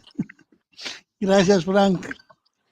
It was very interesting to present in this conference the complexities and the dangers of capitalist restoration and how to fight against it throughout the day, particularly from the contributions from comrades from Russia, as well as other contributions. They raise all the problem of capitalist restoration is on the agenda. It's not something which left behind us 30 years ago when the Soviet Union has collapsed, and later you have the turn of the Chinese to the world market. Now, the relations in the previous contribution from Brazil, we heard the critical notes of Ernesto Che Guevara on the NEP and the dangers of NEP. Now we see that this discussion 100 years later is on the agenda again in a much more developed, higher level of the crisis of world capitalism and the need for socialist revolution worldwide, also in Latin America. Thank you, Frank. Then, sorry. Thank you very much. It was a big pleasure. Okay. So before moving, as it was said before, when moderator was Comrade Sungur, we have now the connection with Comrade Yuri Sakhin, who is now in Crimea. He's an Ukrainian communist and anti-Stalinist, and he's many years we know him and we fight together. He will speak to us by his phone. Okay, Yuri, you can have the floor. You can speak despite the difficult conditions by your phone. Okay. Comrade Savas explained their reason because I live in Crimea and from both sides this territory is blocked. one side, this is Western powers, and the second part, this is Russian authorities, because they fight against VPN, and that's why we have a lot of difficulties. Also, I had translation, and Comrade Sungur Savran mentioned that was a raid attack on Crimea today, and this is I must explain that this is not a dangerous thing, but sometimes sometimes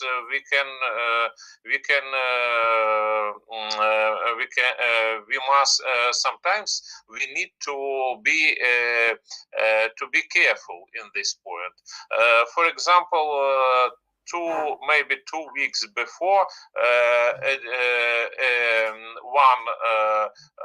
one house, maybe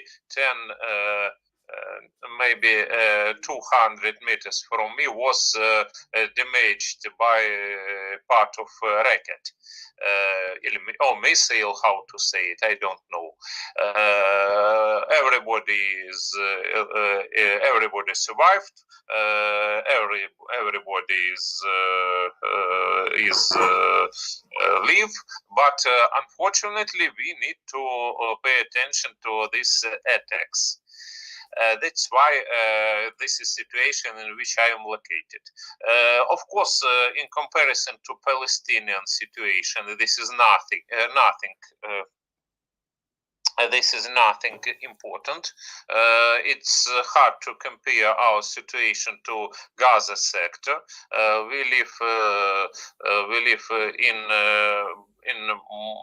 in much better situation.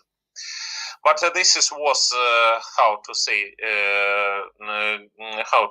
some remarks, and I have to tell some things about the main point which unite our here about Lenin and his heritage.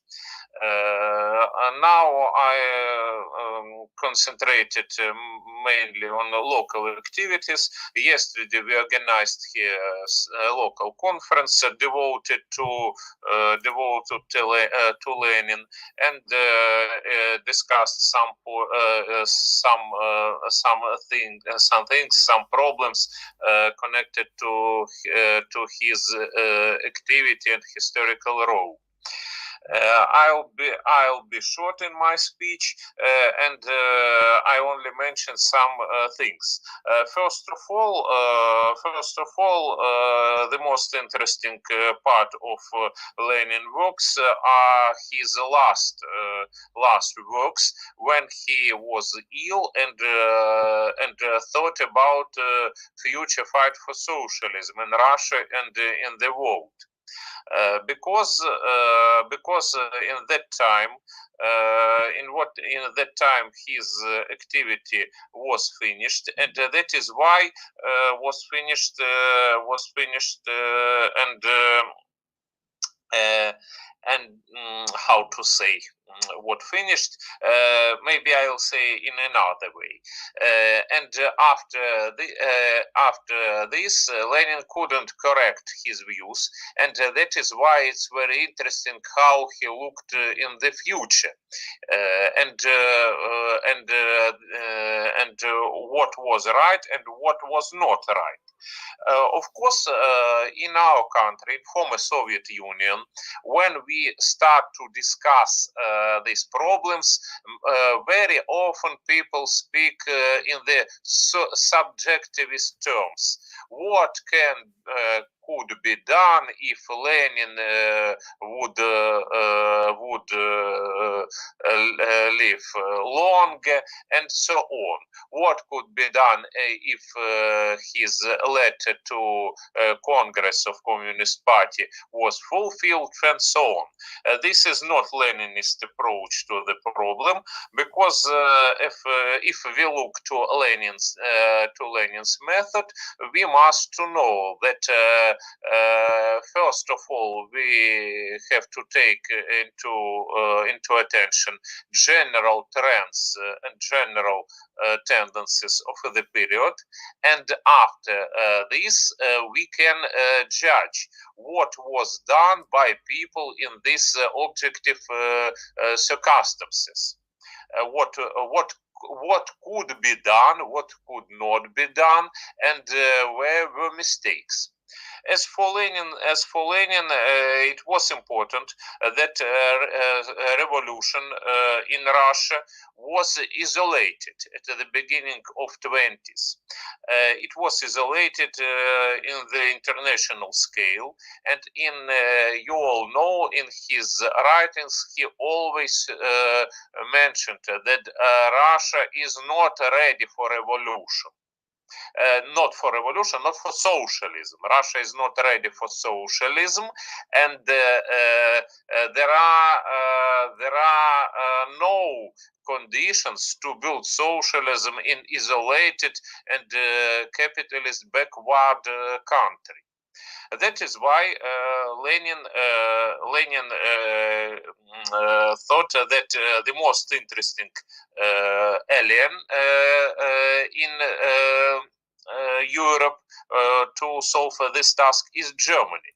Why? Because after First World War, Germany lost possibility to take part in exploitation of colonies, and that is why German proletarians were out of that surplus value and surplus exploitation, which was extracted from dependent and colonized countries. That's why he thought that the factor of workers' aristocracy is not significant for Germany, and that is why it has best conditions for socialist revolution. But there was another problem. The most powerful imperialist centers were united against Germany in the 20s. That is why Lenin thought about the problem, how to destroy their general front. I mean, of course, Entente, France, England, Great Britain, and other allies of these imperialist powers.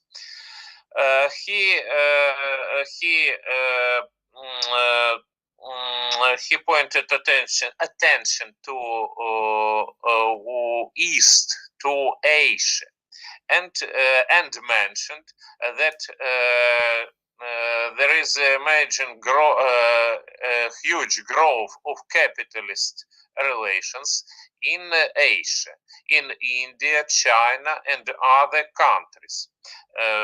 That is why he thought that this factor, I mean the growth of capitalist relations, would provide a growth of struggle for independence and struggle against capitalists from the part of proletarians in these eastern countries. That is why he thought that this struggle could change the balance of power and to provoke a clash between main imperialist powers. In one of his last works, he mentioned that maybe in the 25 or 26 year, it will be a military conflict between maybe Germany, maybe United States, or not Japan, maybe United States, Britain, and some other countries. That is why the main task for Bolshevik foreign policy is to support proletarians and class struggle both in developed countries and in colonial and semi-colonial countries of Asia. That is why Comintern devoted a great attention to support and organize communist parties in all parts of the world.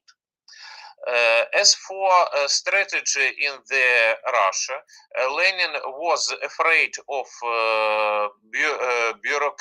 bureaucratic degradation of Soviet power and tried to prevent it by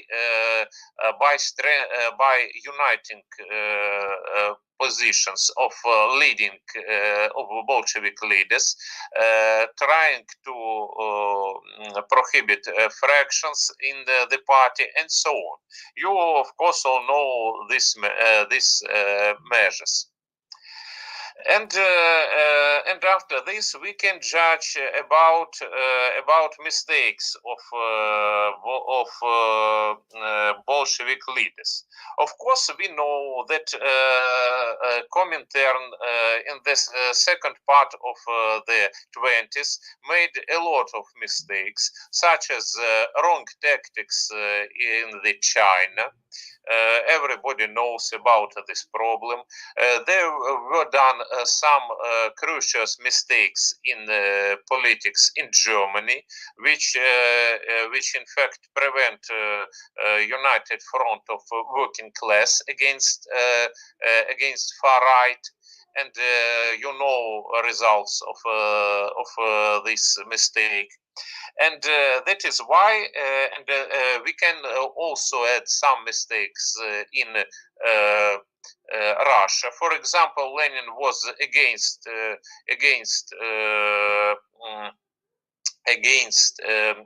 joining of not conscious members to Communist Party. He was for closed doors for some times, but just Lenin died. What was happened? Central Committee decided to organize so-called Lenin call. When many people were made members of Communist Party. This was just opposite to Lenin's position. Of course, we know that all these mistakes had one objective reason. This reason was bureaucratic process, which led to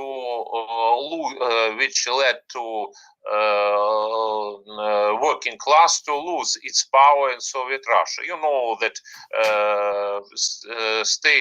party-state bureaucracy took it instead of workers, and this is the reason why just after Lenin's death, all these mistakes were done. Of course, it's very important to tell this thing. It explains the story of Soviet Union without any subjective things, without any claims to the role of leader.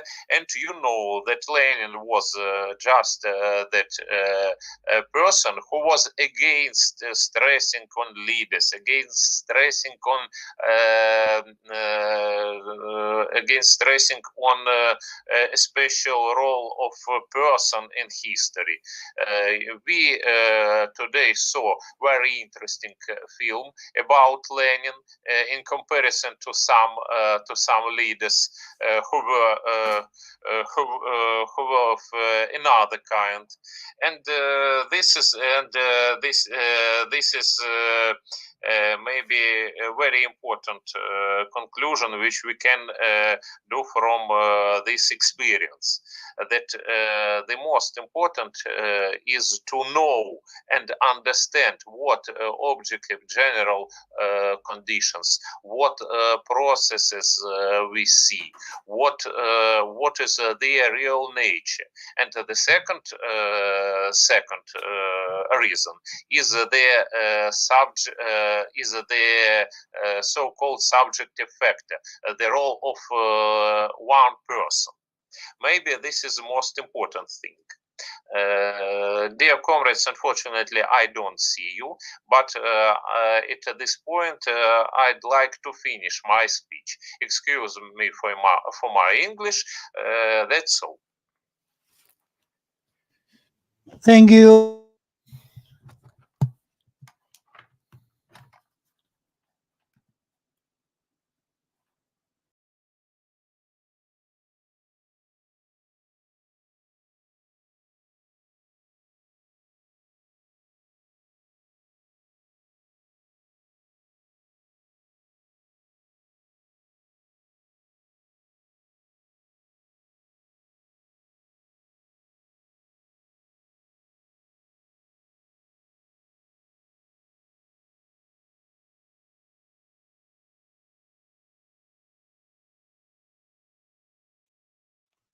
Comrade Jose is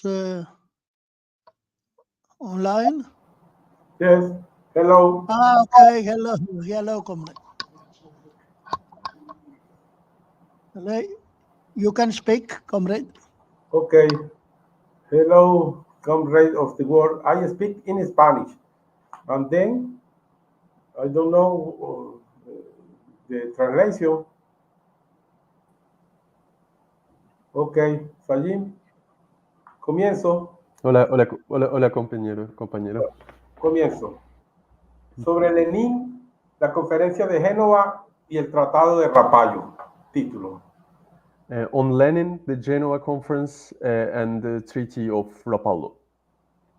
A 100 años de la muerte de Lenin, la vigencia de su legado no disminuye, sino que hoy, en el 2024, es más relevante, en particular sus escritos posteriores a 1917, esos 6 años que van del 18 al 23, sin ánimo de dividir tajantemente en antes y después de la revolución.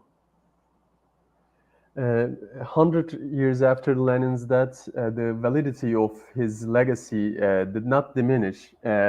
On the contrary, today in 2024, it is even more relevant, particularly his writings after 1917 and in those 6 years that from 1918 to 1923. This is without any intention of creating a coarse divide between two periods before and after the October Revolution. Esto por varias cosas concretas, objetivas, que puntualizan la importancia del internacionalismo revolucionario y proletario. Cuestiones que son indivisibles de la lucha interna con las limitaciones de la Unión de Repúblicas Socialistas Soviéticas y la necesidad imperiosa de conseguir suministros del exterior, en especial de los países capitalistas más avanzados. This is due to several concrete objective factors that point out the importance of proletarian and revolutionary internationalism, issues that are indivisible in the internal struggle against material limitations in the USSR, and the imperative need to obtain supplies from abroad, especially from the most advanced capitalist countries. Cita de Lenin acerca del infantilismo izquierdista y del espíritu pequeño burgués del 5 de mayo de 1918. This is what Lenin writes in his leftist infantilism and the petit bourgeois spirit in May 5th, 1918. Cita, el socialismo es imposible sin aprovechar las conquistas de la técnica y de la cultura alcanzada por el gran capitalismo. And I quote, Comrade said, socialism is impossible without taking advantage of the technical and cultural achievements achieved by capitalism. Solo son dignos de llamarse comunistas quienes comprenden que es imposible crear o implantar el socialismo sin aprender de los organizadores de los trusts. Only those who understand that it is impossible to create or implement socialism without learning from the trusts are worthy of calling themselves communists. Porque el socialismo no es una invención, sino la asimilación y la aplicación por la vanguardia proletaria después de conquistar el poder por todo lo creado por los trusts. Because socialism is not an invention, but rather the assimilation and application by the proletarian vanguard after conquering power of everything created by these trusts. Nosotros, el Partido del Proletariado, no podemos sacar de ningún sitio la pericia para organizar la gran producción del tipo de los trusts como los trusts. We, the party of the proletariat, cannot obtain from anywhere the expertise to organize large-scale production of the type of trust, such as trusts. No podemos sacarla de ningún sitio como no sea de los mejores especialistas del capitalismo. The best place to get it is the best specialists of capitalism. Nosotros, en cambio, si no somos comunistas en edad infantil ni de mentalidad infantil, debemos aprender de ellos y tenemos cosas que aprender. But if we are not communists, if we are not infantile, childish communists of childish mentality, we should learn from them, and we have things to learn from them. Tenemos cosas que aprender, pues el Partido del Proletariado y la vanguardia del proletariado carecen de experiencia para trabajar independientemente en la organización de grandísimas empresas que sirvan a decenas de millones de habitantes. We have things to learn from them because the party of the proletariat and the vanguard of the proletariat lack the experience to work independently in the organization of very large companies that serve tens of millions of inhabitants. Okay. Cierro comillas, ahora voy con algo mío. End of quote, and end of quote, and now Comrade explains. Okay. Además de la Constitución de la República Socialista Federativa Soviética de Rusia, aprobada el 10 de julio de 1918, del libro La enfermedad infantil del izquierdismo y de los 4 primeros congresos de la Internacional Comunista, in addition to the Constitution of the Russian Soviet Socialist Republic, which was approved on July 10, 1918, the book of the infantile disease of leftism, and the first 4 congresses of the Communist International. Que podemos estos encasillarlos como algo ideológico, which we can call as something ideological.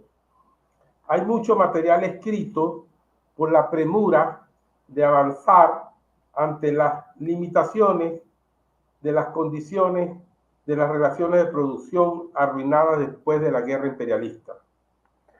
Much has been written due to the in the face of the limitations and obstacles on the conditions of relations of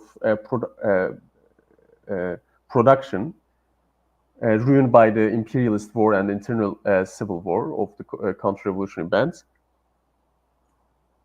Y de la guerra civil interna de las bandas contrarrevolucionarias. Todo este material condensado y brillante es ineludible analizar y profundizarlo ahora.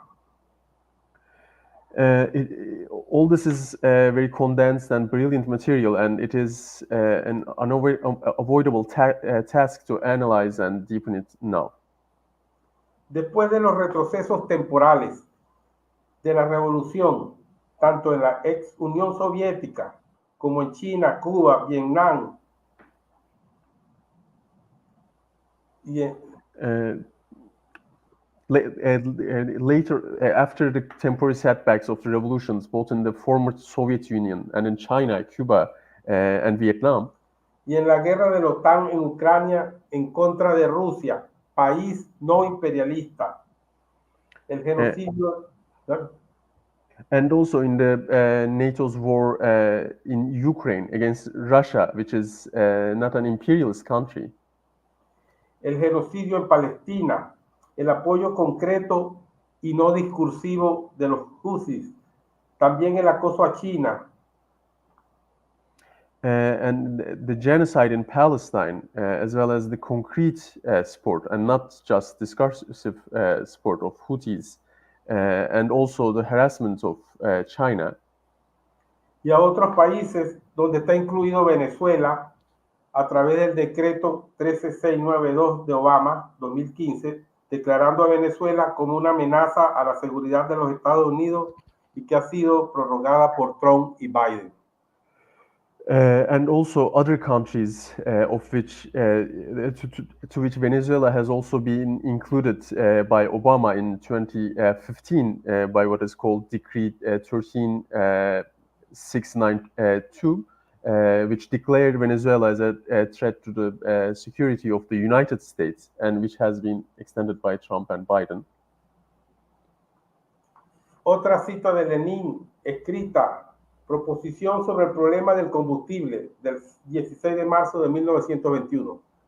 Lenin had already written a proposition on the fuel problem in March 16, 1921, and a quotation starts. Cita, no hay duda que la crisis de combustible es uno de los principales problemas, si no el más importante, de toda nuestra construcción económica. There's no doubt that the fuel crisis is one of the most important problems, if not the most important one, of our entire economic construction.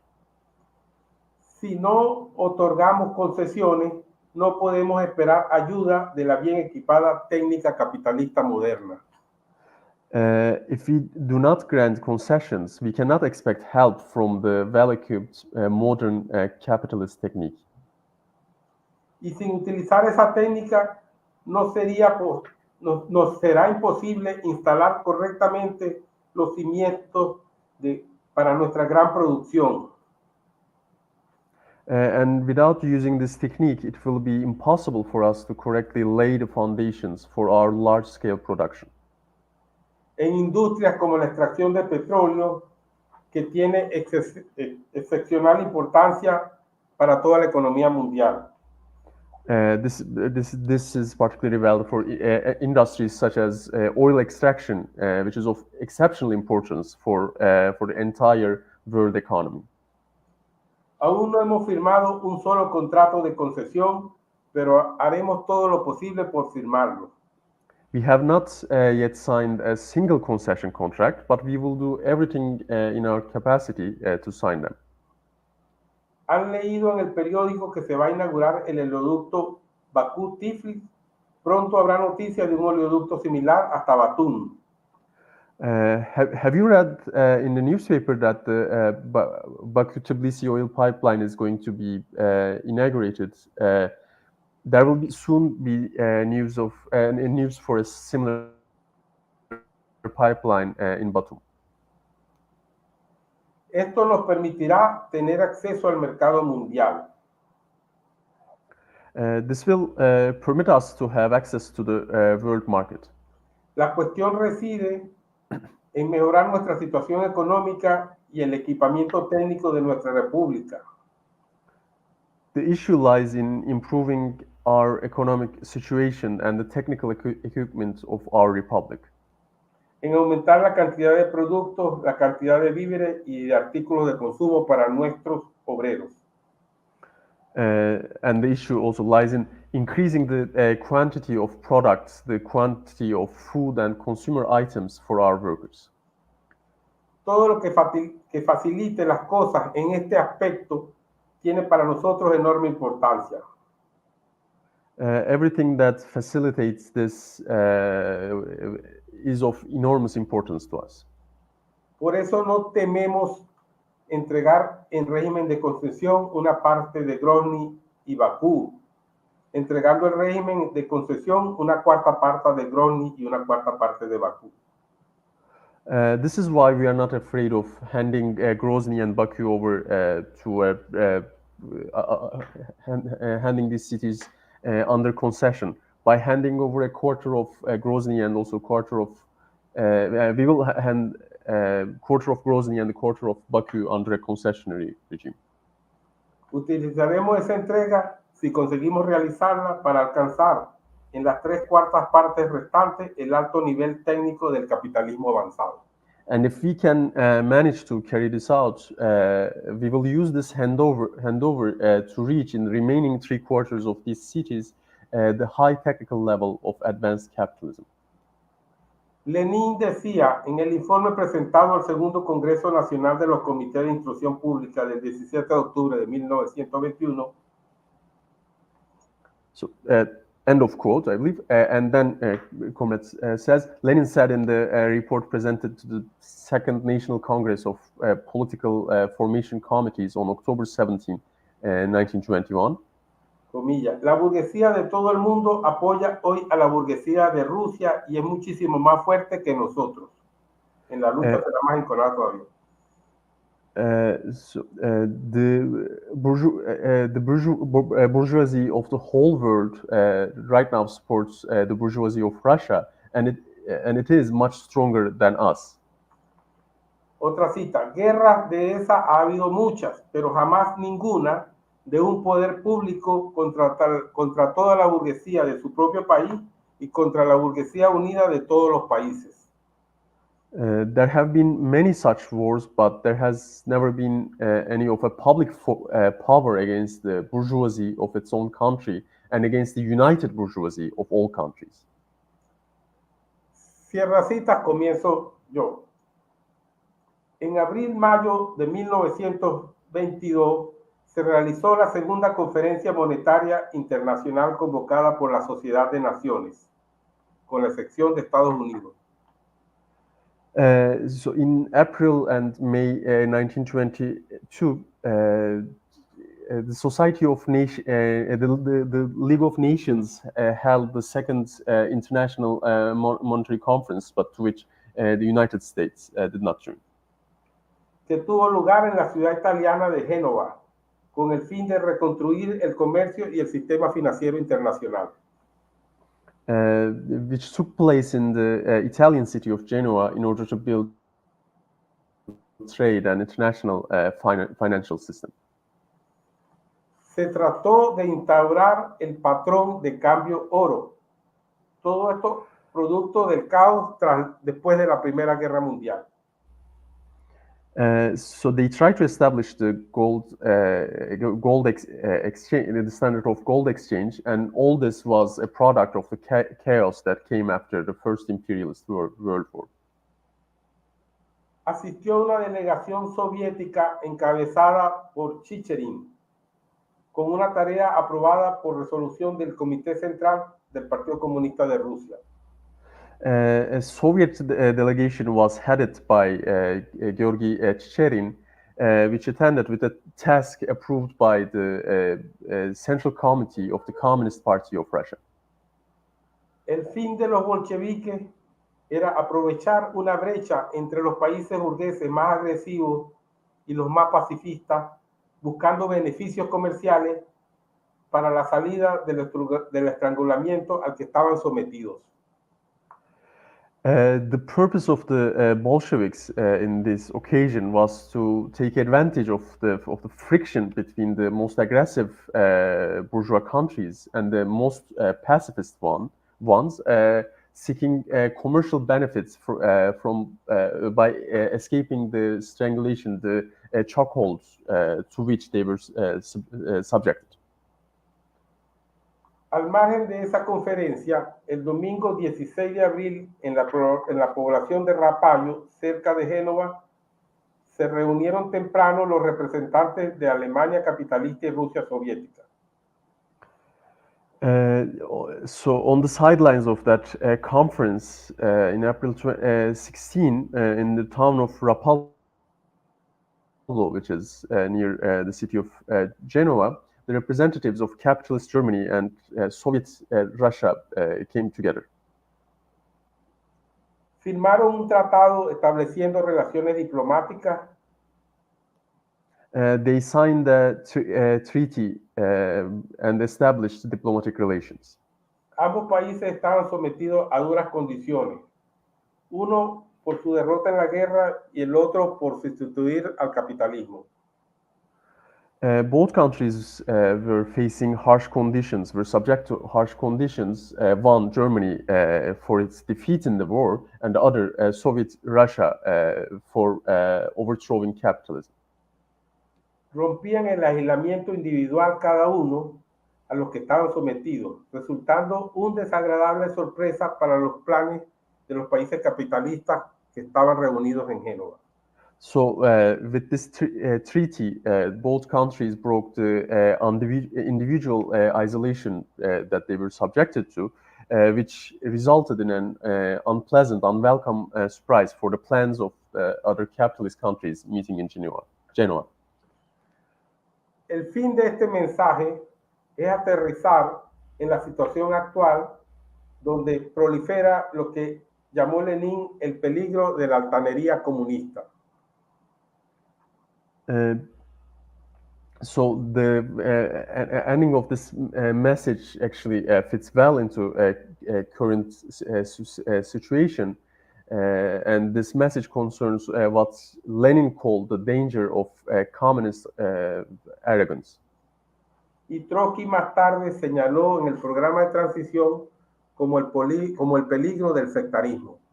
And Trotsky later stressed in the transition program the danger of sectarianism. Y desde Opción Obrera añadimos y le llamamos las limitaciones de intentar cimentar partidos nacionales o exaltar los problemas nacionales olvidando el contexto universal de la lucha de clases. And as Opción Obrera, the workers' option from Venezuela, we joined this call and underline the limitations of just trying to create national parties or just focusing on national issues and forgetting the global context of class struggle. Como condición indispensable para todo intento de construir desde donde sea una organización que no puede ser nacional, sino la sección desde una región del Partido Internacional. Because this global context of class struggle is and this understanding is an indispensable condition for any attempt to build an organization which cannot simply be a national organization, but it should be a section of an international party. Lenin no hubiese clamado todo lo que es hoy su legado.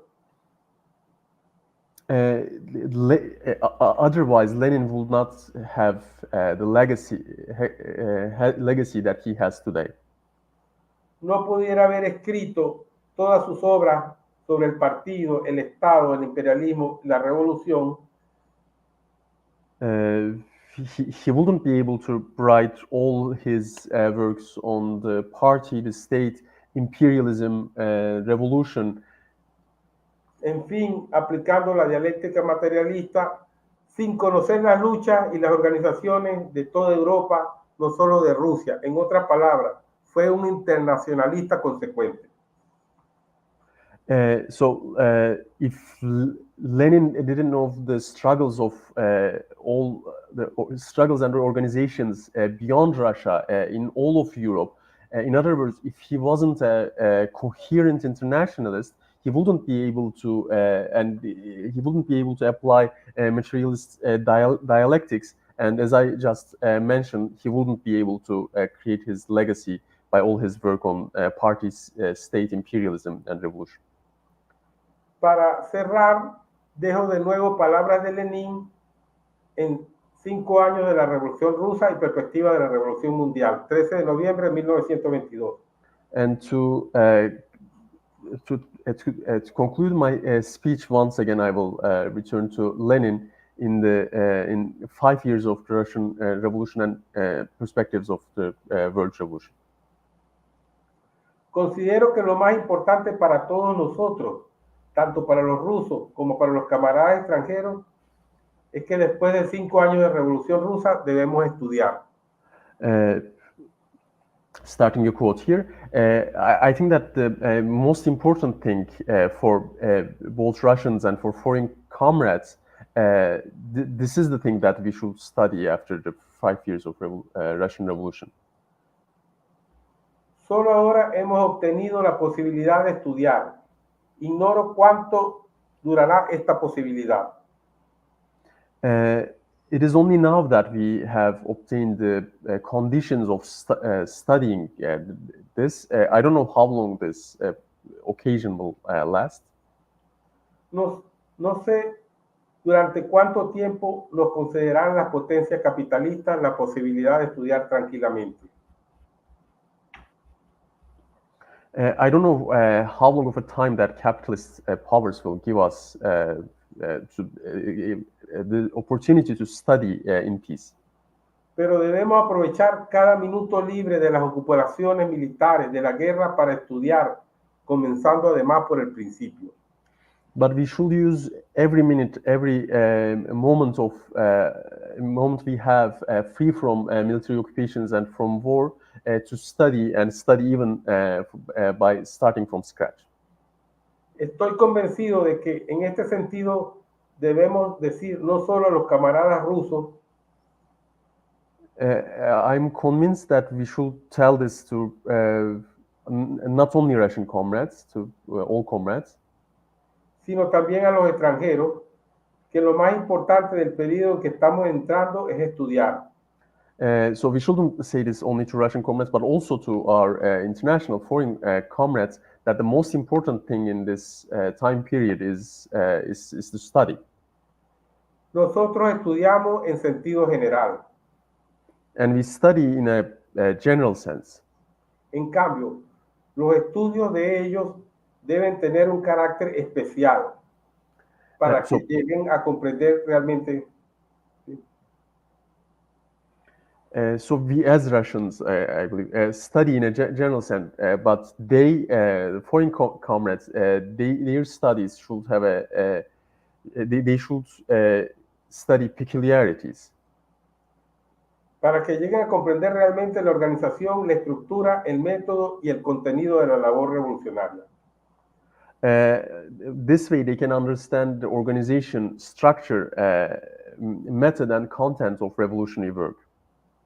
Si se logra esto, las perspectivas de la revolución mundial, estoy convencido de ello, serán no solamente buenas, sino incluso magníficas. I'm convinced that if this can be achieved, the prospects of the world revolution are not simply good, but they are wonderful. Ok, cierro con Lenin. Muchas gracias. Saludos a los compañeros. I'm closing with Lenin. Thank you, comrades. Gracias a Jim. Thank you. Okay, now from Venezuela, we'll move again to Brazil. Is the last speaker from the Latin America session. Is Comrade Arlene Clemesha, historian, and also, hello, and very active also, as I heard, in the struggle of solidarity to Palestine. Okay, you have the floor, Arlene. Thank you.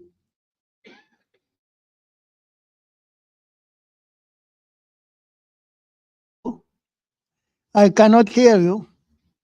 You are mute. Okay, now. Yeah. So thank you very much, Savas. It's a big pleasure to be here, to be able to meet virtually with you.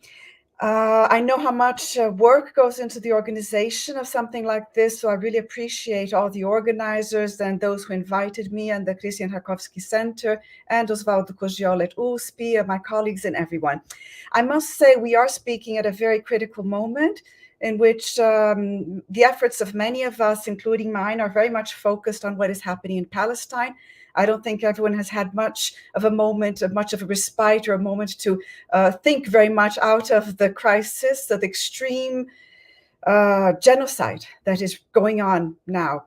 So I do hope that I can put together some words that might make some sense and might help in any way to start thinking a bit of the relation between Bolshevism and the Muslim peoples of the East, inside and outside of the Tsarist empire, or later the Soviet, the USSR. So, and I'll try not to exceed my time also. I'll keep an eye on that.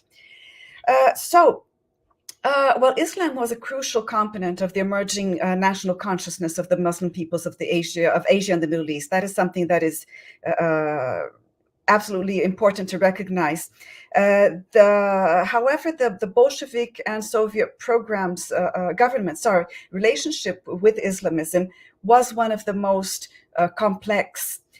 Soviet Russia adopted an openly anti-religious policy towards the Christian Orthodox Church, which represented the majority religion in Russia. Now, the founding program of Russian socialism, of the RSDLP of 1903, explicitly advocated separation of the church from the state and the school from the church, confiscation of property, possessions of the monasteries, and so forth. However, Bolshevism's religion with Islam and the Islamic clergy was put on another level, since Islam, as well as being a minority in the former Tsarist empire, was not identified as the official religion of the autocratic state. At least this in a first moment. In fact, there was even a major revolt in 1916 in Muslim regions of Central Asia against the Tsar, which was brutally crushed. So, in fact, the terrain there was not at all clear or predetermined or anything. It was really an issue of step-by-step elements and consequences, let's say. After the revolution, the first Congress of the Peoples of the East was held in September 1920 in Baku, the capital of Soviet Azerbaijan, with delegates from more than 20 peoples in the region. Soviet Russia had proclaimed the right of all the subject peoples of the defeated Russian Empire to, quote unquote, free self-determination up to and including the right to succeed. On December 7th, 1917, the Council of Peoples of Commissars had declared null and void all the treaties through which Tsarism had ruled over and looted the Eastern peoples. So there was a very important, strong element of liberation in this relation between the revolution and the peoples of the East, who were themselves struggling against Tsarism for national liberation. And the main issue here will be between the religious element of their own local and particular movements for liberation and Bolshevism. Well, in 1919, Lenin had declared that the socialist revolution would be a struggle of all the colonies and countries oppressed by imperialism. So he included the idea of a revolution that could only be realized through and successful through the inclusion of the struggles of the former colonies, and not only workers against their own bourgeoisies in the different countries. So that aspect was consciously put out and thought out by Lenin in the program and in the means of addressing these regions, or the elements that should guide this address. No, however, instead of going through the resolutions of the Baku Congress or Lenin's address to the Second All-Russia Congress of Communist Organizations of the Peoples of the East, for example, which was, by the way, centered on the Russian and international current situation of the time, I'd like to go straight to a few of the main indicators of the difficult relation that was developed between the Soviet Union and peoples of the East, mainly after Lenin's death 100 years ago. regardless then of the principles of freedom and respect for local ethnic realities, a Soviet policy in the new Soviet republics in Central Asia was more than atheist. It was actually anti-religious. And if we look back at the existing orientations, they seem to be very fragile in the context in which they were implemented, to say the least. Veteran communists such as Sultan Galiev, who was very close to Lenin, hoped to be able to reconcile Islam, and this still at a moment, let's say, of optimism, reconcile Islam and socialism through a program that would, quote unquote, de-spiritualize the Muslim peoples in progressive stages. Well, this formulation at a time in which we could see the local Muslim anti-imperialist political tendencies of the late 19th, early 20th centuries in Muslim regions or Arab Muslim regions also, they all tended to, in different ways and degrees, of course, without generalizing, drink from the waters of Islamic reformism from the end of the 19th century. And to provide but one example, in 1928, Al-Ikhwan, or the Muslim Brotherhood, was born in Cairo, founded upon the idea of exactly the opposite, of gradual Islamization of Islamic society. With a view that the Islamic society should be, brought back further back to its origins, and that this should be an element of force for even the anti-imperialist struggle. So there seems to be actually a big gap between the orientations put forward and the reality on the ground in Muslim and Arab regions. Of course, then regions inside and outside what became the USSR.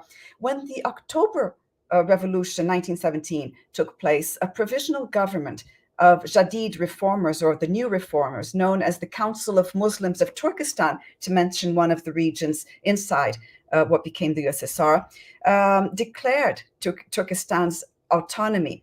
The new government, to have just an example of these tensions, was quickly crushed by the military forces of the Tashkent Soviet. And the proclaimed autonomous states of Bukhara and Khiva were also overrun by the Red Army. The Islamic guerrillas known as Basmachis continued to fight against the Red Army until 1924, with external relations, external support even. After being conquered in another region by the Soviet army, Central Asia as a whole experienced a wave of political administrative reorganization. So in 1918, the Bolsheviks created the Turkestan Autonomous Soviet Socialist Republic. Bukhara and Khiva also became Soviet republics. In 1919, the Conciliation Commission for Turkestan Affairs was set up to try to improve relations with local inhabitants. So it was actually a very tense process, even at the beginning. Now, if we jump further in time, in 1929, finally, the Soviet Socialist Republic of Tajikistan was divided from that of Uzbekistan. And to give one example, and in general, new political borders had little to do with the ethnic or even religious composition of the local population. So this was also another origin for tensions. A critical assessment, however, in the views of some authors, of the Bolshevik approach to the cultural and religious question in Central Asia during the first decade of the revolution is extremely challenging, given that from exactly the 1930s on, the Stalinist bureaucratic power suppressed and implemented a brutal repression of locals, local organizations, including mass deportations, and transferal of populations in some cases, and all this under the pretext of mobilizing manpower for the forced industrialization of the USSR. The repression of nationalism and religion reached unprecedented heights. And after Lenin's time, in fact, brute force replaced politics in the USSR in so many aspects. So, at first, Lenin, it can be said, believed that national specificities, if we go back a bit to what I was saying at the beginning, should be accommodated within a single state, but then he went on to advocate the creation of an ethnically based states. So he shifted from the idea of a single state with the national specificities accommodated to the idea of actually having territorial and extraterritorial autonomy, and the idea of federalization instead of the idea, therefore, based on the idea of the possibility of development of culture and respect to local, cultural, ethnic realities. Now, others, such as Trotsky, Rakovsky, Majdanek, Sultan Galiev, and others, they are very much linked to Lenin's ideas in this sense and followed this direction. Stalin, on the other hand, and that is where the 1930s really becomes difficult, was he viewed Lenin's conceptions as a nationalist deviation, harmful to the interests of the Soviet state.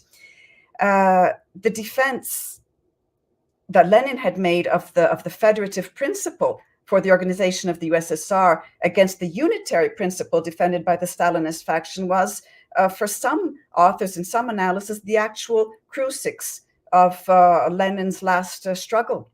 Lenin's death in January 1924 and Stalin's victory over the Bolshevik opposition, the left opposition, and the consolidation of the ideology and policy of socialism in one country in the second half of the 1920s did the rest of the job, let's say. So Grand Russian prison of the peoples was reconstructed under supposedly socialist veil, but with long-term consequences for the history and development of the local struggles of the region, of the Muslim regions of the empire. Now, I'd just like to finish. I hope I haven't exceeded my time. I tried not to take too long, but because it's a vast subject, but I'd just like to finish with an example of how these contradictions were shortly after instrumentalized and used by the National Socialist Party of Germany, the Nazi Party of Germany. In the late 1930s, a series of German scholars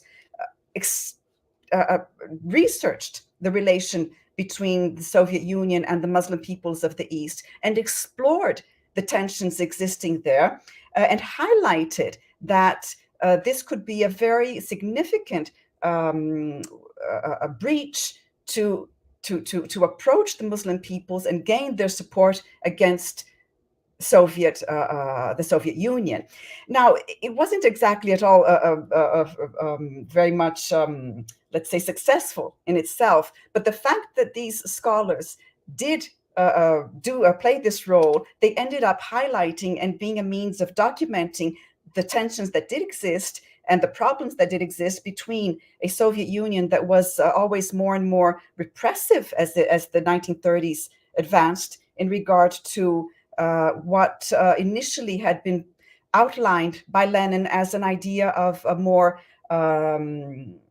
a less repressive and more authentic, let's say, participation, autochthonous participation of the Muslim peoples in the building of the Soviet Union. And this, just to mention inside, if we go to, for example, Palestine, what happened in the Communist Party of Palestine, that's a whole story and a huge example of how the intention to control and direct the leadership of the party was extremely detrimental to the development of the idea of communism and of socialism, and this force inside the region of Palestine, to give just that example to finish off, and of course we can later discuss. Thank you. So I guess I have exceeded my 10 minutes. Yeah, thank you. Can you send us your paper? It was very interesting. Okay, Arlene? Yes. Nice to meet you again, even though. Okay. Ora, ποιος είναι? Γιατί είναι μόνο η φάτσα μου τώρα?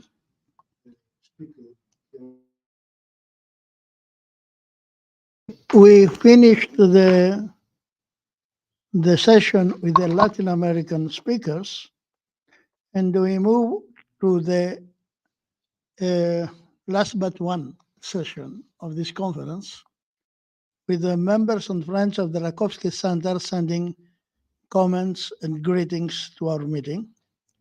The The moderator will be Comrade Ernesto Fromek.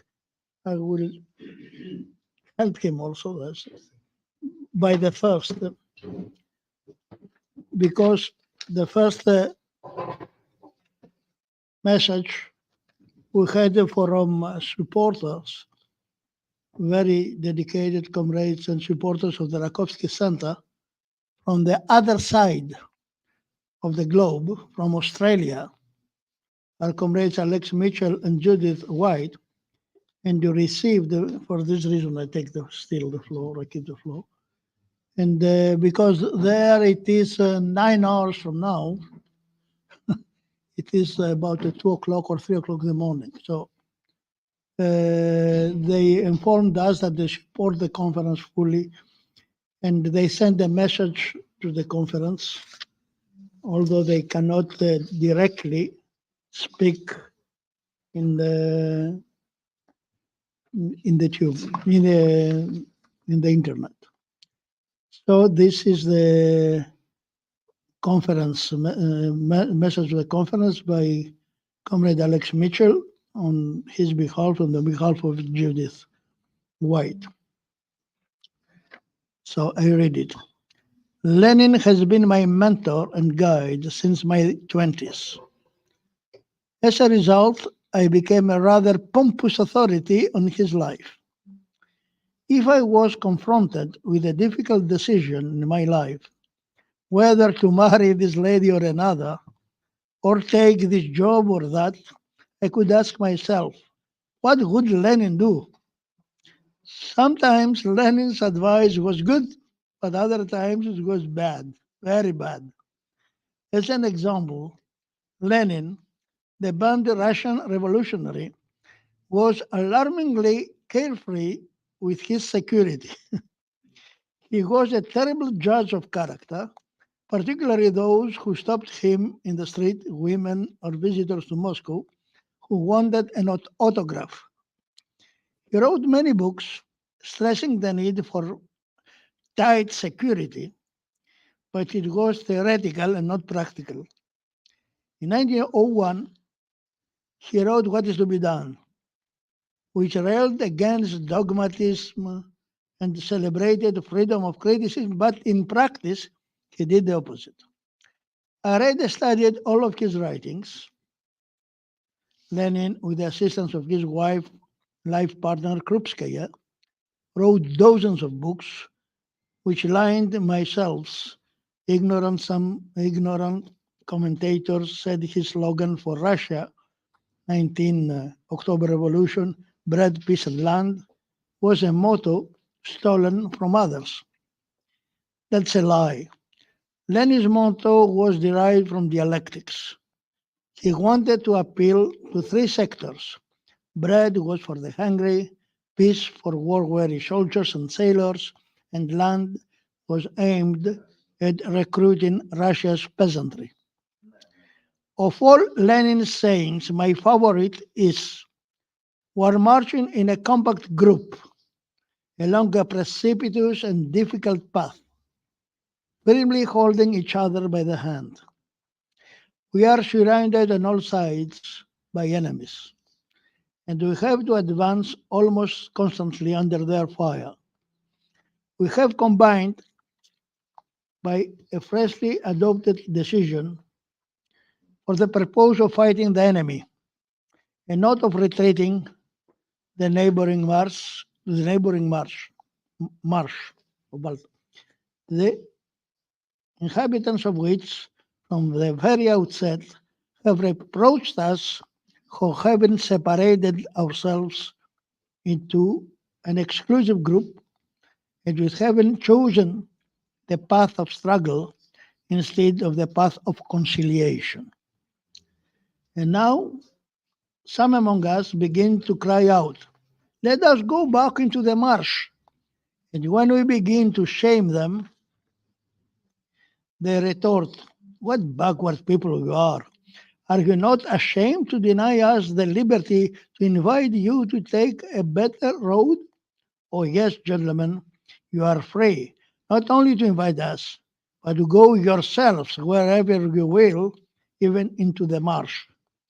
In fact, we think that the marsh is your proper place, and we are prepared to render you every assistance to get there. Only let go of our hands, don't clutch at us, and don't besmirch the grand word freedom, for we too are free to go where we please, for to fight not only against the marsh, but also against those who are turning towards the marsh. It was typical Lenin, brutally frank and dismissive of opponents, whether they were in his own ranks or not. Lenin makes today's class compromisers look like second-raters. Alex Mitchell was a former leader of Britain's Workers' Revolutionary Party and its global affiliate, the International Committee of the Fourth International.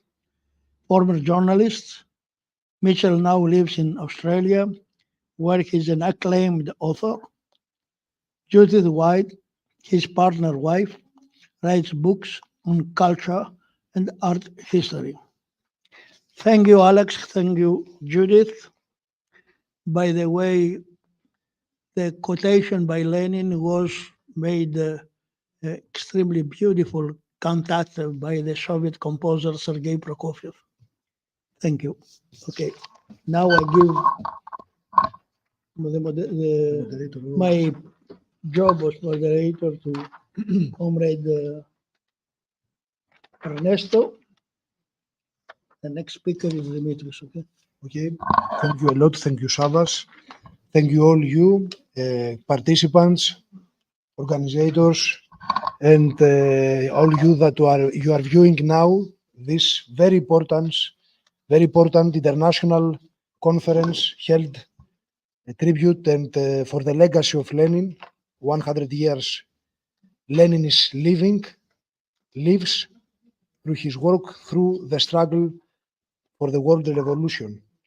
So we are now in the fourth session of this important international event held by Christian Rakovsky International Socialist Center.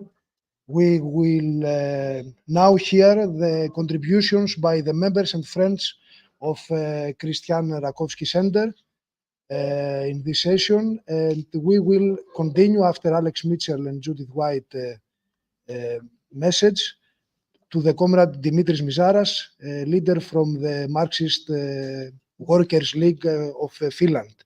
Comrade Dimitris, you have the floor. Okay. You are not at all, we are not hearing you.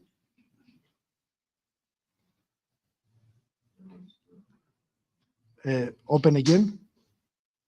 Okay, now I think so. Okay? No. Microphone.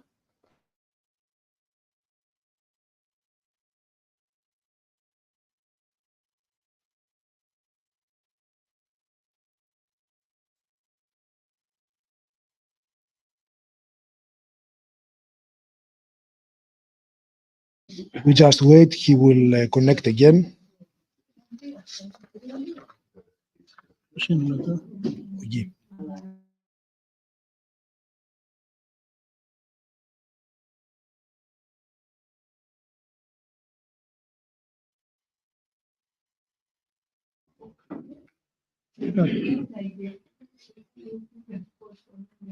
Oh, no, Dimitris.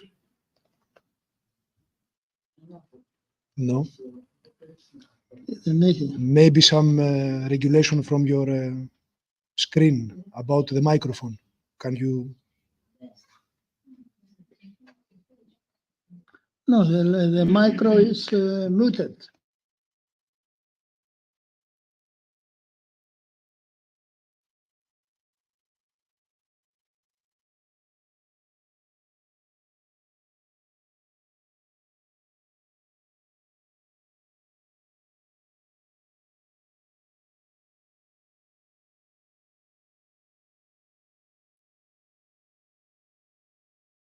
Yes, comrades, let's proceed to the next speaker, Dimitris, and we will find, we will solve the problem.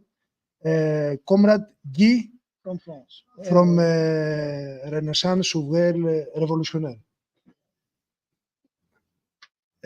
Ok.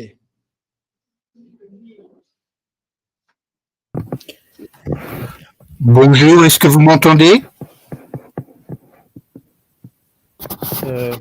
Oui, camarade, on t'entend. C'est pas oui. parfait, mais ouais, on t'entend. Qu'est-ce que je peux faire? Il faut que je mette plus fort, plus faible? Plutôt plus faible, je dirais, mais comment ça va? Alors, est-ce que ça c'est mieux? Est-ce que c'est mieux? Oui, c'est nettement mieux. D'accord.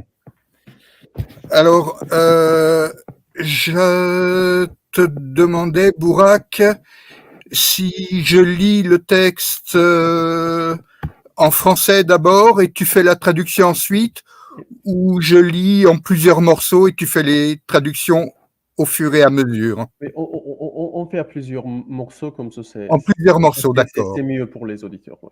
D'accord. Alors, quelques secondes. Bon, il s'agit de faire un point sur la situation en France. Donc, la France est dans une crise politique. I will make a couple of points about France. France is going through a political crisis right now. Vas-y. J'y vais? Ouais. J'y vais? Ok. Donc, pour se faire élire, Macron a bénéficié de l'effondrement du Parti socialiste et du Parti gaulliste UMP-LR, qui tous les deux étaient discrédités, compromis par les politiques antisociales et anti-ouvrières de ces partis, qui sont des partis historiques de la Ve République. So to get elected, Macron exploited the collapse of the Socialist Party as well as the Gaullist Party, meaning the historical party which is based on the legacy of Charles de Gaulle, General Charles de Gaulle, and both these parties had been compromised and discredited by their anti-social and anti-worker policies, and these two parties were the main parties of the Fifth Republic in France. C'est sur les ruines de ces partis-là que Macron a pu construire son mouvement qui s'est appelé En Marche. So it was on the ruins of these parties that Emmanuel Macron built his political movement, which is called in France En Marche, which means marching in French.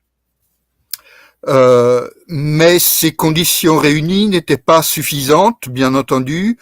La campagne électorale de Macron a été construite sur des illusions.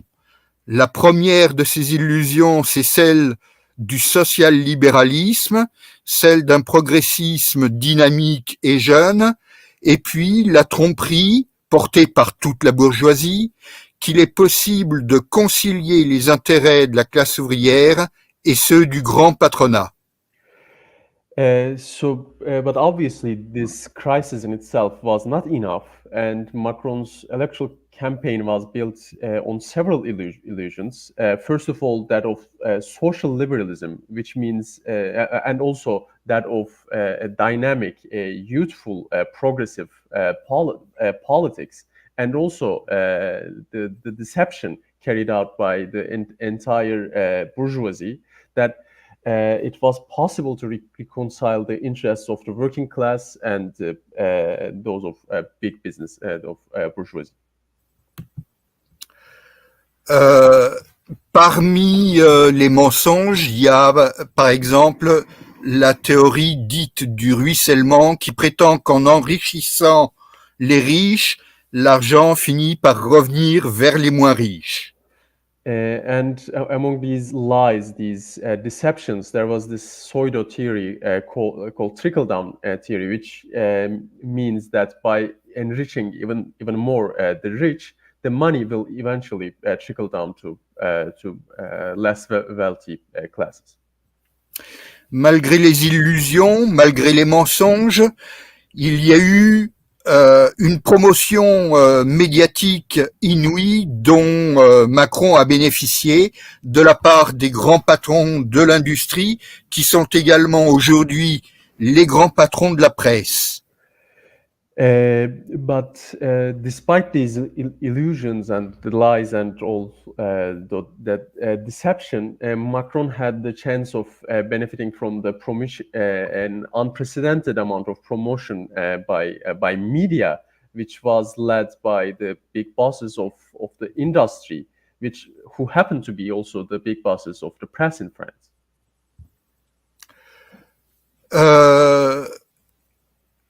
C'est malgré les mensonges, malgré les illusions, malgré la promotion médiatique, Macron a été élu en 2017, mais avec un taux d'abstention énorme. L'abstention avait été forte et une fraction des électeurs avait voté pour lui pour faire barrage à l'extrême droite. So, notwithstanding all these deceptions and all that support from media, Macron was elected in the end, but it was only with an important rate of abstention in the elections, and this only happened because a good part of the of voters voted for Macron only in order to stop the far right. En 2022, c'est-à-dire 5 ans plus tard, l'abstention était encore plus forte qu'en 2017. Et Macron a perdu près de 2 millions de voix entre le deuxième tour de 2017 et le deuxième tour de 2022.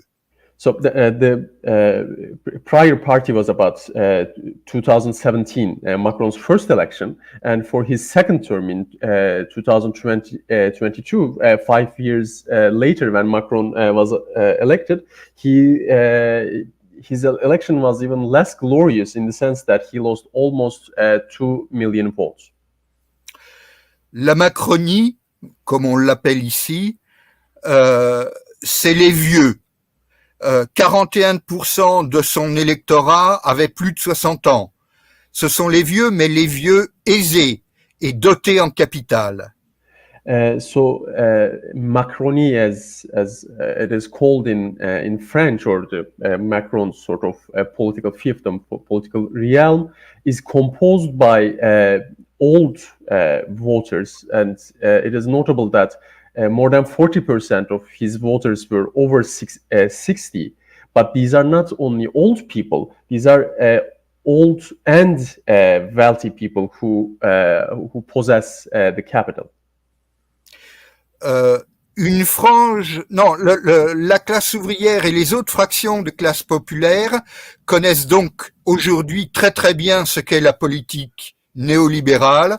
C'est la déréglementation, la dérégulation, le remplacement des services publics par des entreprises privées, et puis c'est le travail précaire du genre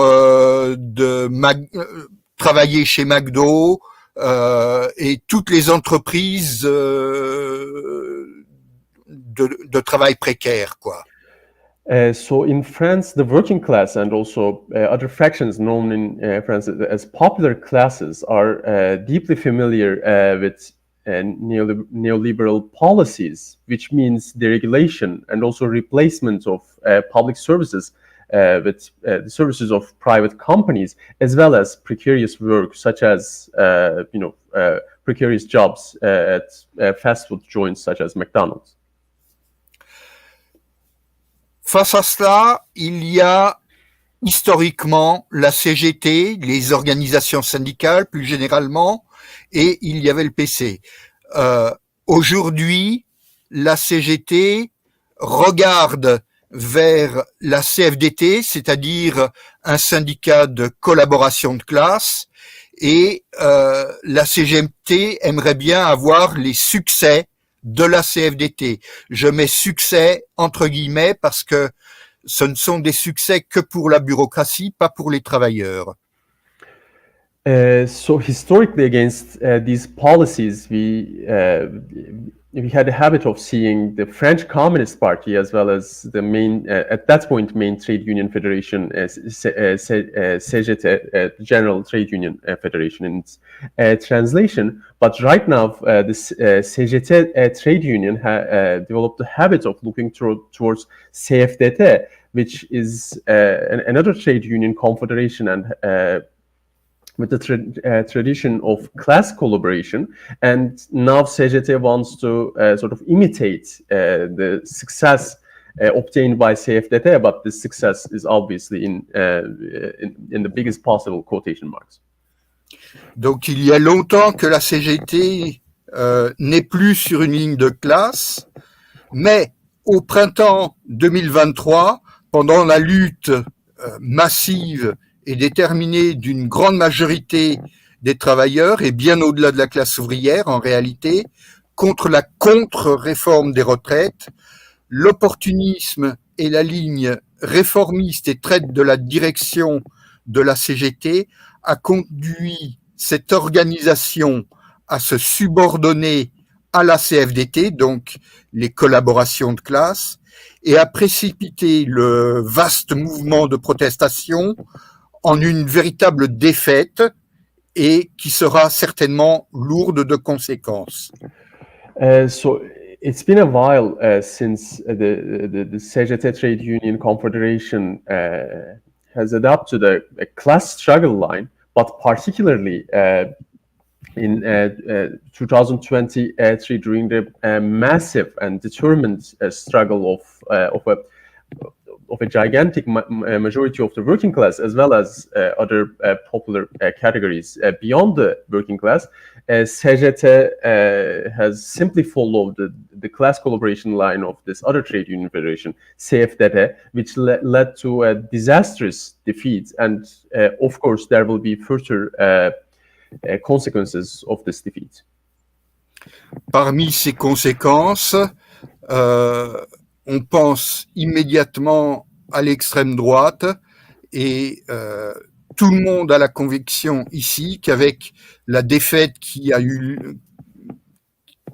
été occasionnée par les organisations réformistes, cette défaite-là ouvre une avenue à l'extrême droite. Of course, what comes to mind as the result of this defeat, the immediate result will be the paving. This defeat will pave the way for the far right. Les grèves et les manifestations contre les lois El Khomri en 2016, l'effondrement de la gauche, essentiellement le Parti socialiste, mais le PC aussi s'est effondré. Donc effondrement de la gauche, mais aussi de la droite. L'élection d'un Bonaparte fragile avec une abstention record en 2017. Le mouvement des Gilets jaunes en 2018-2019. Une abstention record aux élections présidentielles et un mouvement gréviste des énergéticiens à l'automne de 2022, on voit qu'il y a une résistance de la classe ouvrière, d'une part sur la contre-réforme des retraites, mais en réalité plus générale que la seule réforme des retraites. So in the last years, almost in the last decade, we also see a reaction, a resistance against these reforms, including in 2016 in the mobilization against what was known as El Khomri laws, from the name of the minister who adopted the law, a new code of labor. This was in 2016.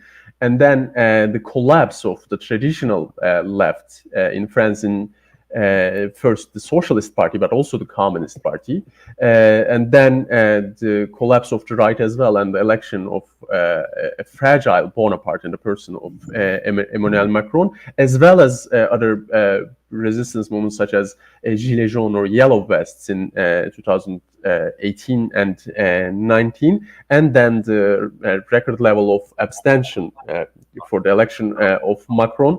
It shows that spirit of resistance towards this reactionary reforms is alive in France. Malgré les résistances, le néolibéralisme ne passe pas. Mais les gauches, politiques et syndicales, ne représentent plus qu'elles-mêmes et on ne voit ici aucune force un petit peu importante qui se trouverait capable de donner un cap aux luttes, d'organiser les militants, de proposer une stratégie, mais il n'y a ni stratégie ni tactique. Personne ne semble capable d'organiser la résistance. But in this context, both the political left and trade unions, or left within the trade union, they're only representing themselves. They don't have any more extended popular representation, and there's no major force capable of giving a direction, providing a leadership to these ongoing struggles. And there is neither a coherent strategy nor required tactics for that. And accordingly, no one is able to properly organize a resistance. Finalement, c'est la médiocrité des gauches qui fait la force de l'extrême droite. Les récents changements de personnel dans l'appareil gouvernemental ne feront que accélérer la crise, et ce ne sont pas de simples ministres, mais ce sont vraiment des ennemis de la population, des ennemis du peuple, et ça fait que aujourd'hui, depuis déjà un certain temps, la France est à la croisée des chemins. This failure of the left provides strength for the far right, and also the most recent changes within the government shows that the crisis will only deepen. And these new governments, these are not just ministers, but these are enemies of the people. And France at this moment is at a crossroads.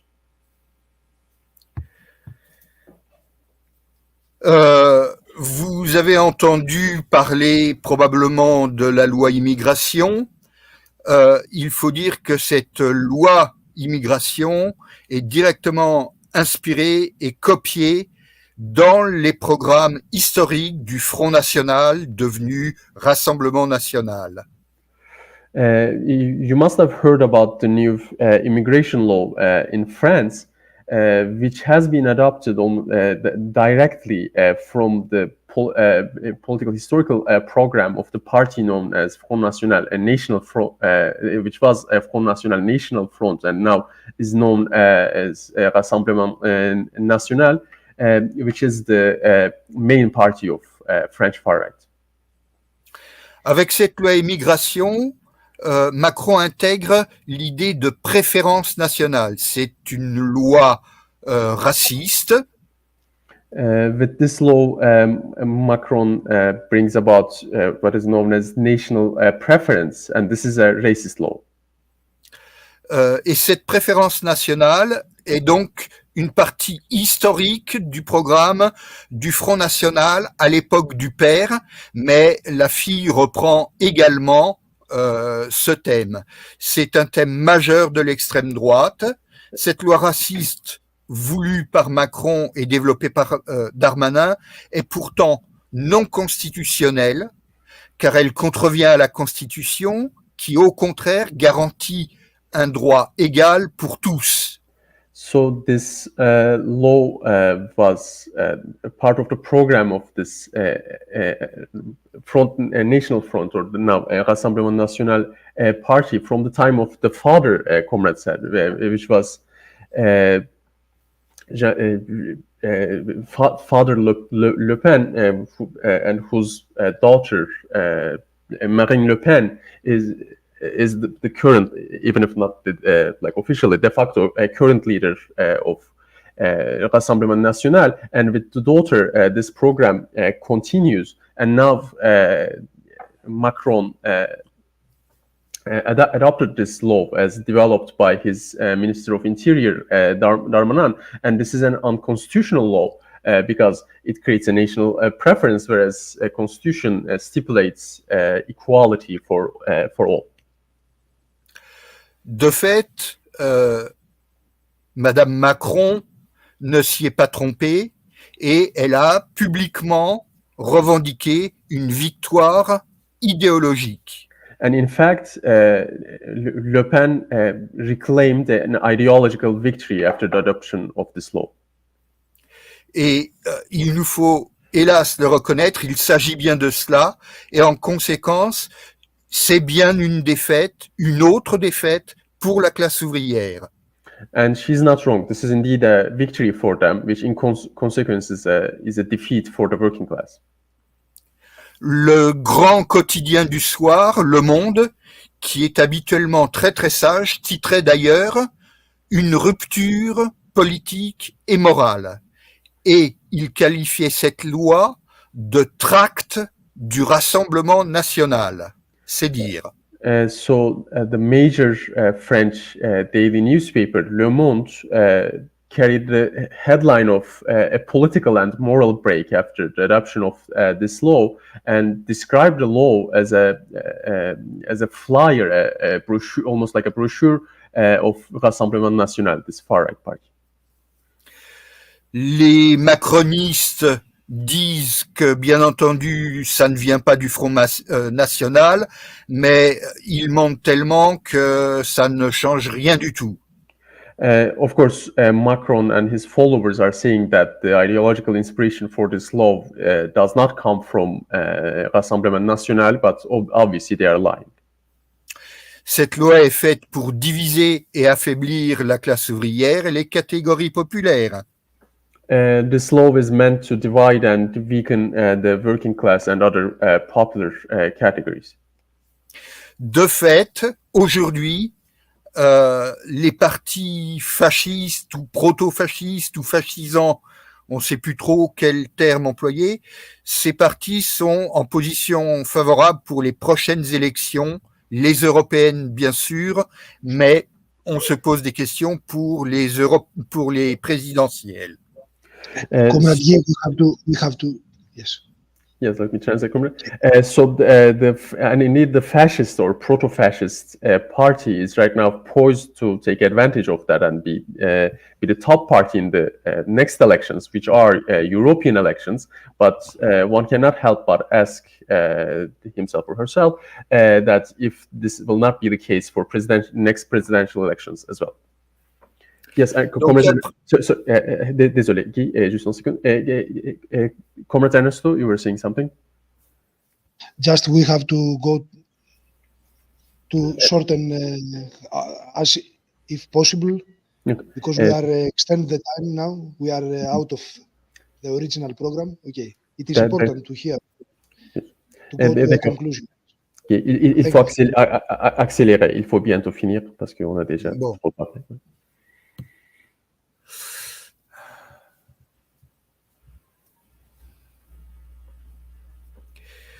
Je dirais que je coupe, je vais à la partie numéro 6, nécessité d'une organisation révolutionnaire. So I will cut some parts and I will talk about the last part, which is the necessity of a revolutionary organization. En plus de la lutte ordinaire contre le capitalisme, aujourd'hui, il faut inclure les différentes variantes de réformisme, le réformisme social-démocrate, mais aussi le réformisme stalinien. Et nous sommes engagés donc dans une course de vitesse contre le fascisme montant. So in addition to our ordinary struggle against capitalism, including different sorts of reformism, including its social democratic kind and Stalinist kind, now we find ourselves engaged in a fight, almost a race against time, against rising fascism.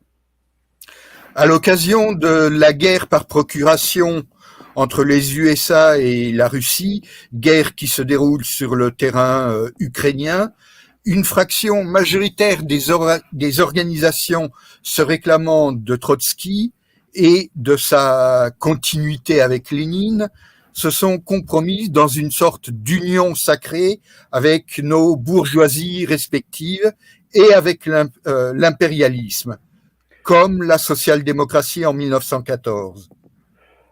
So in the current proxy war, which is being waged in Ukraine, a lot of organizations who reclaim the heritage of Trotsky and the continuation of Lenin are forming a union sacrée, a coalition with their own bourgeoisie.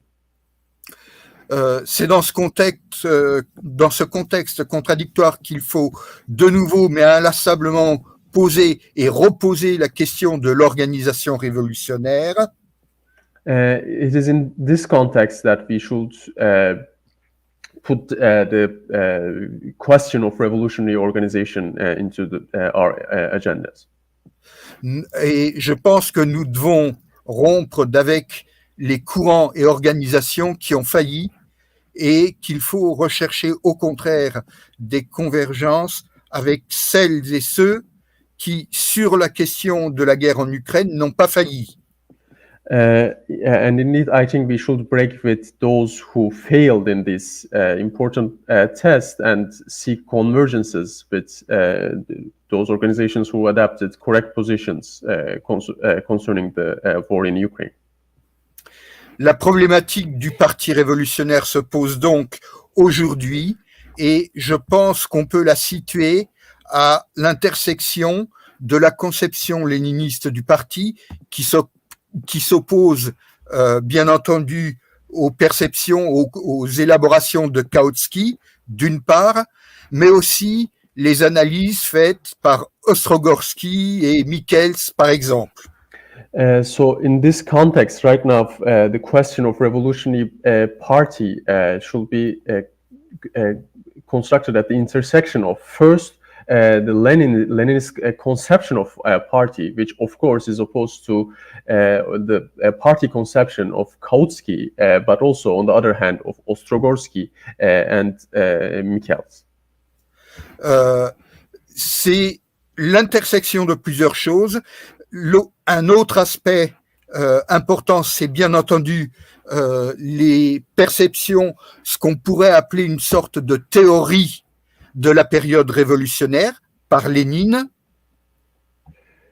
Another important aspect is what we can call the theory of revolutionary periods, which was created by Lenin.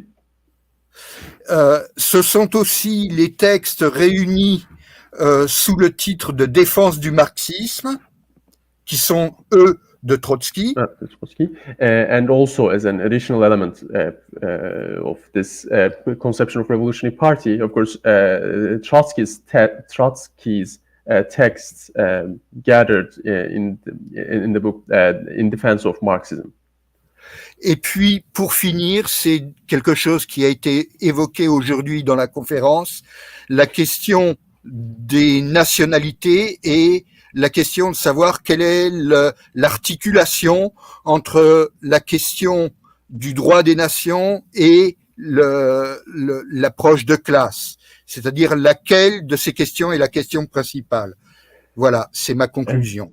And the final element should be, and this has already been discussed by other speakers, should be the nations questions or nationalities question, and especially its interplay with the question of class. That is to say, especially to understand which one of these two is the main question. And I conclude with this comments. Thank you very much, Comrade Guy. Let's proceed immediately to Comrade Dimitris now that we can hear from Finland. Dimitris, try to be brief. Yes, Thank you very much. it is brief. This is much briefer. Hope you hear me. You can hear me now. Of course, yes. Yes, good, Very very good. Okay, the headline of this presentation is Lenin's legacy in the eve of a war escalation in the Baltic Sea. What does Lenin's legacy mean 100 years after the Bolshevik leader's death? The October Revolution made it possible for Finland to establish an independent bourgeoisie state with Lenin's approval. The agreements of Brest-Litovsk, the naive and inexperienced leadership of the working class in Finland, and the intervention of Germans contributed to the fact that Lenin handed over the document of independence not to the representatives of the workers, as he would have liked, but to the bourgeoisie. The civil war that started right after that, and the defeat of the Reds, sent the rebels underground to prisons, to concentration camps, and to Soviet Russia. The Communist Party of Finland, SKP, was founded in exile in Moscow only after the defeat, and it was illegal in Finland from the beginning. After Lenin's death, the Stalinist bureaucracy began to strengthen its position, and it was not very difficult to manipulate the SKP. Bourgeois Finland's attitude towards Russia was aggressive, hostile, and Russophobic. Stalin's adventurism in the Winter War of 1939 further fueled Russian hatred. After the war, special relations prevailed until the Soviet Union was driven into a political bankruptcy.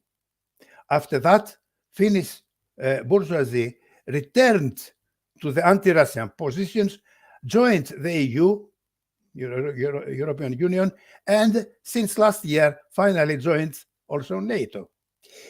If Sweden also joins this military alliance, the Baltic Sea will become NATO's inner lake.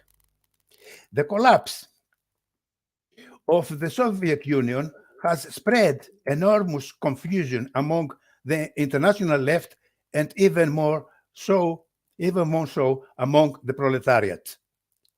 On the international level, most of the leftists rejected Lenin's theoretical and political legacy and saw Leninism as the cause of not only the disaster, but of the phenomenon of Stalinism as well.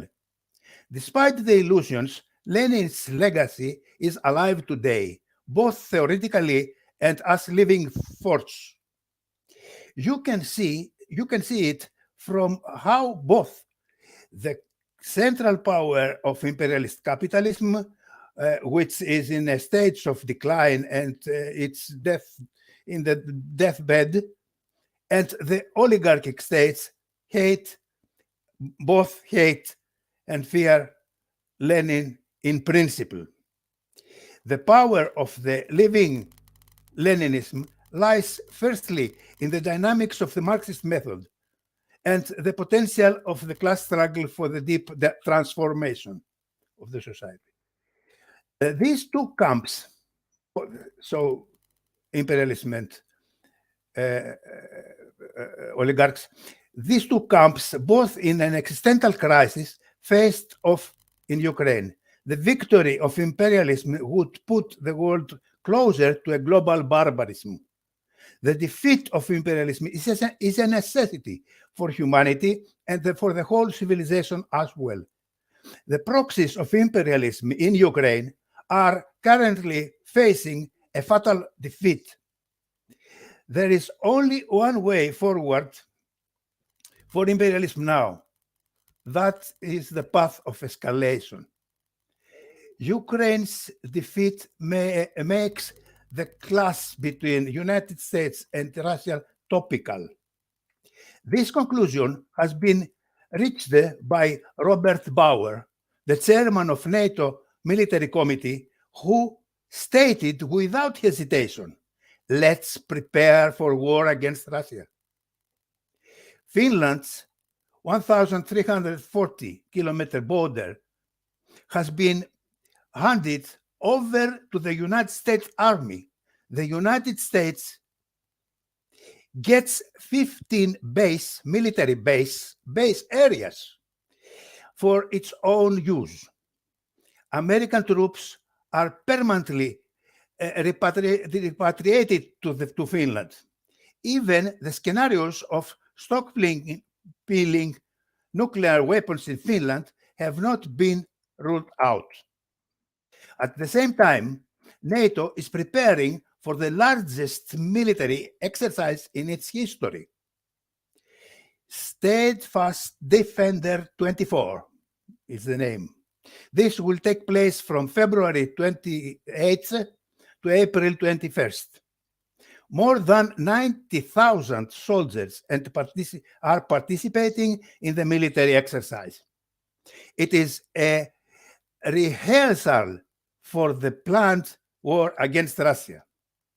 According to NATO official, the eastern front of the escalation extends along the axis from Finland to Romania.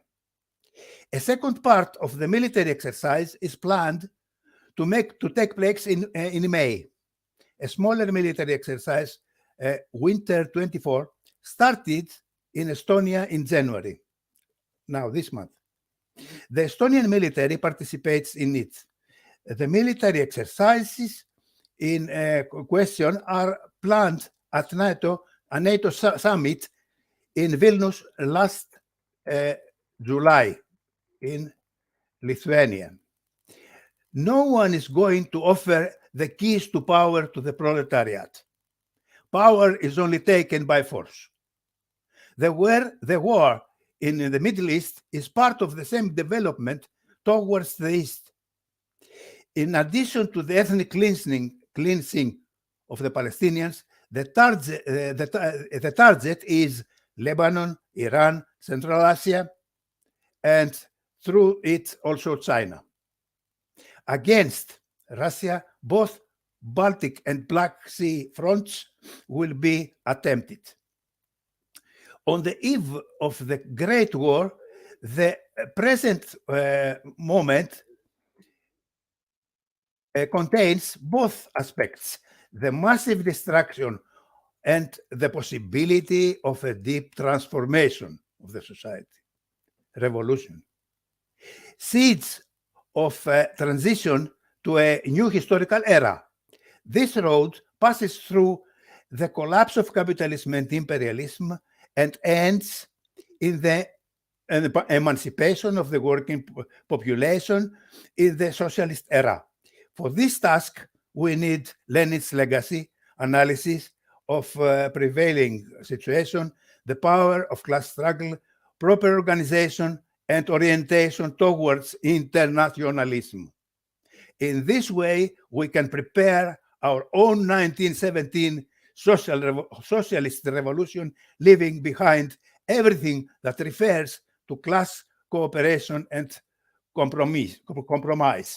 This is the only way to avoid a world war and a nuclear disaster.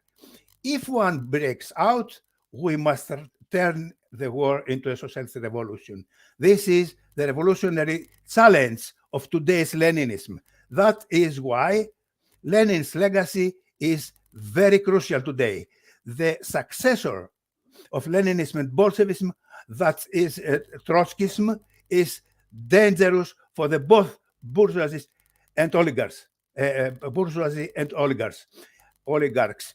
We must return to Lenin. The international working class and its vanguards must complete this social, global, revolutionary change that began in October 1917 and remained unfinished.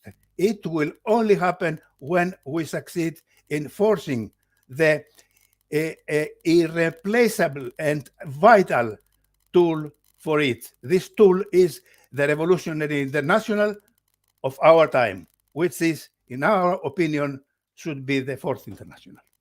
Thank you. Thank you a lot for the very focused and detailed and well-informed presentation, Comrade Dimitris. And let's go now to the next speaker, that is Comrade. We have the honor to have with us Comrade Latif Parker from South Africa to share with us his thoughts about the subject of the conference. Comrade Latif, you have the floor.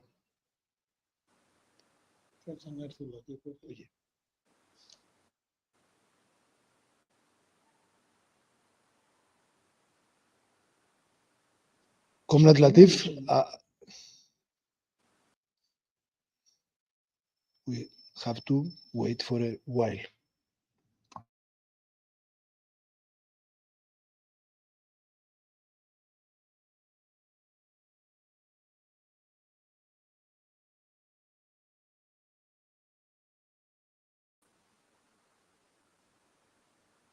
Comrade Latif, maybe we have to make some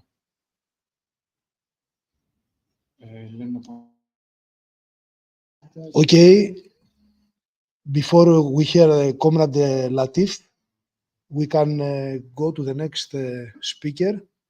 We have now to announce that we have a very good contribution from the Comrade Gianfranco Gamboni from the Sardegna Rosa in Italy. We have a very good text that we have to announce that we will publish it. We cannot now read. It is a very good contribution with under the title Lenin's Command, Let's Convert the Imperialist War into Civil War, Lenin's Realism and Revolutionary Defeatism. A very topical and very important issue and text contribution from the comrades from Italy. Then we will of course thank for this contribution and we will publish this text. Now let's hear, before Comrade Latif, Comrade Tony Marco from Red Roja in Catalonia. Yes, thank you. Hello. Hello. Dear comrades, between the anniversary of the Russian Revolution and the anniversary of Lenin's death, many articles have appeared, recalling well-known quotations and praising him in ways that he wouldn't have liked. So I'd rather to point out two decisive themes of Lenin's work: his unfinished fight to prevent the bureaucratic degeneration of the Communist Party, and even more important for us in the present, to apply the essence of his lessons and experience to what needs to be done in our time and in the concrete European situation. In the 100 years that separate us from his death, the world has changed radically. Capitalism has entered an increasingly decadent and senile phase that threatens the existence of humanity, if not life itself on this planet. The degenerative crisis of the Anglo-American imperialism led it to spread chaos, war, and terrorism in many countries. The class consciousness of the working masses has receded in Europe, also in Spain, dragging within the left, which calls itself revolutionary, because it is incapable of doing what Lenin himself did, which is to make a concrete analysis of concrete reality.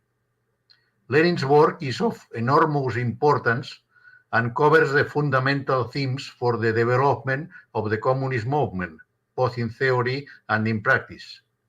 If since 1850 we have references to dictatorship of proletariat and permanent revolution, Lenin and his comrades of the Bolshevik Party put it into practice and opened a new phase in human history.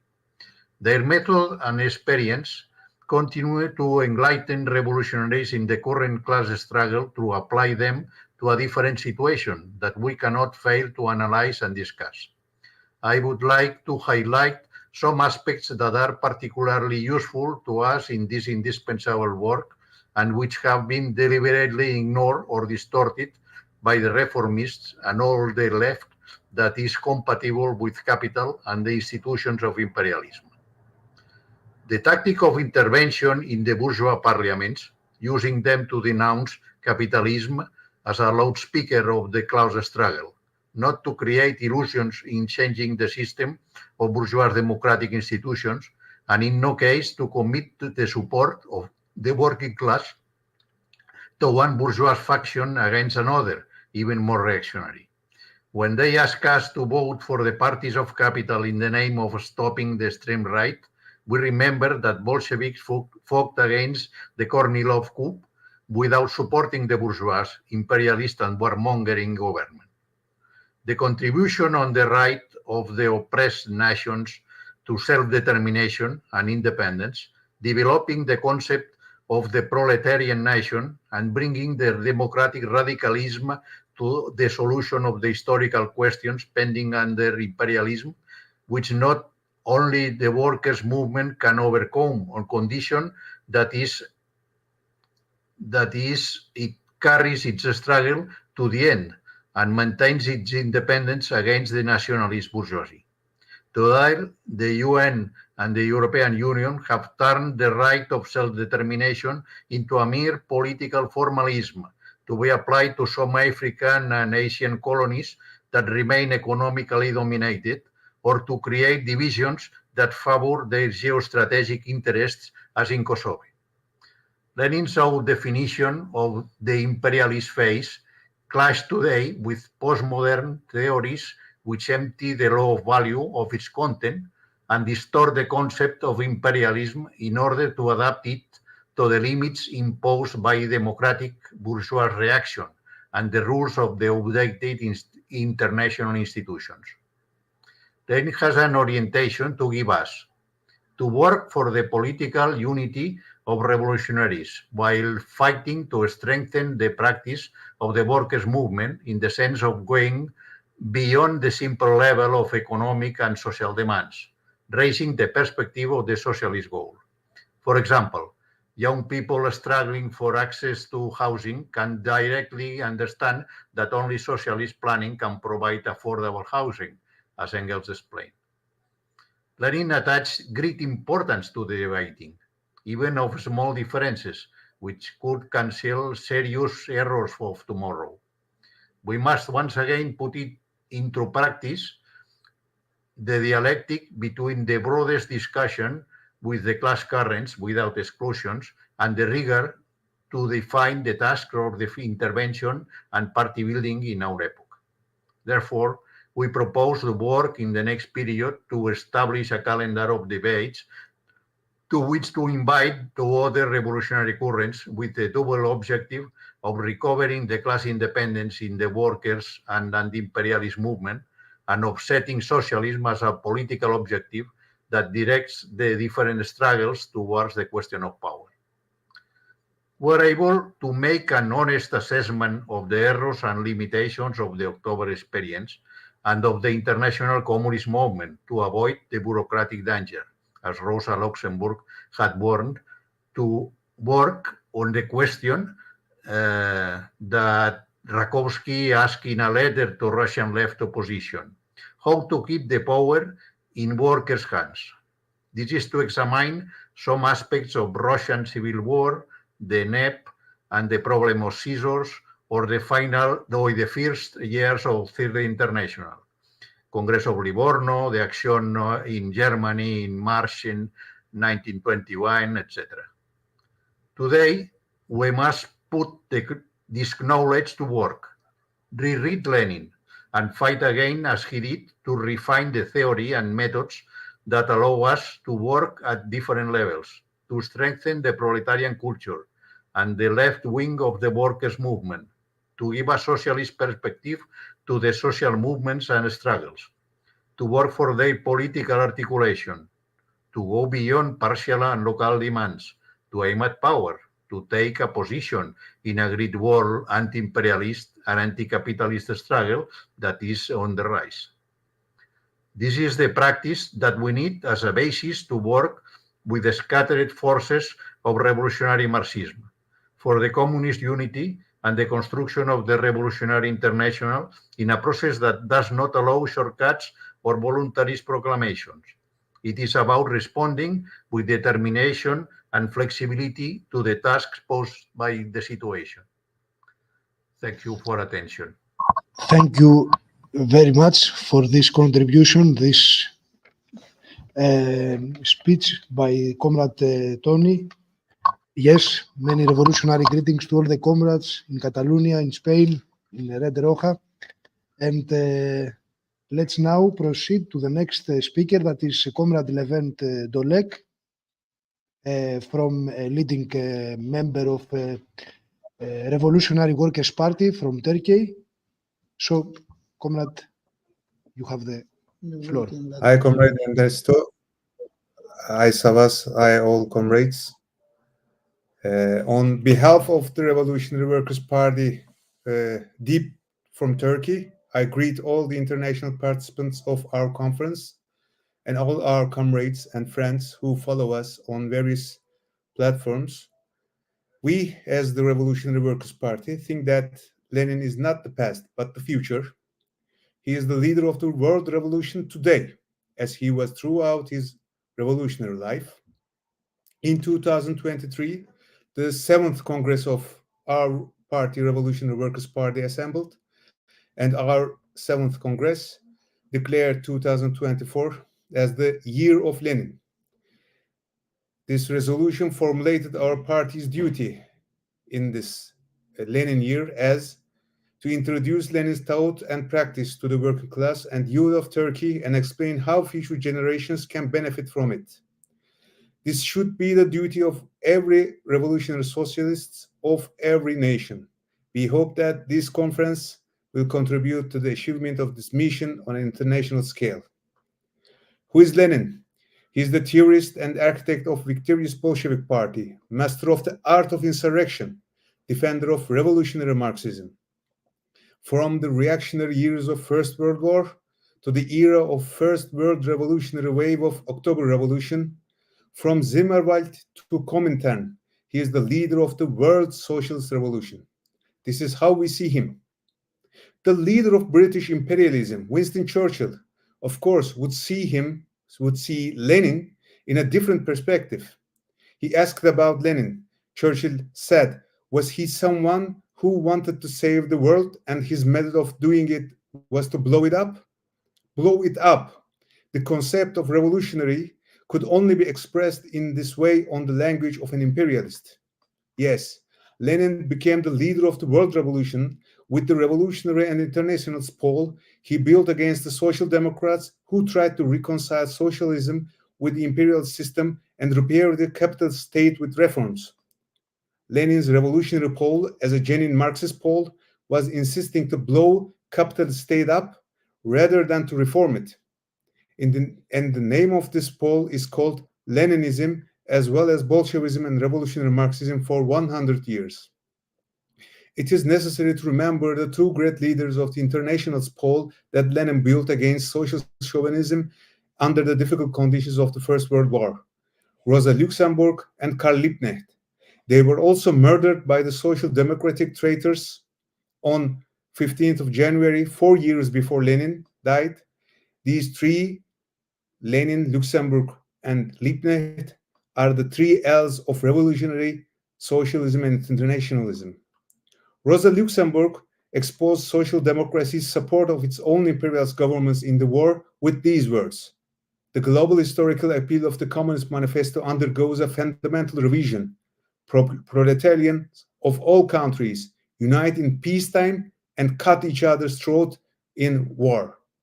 Liebknecht, and again, Liebknecht's international phrase, "the main enemy is at home," was an expression of Lenin's revolutionary strategy, turn imperialist war into civil war. This strategy made Bolshevism as an enemy of imperialism as well as the nationalist bourgeoisie of their own country. This position was not only victorious, it was also the revolutionary strategy that led the proletariat to conquer power in Russia. Lenin saw the October Revolution as the beginning of the World Revolution. After Lenin became the leader of world communism, he used his doctrine on the national question to draw the path of the World Revolution. He carried the communist program of Marx and Engels to a world scale and made it universal. Liberation will occur through the unification of post-revolutionary peoples in the heart of the same federation, the Soviet state. Lenin's policy on national question never understood by the centrist right-wing factions of Russian and world communism. Nationalist bureaucratic tendencies were opposed to Lenin's policy of nations from a great Russian chauvinist perspective.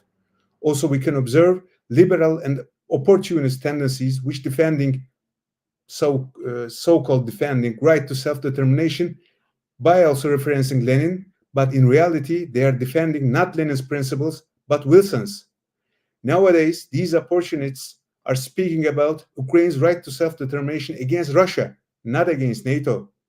On the other hand, Russia's capitalist restorationist leader Putin accuses Lenin placing a time bomb under the Russian state by drawing administrative borders along ethnic lines. This is Putin's words. Putin is wrong. Lenin never placed a time bomb under the Russian state. He blew it up directly with the revolutionary cannons of Aurora battleship. He demolished not Russia, but the bourgeois Russian state and built a new state with new working class roots, a state which is protected by a new red workers and peasants army, a state which is not Russian, but a Soviet state. And this non-Russian Soviet state had become the worst nightmare of imperialists for a century-long time, and hope for all oppressed nations of the world against colonialism and imperialism. Is it very ironic that Churchill and Putin's unity against Lenin, their class base unites them against Lenin? But the saying, "the enemy of my enemy is my friend," is not always true. Putin and Russia are now in war against NATO and US and British imperialism in the recent war, which can be defined as a prologue for a World War III. We need concrete analysis of the concrete situation, as Lenin always said. In the present war, neutrality is unacceptable. No doubt, we are in favor of the defeat of NATO and its proxies. Again, the enemy of my enemy is my friend is not always true. So we are following Lenin for the World Revolution, and we shout, Soviet Union again. We are not following Putin. We don't give any political support to him who says Soviet Union never again. Lenin's war policy focuses on the analysis of the present war based on the interests of the world proletariat and the world revolution. As Lenin says, Marxism requires a concrete assessment of each separate war. For the present war, we must understand the political aim of today's present war is to bring Russia and China to their knees by sieging them in military and economic ways, by US-led imperialism. We must understand the political goal of this war is to carry the capitalist restoration to its logical conclusions by turning these giant countries into giant semi-colonies and further, possibly to divide them into pieces. For the present genocidal war of Zionist Israel against Palestine, we don't separate this war from the general campaign of imperialism. Regarding the future war, our attitude will be the same in the wars of US imperialism and its proxies, directly or through its proxies, against China, Iran, or North Korea. We don't give political support to the leadership of these countries, but unconditionally, we will be in favor of the defeat of US imperialism again. Lenin's theory of imperialism saves us from the mistake of falling into a reactionary policy of neutrality by declaring Russia and China as imperialists. Lenin's theory of imperialism shows us that the Russian economy, in which the export of raw materials is decisive, not the export of capital, or China, in which the export of commodities is decisive, not the export of capital, These cannot be described as imperialists.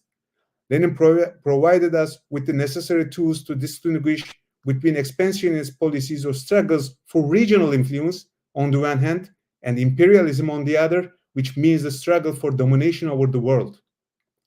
Leninism is unity of theory and action, unity of strategy and tactics fully dedicated to the main goal, world socialist revolution. Leninism is the strongest revolutionary weapon at the hands of world proletariat.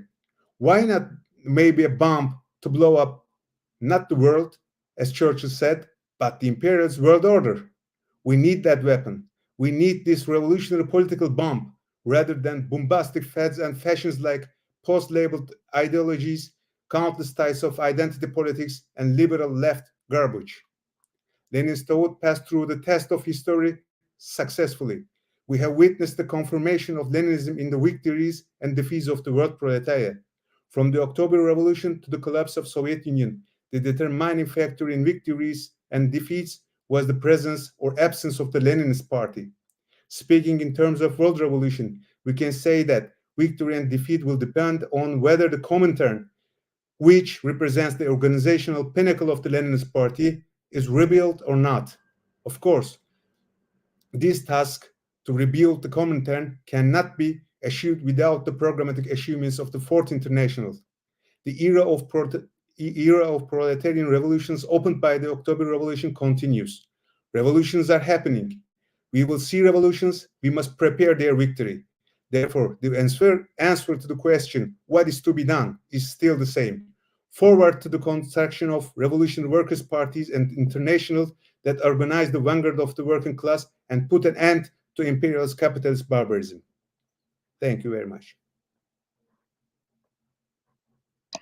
Thank you a lot, Comrade Levent, for this speech on behalf of DIP.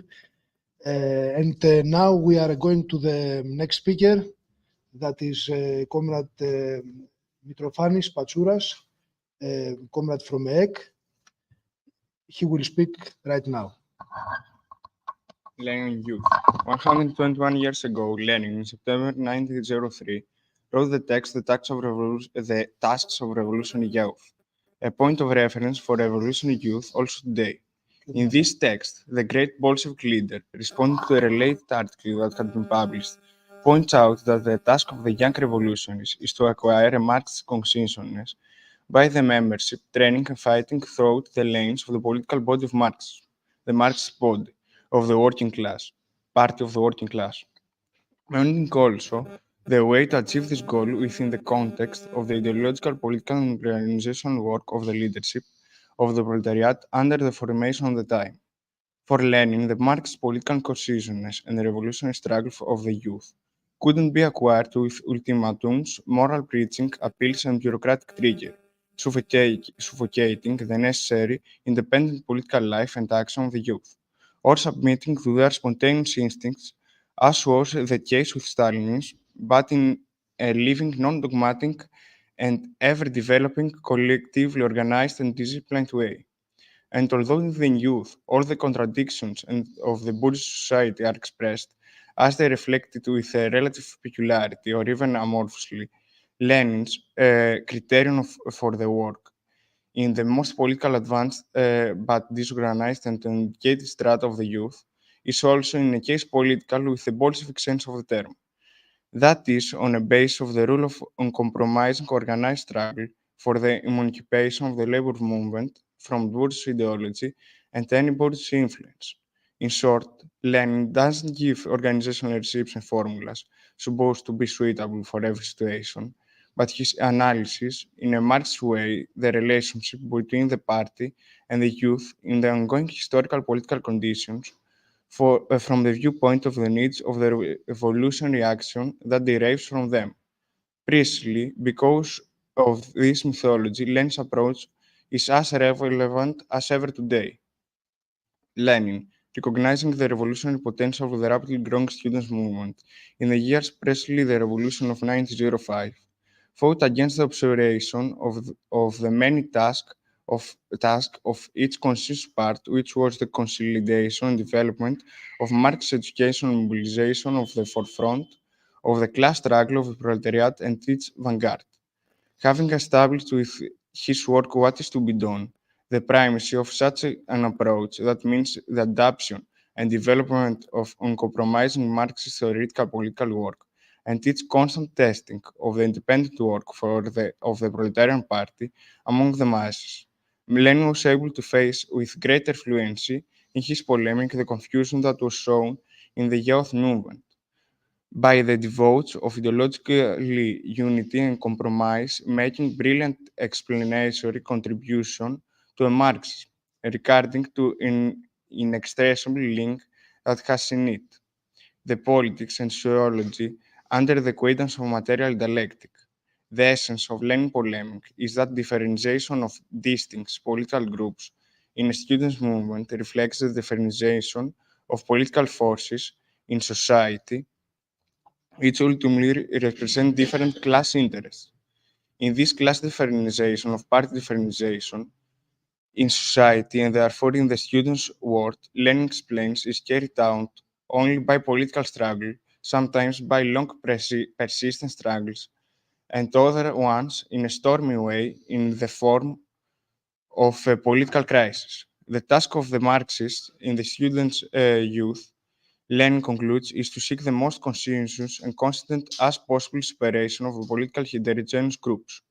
The kind of approach expressed with the ideological acumen of Lenin is the necessity of the revolutionary intransigence of the party in the service of the proletariat and its historical interests.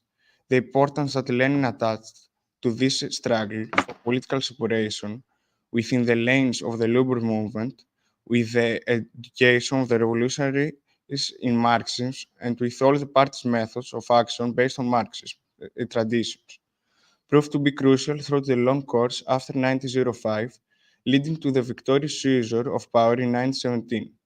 The relentless ideological struggle of Lenin Bolsheviks against all forms of bourgeois ideology among the proletarian youth, maintaining and dialectically surpassing the consequence of early Bolshevism, acquired after the victory of October, a completely new qualitatively higher level in the decision of the task of the communist youth taken by the Third International in its Third and Fourth Congress.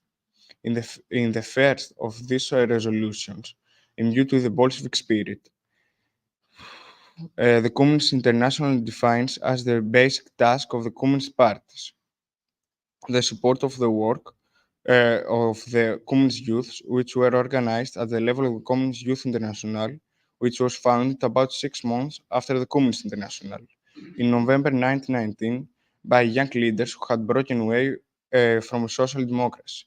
The main task set by Communist International to the newly created Communist Youth International was the complete political subordination of the communist youth organizations to their newly formed party, while at the same time maintaining the organizational independence that their work requires among the masses of working youth. So the Second World Congress of the Communist Youth International, which began in April 1921 in Vienna, continued in Berlin, and ended in July in Moscow, took this decision. It is important to point out here that the Fourth Congress of the Communist International, which last Congress of the Fighting International Revolutionary Organization of the Proletariat, the danger arising from the split of that capital was organized between the generation of the working class with the youth because of unemployment to attempt to turn into a battering ram against the older workers, was emphasized as the Congress sounds the alarm against the imposition of such division at the working class. Also, in the relevant decision of the Fourth Congress, it is even proposed to create association for the children of the workers with the responsibility for their education by the communist youth. The race of Stalin destroyed all this work, turning the Communist Youth International into a degenerate instrument of class cooperation for the survival of bureaucracy and to eventually dissolve it too, like the Third International also in 1943. The struggle for penetration and consolidation of the Revolutionary Party with the proletarian youth, which is immortal with the word of Karl Liebknecht, is the flame of the proletarian revolution, is today in this age of advance, a rot of decent capitalism, which, as Trotsky warned in defense of Marxism, offers great possibilities, but also brings terrible danger, as timely as necessary as ever, and necessary as ever. The legacy of Lenin and Bolshevism is equate in the struggle for the revolutionary internationalist youth of the party of the working class and the future international, which for the ex-Trotskyists is the 40th international. This tradition, an integral part of the tradition of the oppressed lives on the international struggle of the Rakovsky Center for the crushing of imperialism and its capitalist government and the international institution with workers' power and the opening of the way to universal communism through the World Socialist Revolution, Youth of EK. Thank you, Comrade Fanis, for this presentation. And now we are going to the next speaker, that is Comrade Azad Said from Azerbaijan. We are very glad to have this comrade with us. Thank you a lot. Merhaba yoldaşlar. Merhaba. Hepinizi selamlıyorum. Benden önce konuşan yoldaşlarıma teşekkürlerimi iletiyorum. Hello, comrades. Hello, comrades. I would like to start by saluting all the comrades who spoke before me. Okay. Metnimizi yoldaşlarım adından ben seslendireceğim. Ve biliyoruz, kahır kahır kahırlanarak biliyoruz. 1000 kat daha telaşsız, 1000 kat daha ağrısız geçilirdi dönemeçler. Siz öyle vakitsiz, siz öyle genç, 54 yaşında ölmeseydiniz yoldaşım. Ne güzel şey size yoldaşım diyebilmek. Comrade initially said that she will be the one who will read the text in the name of comrades in Azerbaijan. And then she gave me the formidable task of translating an Nazım Hikmet poetry on the spot. While having no pretension to that, I will give my best shot. And we know with great grief that these meandering paths would be traversed with much less pain and trouble if you haven't died this early at 54, dear comrades. And what a great pleasure to be able to call you my comrades. These are the verses of Nazım Hikmet on Lenin, of which other examples you heard from Comrade Sungur. Buyurunlar. Sosyalist şair Nazım Hikmet böyle dile getiriyor Lenin'in ölümüyle ilgili duygularını. That's how Nazım Hikmet, the socialist poet, expressed his feelings about the death of Lenin. Bugün dünya proletaryasının en büyük önderlerinden biri olan Vladimir İliç Lenin'in 100. ölüm yıl dönümü. Today is the centenary of the death of Vladimir İliç Lenin, who was one of the greatest leaders of the world proletariat. Vakitsiz ölümüne rağmen ardında öyle büyük teorik ve pratik bir miras bıraktı ki, bu miras ölümünden 100 yıl sonra bile gerçek devrimci proleter mücadelenin yoluna ışık tutuyor. And notwithstanding his early demise, he left such a theoretical and practical legacy that this legacy is shedding light for a revolutionary, a truly revolutionary struggle, even after a century after his demise. Lenin'in çalışmaları Marksizmi bir üst seviyeye taşımış, Marksist politikayı en doğru şekilde nasıl uygulamak gerektiğini bize göstermiştir. Lenin's work carried Marxism to a superior stage and provided a demonstration of how we can apply Marxist politics in the correct manner. 1902'de kaleme aldığı Ne Yapmalı başlıklı kitabı, Devrimci Parti'nin nasıl örgütlenmesi gerektiğine dair tespitleriyle 20. yüzyıl boyunca ve aynı zamanda 21. yüzyılda da devrimci pratiğin tabiri caizse el kitabına dönüşmüştür. The book he penned in 1902, What is to be Done, has practically turned into a manual of manual as to the organization of the Revolutionary Party, both throughout the 20th century, but also in the 21st century. Gerek devlet ve devrimde ortaya koyduğu devlet teorisi, gerek içerisinde yaşadığımız çağın özelliklerini berrak biçimde açıklayan emperyalizm teorisi, ulusal sorun hakkındaki görüşleri ortaya atıldığı günden itibaren önemini zerre kadar yitirmeyen kaynaklardır. The theory of state that he developed in State and Revolution, his theory of imperialism, which clearly illustrates the characteristics of the era in which we live, and as well as his opinions about the question of nations, are sources that did not lose a shred of importance from their value. Tabii bunların yanına bir de onun şaşmaz enternasyonalizmini eklememiz gerekir. But of course, his principled internationalism should be added to this list. İkinci Enternasyonel partilerinin ulusal şovenizmine karşı hep proletarya enternasyonalizmini ve dünya devrimini savunmuş ve 1919'da iç savaş daha yeni kurulmuş devrimci Rusya'yı kasıp kavurduğu zaman Komintern'in kurulmasına ön ayak olmuştur.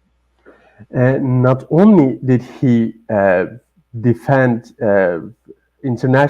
proletarian internationalism and world revolution against the parties of the Second International, he also spearheaded the creation of the Communist International, the Comintern, in 1919 in the midst of a civil war in the newly revolutionary Russia. Onu bir sanatçıya benzetirsek en büyük eserinin tarihin en büyük ve kalıcı zaferle sonuçlanan ilk proleter devrimi yani Ekim devriminin gerçekleşmesi olduğunu söyleyebiliriz. If we could compare him to an artist, we could easily say that his masterpiece, his biggest work, was the most important and the most important proletarian revolution of the history, and the first proletarian revolution to succeed, to obtain a permanent success, which was the October Revolution. Ne yazık ki erken ölümü hem Ekim devriminin hem Sovyetler Birliği'nin hem de dünyanın bütün halklarının kaderine büyük etki etmiştir. Unfortunately, his early death had a terrible impact on the course of the October Revolution, on the fate of on the trajectory of the Soviet Union as well as that of the peoples of the world. Hem Sovyetler Birliği hem de Komintern bürokrasinin pençesinde boğulmuştur. The bureaucracy was able to strangle both the Soviet Union and the Communist International. İşçi devletini bürokrasinin yükselen etkisinden korumaya ömrü yetmemişti. He did not live long enough to be able to protect the worker state against the rising impact of bureaucracy. Leninizm çarpıtıcıları önce bürokrasi içerisinde yıllarca kendine yer etmiş, Stalinizmin etkisini kaybettiği dönemden beri ise post-Leninizm adı altında Lenin'in sınıf politikasını yadsımaya, proletaryaya sırt çevirmeye, çeşitli kimlik politikaları ile proletaryayı kandırmaya devam ettiler. Those who distort Leninism first obtained a place within the rising bureaucracy, and then since Stalinism started to lose its clout, its power, they started to deny Leninist class politics, to deny the proletariat itself in the name of a post-Leninism, and they continued deceiving the proletariat, but by various sorts of identity politics. Lenin'in mirasına sahip çıkmak aynı zamanda bu sınıf düşmanlarına karşı barışmaz bir tutum gerektirir. Reclaiming the legacy of Lenin also requires an uncompromising attitude against these class enemies. Bugün Lenin'in yolunu devam ettirmek demek, işçi sınıfını mücadelenin merkezine koymak, proletaryayı güçlü Leninist merkeziyetçi partide örgütlemekle beraber hem de emperyalizme ve onun yandaşlarına karşı sert ve kararlı bir şekilde mücadele yürütmektir. Today, taking the path of Lenin means putting proletariat, so putting working class to the center of our struggle, organizing the proletariat within a centralist Leninist party, and fighting an uncompromising fight against imperialism and its lackeys. Emperyalizmin derinleşen çelişkilerine karşılık solun üzerinde bir atalet gözlemleniyor. Notwithstanding the deepening contradictions within imperialism, we observe a lethargy within the left. Emperyalizm yükselen faşizmle saldırıya geçmiş bulunsa bile. And this is notwithstanding the fact that imperialism started an onslaught with rising fascism. Solun üzerinden bu ataleti atmak, post-Leninist zırvalıkları bir kenara bırakıp Lenin ve Trotsky'ye yeniden tutunmaktan geçiyor. The method of beating this lethargy on the left can only be through reclaiming the legacy of Lenin and Trotsky and fighting against this post-Leninist gibberish stuff. Son aylarda Filistin'de yaşanan olayları değerlendirirken kendisini Marksist adlandıran birçok kişinin İsrail'e ve emperyalizme açıkça destek verdiğini görebiliriz. We unfortunately observed that even some those who claim the name of Marxism supported Israel and imperialism in Palestine in the last few months. Her zaman olduğu gibi bu defada post-Leninistler burjuvazinin ekmeğine yağ sürmeye, işçi sınıfının kafasını karıştırmaya çalıştılar.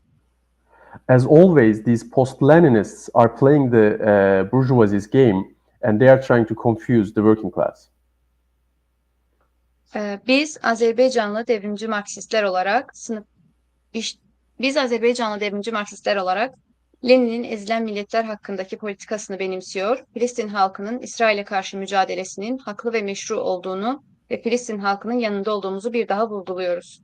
We, as the revolutionary Marxists from Azerbaijan, reclaim Lenin's policy towards oppressed nations and declare that the struggle of the Palestinian people against Israel is right and legitimate, and that we stand with Palestine. Anlıyoruz ki Filistin başta olmakla bütün Orta Doğu'nun ve dünyanın bütün ezilen halklarının kurtuluşu devrimci Marksistlerin Lenin'in mirasına hangi derecede sahip çıktığına bağlı. Ve söylüyoruz ki hala yaşıyor çünkü mücadele henüz bitmedi. As it is crystal clear now that the peoples of the Middle East, starting with Palestine, as well as those of other oppressed peoples throughout the world, their liberation can depends directly on revolutionary Marxists adopting the legacy of Lenin. And here we once again declare that Lenin is alive because his struggle continues. Konuşmam bu kadardı. Dikkatiniz için teşekkür ederim. I conclude my speech, comrades. Thank you so much. Thank you so much for this speech and Comrade Azad. So we can continue now with Comrade Ali Akhminov from Uzbekistan. Okay.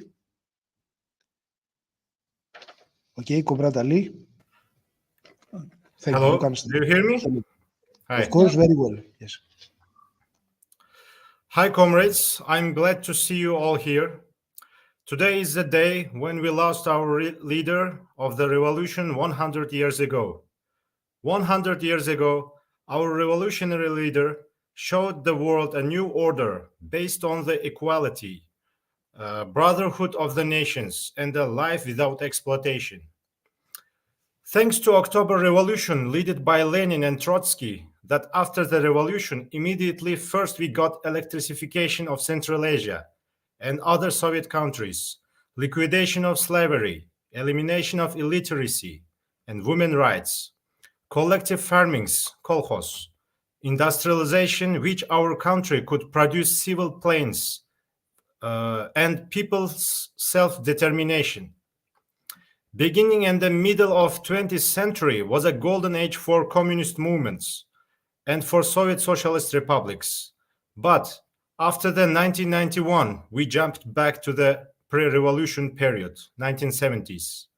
Now we see around the world the imperialist wars, poorness, unemployment, migration crisis, religious fanaticism, rising of income inequality and diseases, etc. Looking at the Soviet experience, I remember a quote of Karl Marx. As Marx said, the salvation of humanity is in socialism.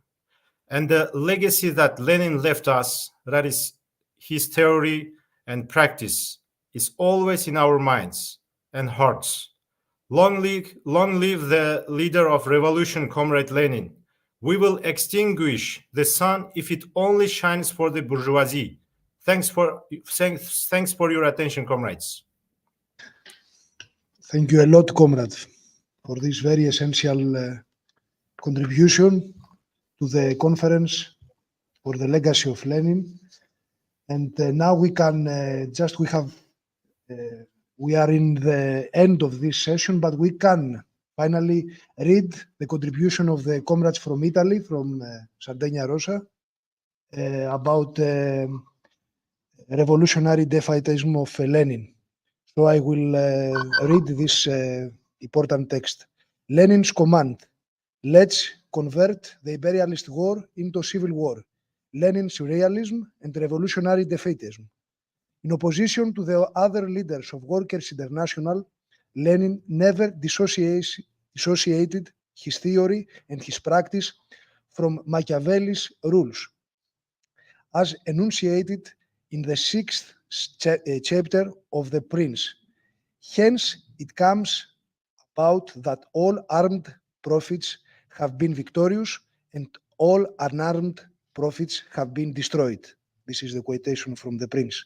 The title of this chapter is indeed concerning new principalities acquired by one's own arms and ability.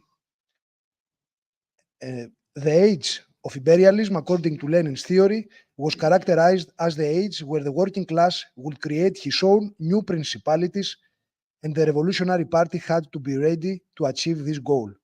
In the 90s, in the first year of the 20th century, Workers' International Congress in Paris, it was individuated the development which would have led to First World War. During the discussion on militarism politics, Rosa Luxemburg stated that this politics generalized and evolved into the political form of imperialism. This politics started with Sino-Japanese War, followed by Spanish-American War, Transvaal War, and finally the war between United Europe and China. Bourgeois society entered into a new stage of evolution. But where this last effort dies, there it comes the time of the final defeat. After Russian-Japanese War, the revolution that followed, and the massive strikes in 1905, the great German revolutionary proposed the mass political strike as a way to knock down the capitalist domination. Thinking about the revolutionary experience in 1905, Lenin observed that mass political strike could not be the way to conquer political power. Lenin's quote: general political strike in the actual stage of the movement must not be considered an autonomous way of struggle, but an auxiliary weapon at the service of the insurrection. Hence, it is appropriate to subordinate the choice of the time for this kind of strike, the choice of the workplaces and the trades, to be subsequently involved to the time and conditions of the main way of struggle, which is the armed insurrection. End of quote. The matter of insurrection was debated by Lenin against the economism supporters and the Mensheviks, sustaining the concept of the party as made up of militants who had to be always ready. The organization, this is a quotation from the What is to be Done, the organization built around its journal, the organization of its collaborators, which means everyone involved in it, will be precisely ready for everything, which includes saving the honor, the prestige, and the tradition of the party during the bad times of revolutionary depression, but also arranging, deciding, and realizing the armed insurrection of all the people. What is to be done? During the years preceding the First Great Imperialist War, there was a wide confrontation concerning the general arming of the people, the popular militia who would be opposed to the mass armies.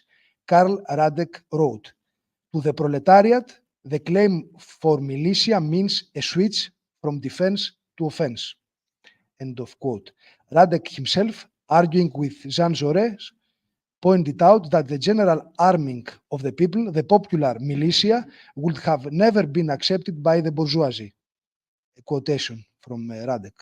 This belief, the compatibility between democracy and capitalism as a part of a petty bourgeois ideology, led our French comrade Jean Jaurès to his actual conception of militia.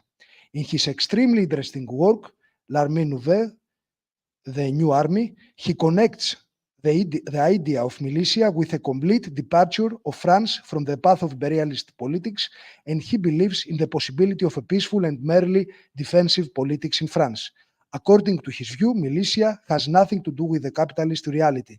This is an utopia because French capitalism will clutch to imperialist politics as well as the others until the proletariat will not take the power. End of quote. Inside the debate around popular militia, the Second International left wing follows from a theoretic perspective the contradiction of militarism individuated and exposed in Engels and Dühring. Engels. This militarism brings itself the seed of its own ruin. It is forced to consider seriously the compulsory military service for everybody, and by doing so it is even forced to make the people familiar with the use of guns and, at a certain time, to make them capable of affirming their will against the lords of military class who hold the command. At this point, the army of the princes turns into the army of the people. The machine refuses to obey. The militarism is bent by the dialectics of its own development. End of quote. Hence, we could affirm that Lenin's political imperative, converting the imperialist war into civil war, did not come unexpectedly. Which is then the difference between Lenin and the Workers' International left wing? Lenin prepared the Bolsheviks to this achievement on a practical basis. The contradiction of militarism supplies the matter, but only the specific preparation of the party can give conscious form to the matter. In what is to be done, the instruction is clear.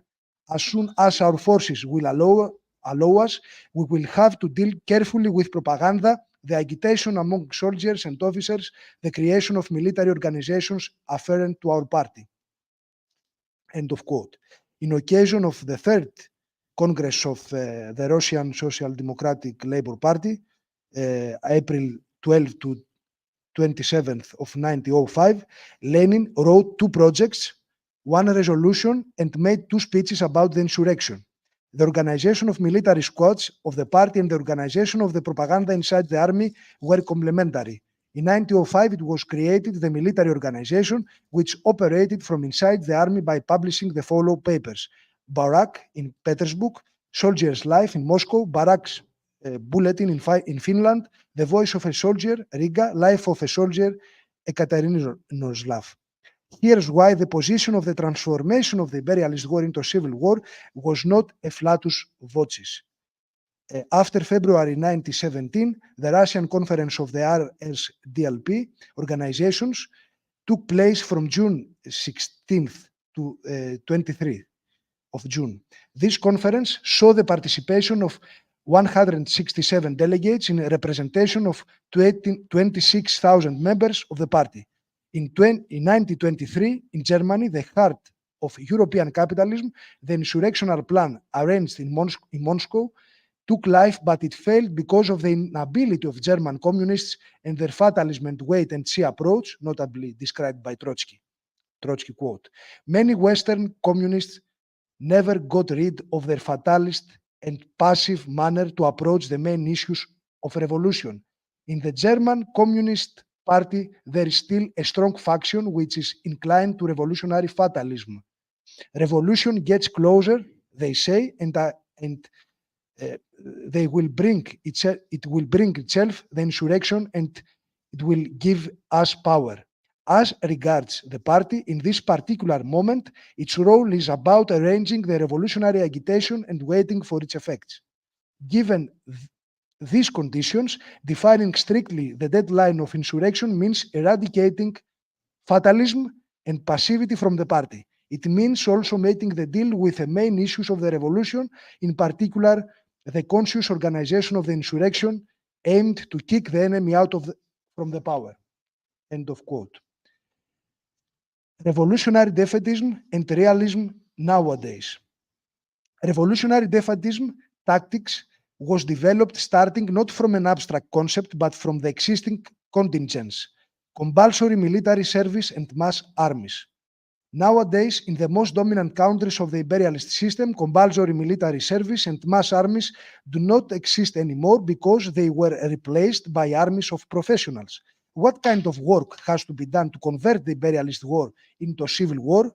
First of all, are these professional armies in good health? The answer is negative. For example, in the USA, there is a recruiting crisis which seriously worries the military leaders. Quote, "The all-volunteer force may finally have reached its breaking point, just after the United States fully withdrew from Afghanistan last summer, and it shows no sign of abating anytime soon. As a result, the USA military is shrinking, not because of any strategic choices, but simply because there aren't enough qualities volunteers, and that may have enormous implications for the USA strategic position in an increasingly uncertain and dangerous world. For 50 years, the USA military has relied upon an unbroken stream of willing volunteers to fill its ranks in times of peace and war.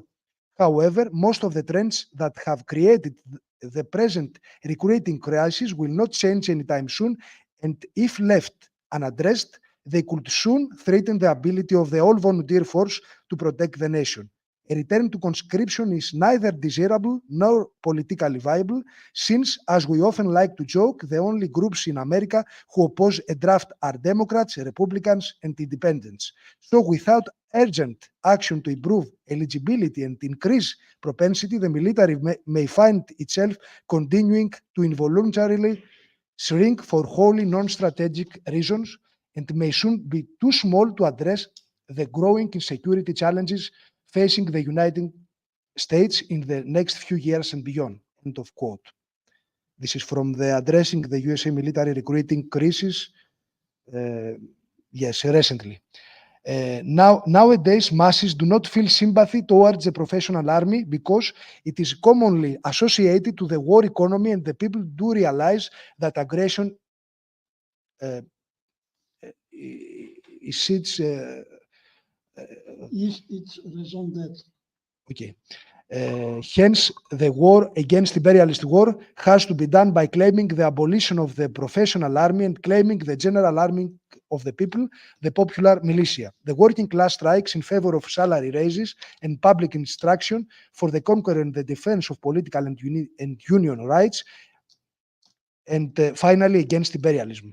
Working class has to strike and mobilize as well to abolish the all-volunteers army and to claim the popular militia in favor of the general arming of the people. Claiming the abolition of the professional army without claiming the general arming of the people is equivalent to hoeing without having arms. Consequently, since the claiming of the militia shows the path of the power, it represents our purest slogan against imperialism, the imperative of our days. Karl Radek. And this is the text from the comrades, important text from the comrades of Sardegna Rosa from Italy about Lenin's politics for the transformation of the imperialist war to civil war. So we are in the end of this session with the members and friends of the Rakovsky Center make a contribution. Unfortunately, Comrade Latif we didn't hear his important, of course, contribution. I suppose that we will have a kind of text from him. And the original program now has a discussion, but I think that maybe we can, yes, we can proceed to the next session. The special session, with that is, I have the, how to say, the honor to say that we are in the end of Lenin conference, and a lot thought-provoking contribution from all the comrades that take the floor and spoke today. We will have published material with all this text and contributions, and we can proceed to the special session of today's conference of Christian Rakovsky International Socialist Center. And I have to give the floor for the moderator of the discussion now on to Comrade Kutlu from DIP. Yes. Hi, comrades. I'm not comrade. So I believe. So we were. Yes, I'm bro. So I think comrades. Thank you, comrades, for this wonderful session. So if for discussion, if there are any guests or participants who want to make an additional intervention or add something, please feel free to contact us, like either through our streaming software or directly through the platform that you are watching us, be that YouTube, Facebook, or Twitter. Otherwise, as Comrade Ernesto said, my understanding is that we are passing to the special session on Palestine. Of course, as we have recently passed that, let's say, fateful mark of 100th day of the genocidal war on Gaza, this session is, of course, of a very special importance to us, and some very special speakers will share their interventions with us, be that the United Campaign for the Liberation of Lebanese Revolutionary, as well as a comrade who was recently in West Bank in the midst of this genocidal war. So on this note, I leave the floor to Comrade Kutlu.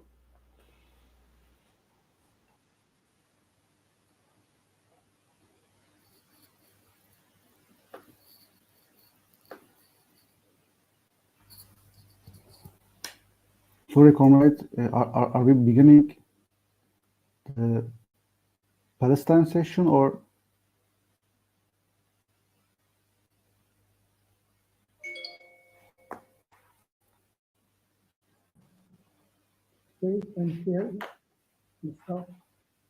Yes, we are beginning the Palestine session. Okay. Okay. Comrades. Then we have a video, by the way. Let's begin with it. Comrade Safa.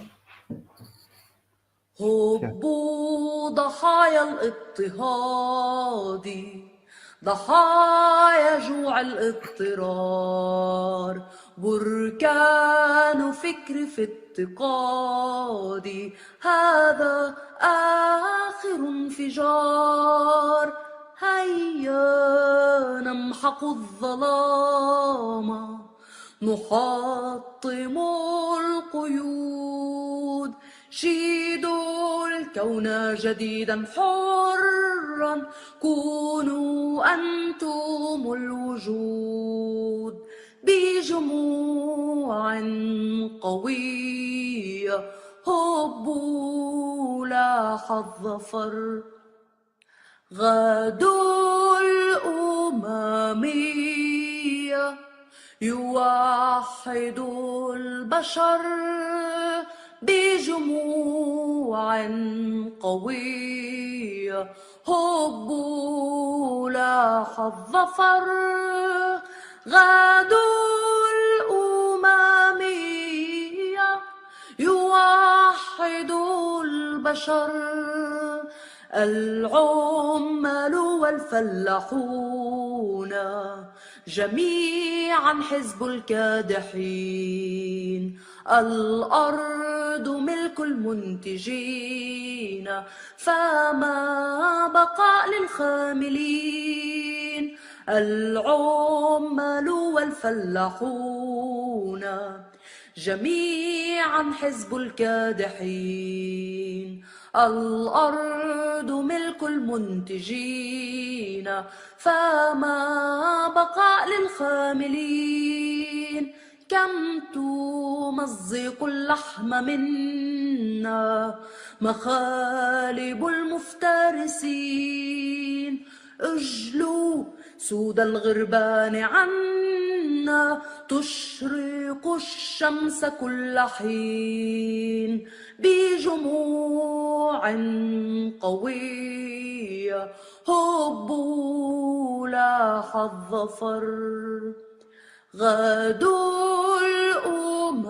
الأممية يوحد البشر بجموع قوية هبوا لاح الظفر غادوا الأممية يوحد البشر.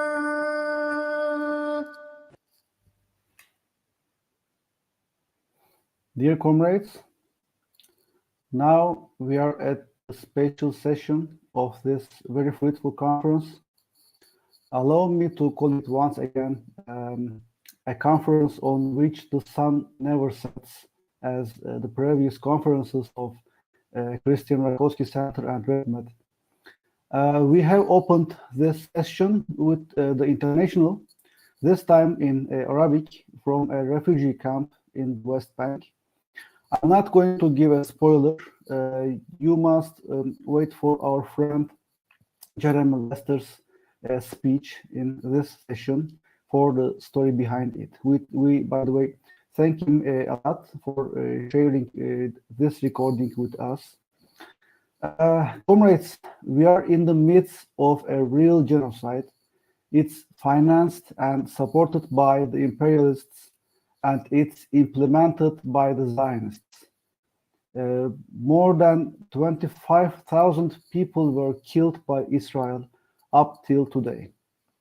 Whole Gaza, including hospitals and the civilian infrastructure, is targeted. A new Nakba is being carried out by Israel. The organizers of this conference, RedMed and the Christian Rakovsky International Socialist Center, stand against this imperialist-backed Zionist massacre from the very beginning. They signed a common declaration in support of the Palestinian resistance, and where they are organized, they took to the streets, organized demonstrations both in the city centers and in front of the ports from which the shipping of goods to Israel is done. And this session in such a conference actually is a reflection of the importance that both Rakovsky Center and RedMed give to the Palestinian cause. Our approach to the struggle of Palestinian people and their struggle and their resistance organizations is not unattached from Leninism. The analysis of imperialism, right of self-determination, and the strong commitment to internationalism is Lenin's legacy to us that shape our attitude to the Palestinian cause. Now, I give the floor to our speakers, beginning with the United Campaign for the Liberation of George Abdullah. They give a steady and determined struggle against French imperialism for a long time in the belly of the beast. Abdullah is the longest held prisoner in Europe and exemplary militant and a real nightmare for imperialists and Zionists. The floor is yours.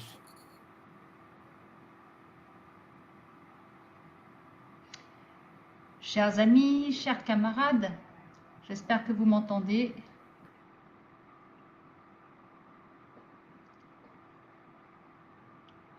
Vous m'entendez, chers camarades? Oui, on vous entend, camarade. Très bien, donc Bourak, tu feras la traduction en simultané.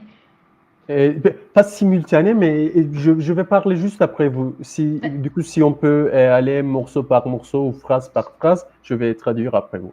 Très bien. Donc je commencerai comme commence toujours Georges Abdallah au niveau de ses déclarations. Il commence toujours par dire « Chers amis, chers camarades ». Comrade says that I will start the way that George Abdullah always starts his declarations by saying, dear friends, dear comrades. Au nom de tous les camarades de la campagne unitaire pour la libération de Georges Abdallah, je voudrais d'abord remercier tous les camarades pour l'organisation de cette conférence et pour nous donner l'occasion de rendre hommage au grand dirigeant et révolutionnaire qu'a été Lénine et qu'est encore Lénine, et nous donner la parole aussi pour présenter le combat de notre camarade Georges Abdallah. First of all, in the name of the United Campaign for the Liberation of George Abdullah, I would like to start the organizers of this conference to create an occasion to commemorate the glorious and great revolutionary leader that was Lenin, and who remains to be the great and glorious revolutionary leader, and also for creating an occasion for us to talk about the struggle of George Abdullah.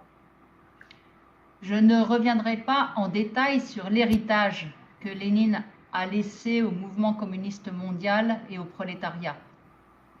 I will not dwell on in detail on the on how crucial the heritage of Lenin was to the world communist movement and the world proletariat. Son œuvre théorique, his theoretical work, son action révolutionnaire, as well as his revolutionary action. Sa contribution pour la formation d'une avant-garde révolutionnaire moderne. His contribution for the formation of a modern revolutionary vanguard. Et pour un parti de type nouveau, communiste. And a new type of a party, a communist party. Son rôle essentiel pour les forces révolutionnaires pendant la Première Guerre mondiale, pour le parcours des bolcheviks vers la révolution socialiste. His role as a pole for the revolutionary forces during the First World War. Ainsi que son rôle essentiel pour la construction socialiste. No, and I skipped a part. Sorry, and his victorious and his role in the victorious trajectory of Bolsheviks towards the socialist revolution of the October Revolution, as well as in the first years of socialist construction. Et naturellement aussi pour son rôle essentiel dans la fondation de l'Internationale communiste. And of course, his crucial role in the creation of the Communist International. Ce sur quoi je souhaiterais insister aujourd'hui, c'est surtout son aide à notre compréhension de l'impérialisme. More than anything, I would like to talk about how he helped us to understand imperialism. Tout démontre aujourd'hui la justesse de son analyse. Everything clearly illustrates today how right his analysis of imperialism was. Quand il évoque le stade monopoliste, parasitaire et agonisant du capitalisme, parvenu à son stade suprême qu'est l'impérialisme. He was right when he talked about the phase of monopoly, of parasitic, and the phase of agony of capitalism, which reached its final stage, which is called imperialism. Cela se vérifie tout d'abord, premièrement, dans cette tendance à une concentration toujours plus extrême de la production dans la main d'entreprises géantes et surpuissantes qui imposent leur monopole au peuple du monde. This shows itself in several respects. The tendency towards an always increasing concentration of the production in the hands of giants and superpower companies, which impose their monopoly on the peoples and peoples of the world. Cela se voit aussi dans cette domination toujours plus forte du capital financier oligarchique. Which is also seen in the ever-increasing domination of the oligarchic rule of finance capital.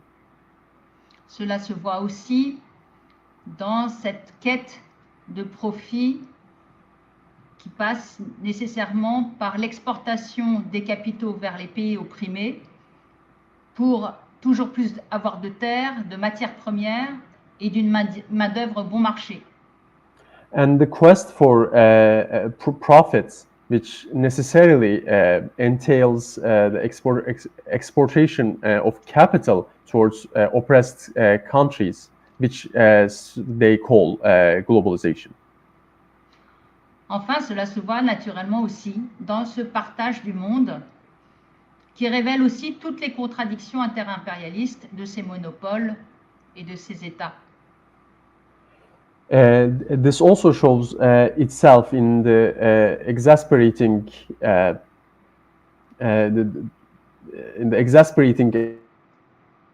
intra-imperialist contradictions.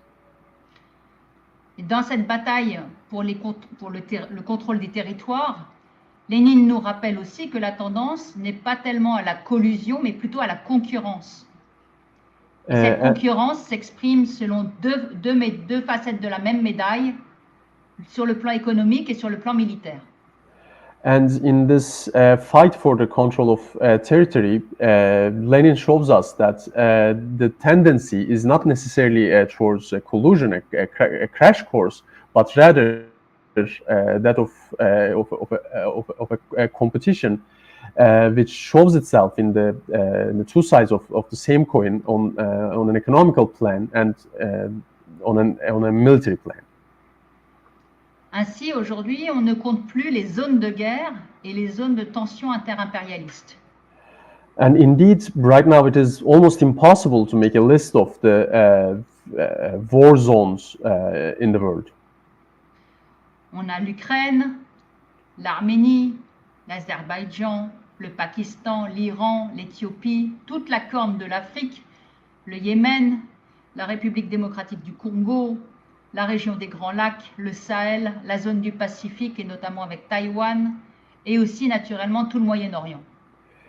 Indeed, this will include Ukraine, Armenia, Azerbaijan, Pakistan, Iran, Ethiopia, and practically the whole Horn of Africa, Yemen, the Democratic Republic of Congo, as well as the region of Great Lakes in Africa, the region of Sahel in Western Africa, as well as the region of Pacific, especially Taiwan, and also the whole Middle East. Ce sont des zones de tempête, comme les a appelées le président Mao Tse-tung quand il parlait de l'Afrique, de l'Amérique latine, de l'Asie. Ce sont donc des zones, des zones de tempête pour ces nations et peuples opprimés qui sont en proie à l'impérialisme et à ses contradictions. Indeed, these are zones of storm, tempest, as it was called by Chairman Mao Zedong when he talked about the system which has been the prey of imperialists. Mais ce sont aussi des zones où se révoltent contre lui, finalement, les peuples, et ce qui annonce aussi ce caractère, finalement, d'une crise révolutionnaire que le système va engendrer. But indeed, it is in these zones that also peoples are also revolting against imperialism and creating a revolutionary crisis. Aujourd'hui, l'une de ces zones de tempête qui fait trembler les tigres en papier par le déluge d'Al-Aqsa, c'est naturellement la Palestine. And today, one of these zones of storm tempests which shake the paper tigers with Al-Aqsa storm, it is Palestine. La Palestine, avec sa glorieuse résistance, qui officiellement, depuis 76 ans, combat l'antitétionnisme, mais en réalité, depuis l'arrivée du premier colon sur sa terre. Indeed, this is Palestine and its glorious resistance, which officially has been resisting for 76 years, but in reality, it has been resisting since the arrival of the first settler in its territory. Or, cette lutte est essentielle car elle n'est pas simplement contre un colon, pas simplement contre un ennemi qui aurait occupé une terre qui ne lui appartient pas et qui a chassé les habitants. This is an essential struggle because this is not a fight simply against a settler who simply occupied a territory which did not belong to the settler. Ce n'est pas seulement contre un colon et pour un droit inaliénable. Cette guerre, cette lutte est aussi en réalité une guerre qui va mettre à mal tout un système, le système impérialisme au Moyen-Orient, car la Palestine est le bras organique de l'impérialisme dans la région. This is a war that will put the whole imperialist order into a crisis because what is happening in Palestine, this is the sort of organic extension of the whole imperialist order. L'antitétionniste a été créé de toutes pièces pour justement le vol des richesses et maintenir les peuples et les nations arabes sous la domination de l'impérialisme. Zionist entity was indeed created with this precise purpose, that is oppressing and keeping subjugated Arab people in the region. Lénine nous l'a enseigné ça aussi. Lenin taught us this as well. Et il nous permet de ne pas nous perdre dans de fausses analyses. It's with Lenin's analysis that we are not losing ourselves in false analysis. Tout comme il a dénoncé Rakovsky à l'époque contre une soi-disant position réformable du capitalisme, just as he denounced Kautsky, who was preaching a position about a capitalism that is possible to reform, a reformable capitalism. Il nous aide dans ce combat concernant la Palestine contre l'impérialisme à bien choisir notre camp.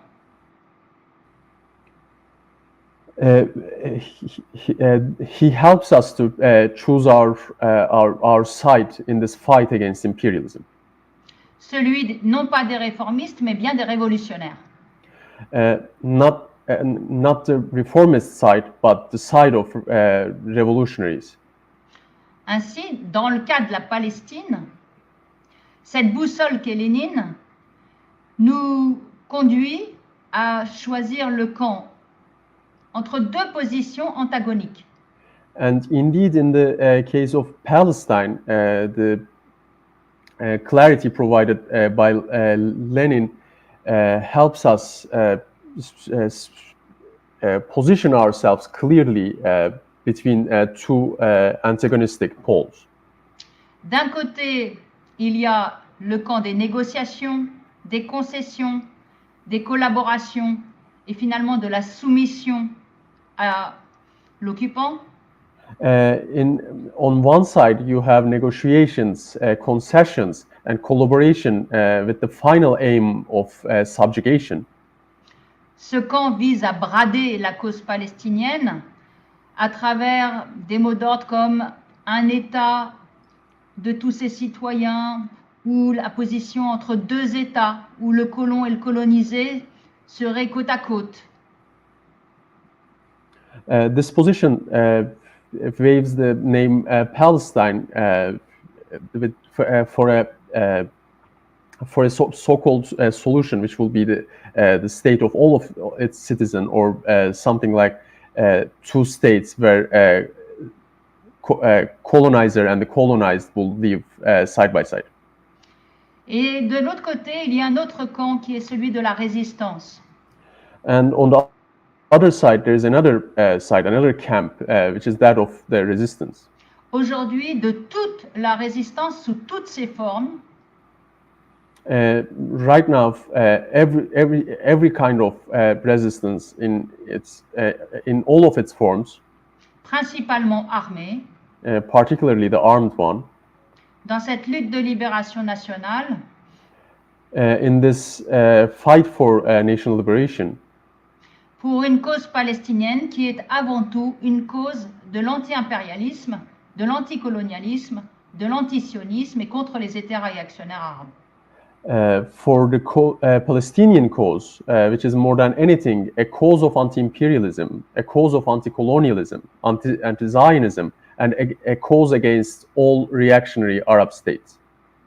Dans cette guerre, un des glorieux résistants de cette cause a toujours choisi son camp, c'est Georges Abdallah. One of the glorious fighters one of the glorious resistance of this fight, who always chose its side clearly, he is George Abdallah. Georges Abdallah est un combattant communiste qui, durant toute sa vie, a été aux côtés du peuple palestinien, de sa résistance et des peuples opprimés contre l'impérialisme. George Abdallah, who's a communist fighter throughout all his life, has always been on the side of the Palestinian people, its resistance, and that of the oppressed peoples against imperialism. Il est aujourd'hui détenu en France depuis plus de 39 ans, alors qu'il est libérable depuis 1999. And right now, he's imprisoned by the French state since 39 years, even though since 1999, legally speaking, he could be liberated. Pour des actions de résistance, alors que son pays, le Liban, était occupé. Comrade, est-ce que vous pouvez répéter? Désolé, Il est en prison en France pour des actions, je rajoute juste qu'il il est en France pour des actions détenu en France pour des actions de résistance alors que son pays, le Liban, était occupé. Okay. He's imprisoned in France for the actions while his country, Lebanon, was occupied. Georges Abdallah n'a jamais rien renié de ses engagements. George Abdallah never gave up on his engagements. Il a toujours été aux côtés des masses populaires en lutte. He has always been on the side of popular masses in their fight. Et ce révolutionnaire qui marche dans les pas de Lénine et de tous les révolutionnaires porte en lui l'optimisme historique. And this revolutionary who walks on the path of Lenin and other revolutionaries carries in himself that historic optimism. Chaque jour, il affirme avec détermination que le peuple palestinien est toujours là, que la cause palestinienne est plus que jamais vivante.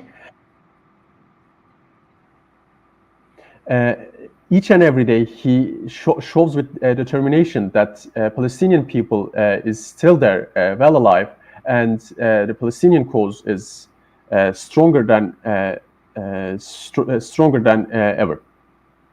Et que forte de son expérience historique, elle est et elle restera toujours prête à relever le défi jusqu'à la victoire. and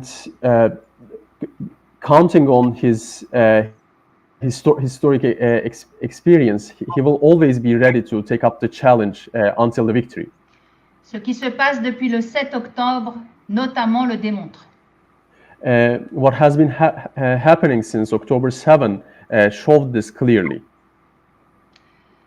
Pour conclure, je dirais simplement que fort de l'enseignement et de l'optimisme révolutionnaire que nous tenons ici, que nous avons donc de ces grands révolutionnaires que sont Lénine et aussi de Georges Abdallah, nous devons tous réaffirmer notre soutien aux masses populaires palestiniennes. Nous devons réaffirmer toute notre solidarité jusqu'à la victoire.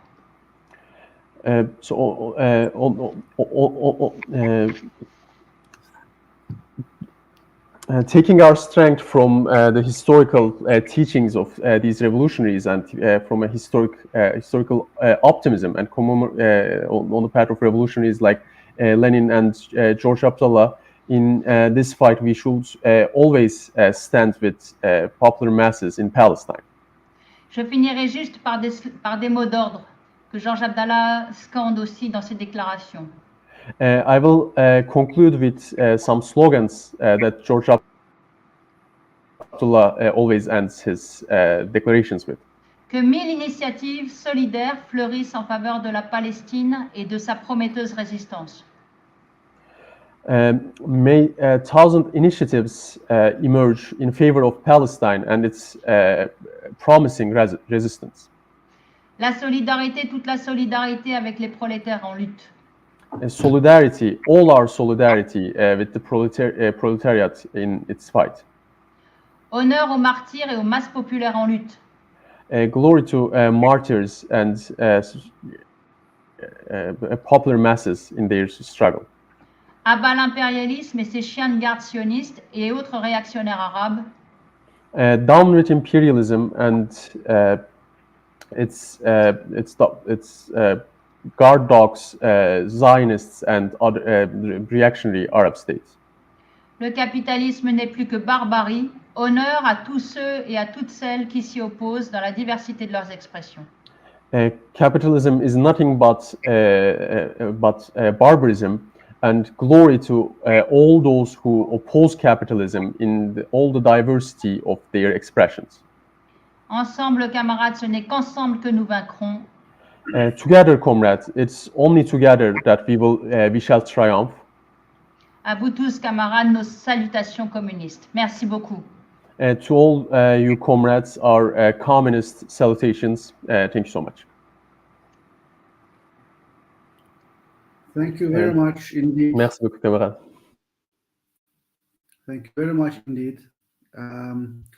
Now I would give the floor to Comrade Abdullah, but I think he's not present here.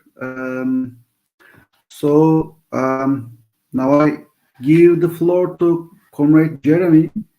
He's with us. As soon as he came from Palestine. Thank you again, Comrade. The floor is yours.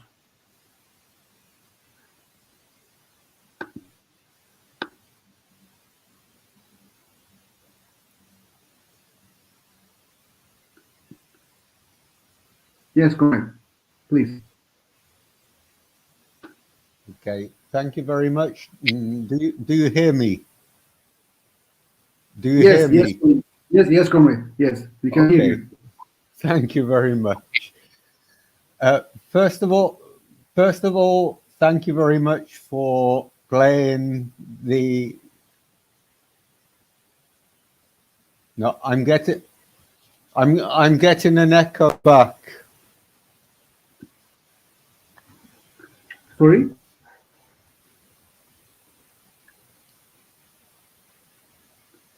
Comrade, we can hear you clearly.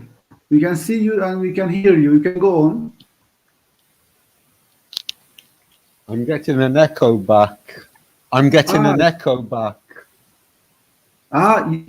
your YouTube is open? Can be the problem. The YouTube. Do I close the YouTube? Yes, yes. You have to close the YouTube. Okay. Yes. Now it's fine. Thank you very much. Okay, you're welcome.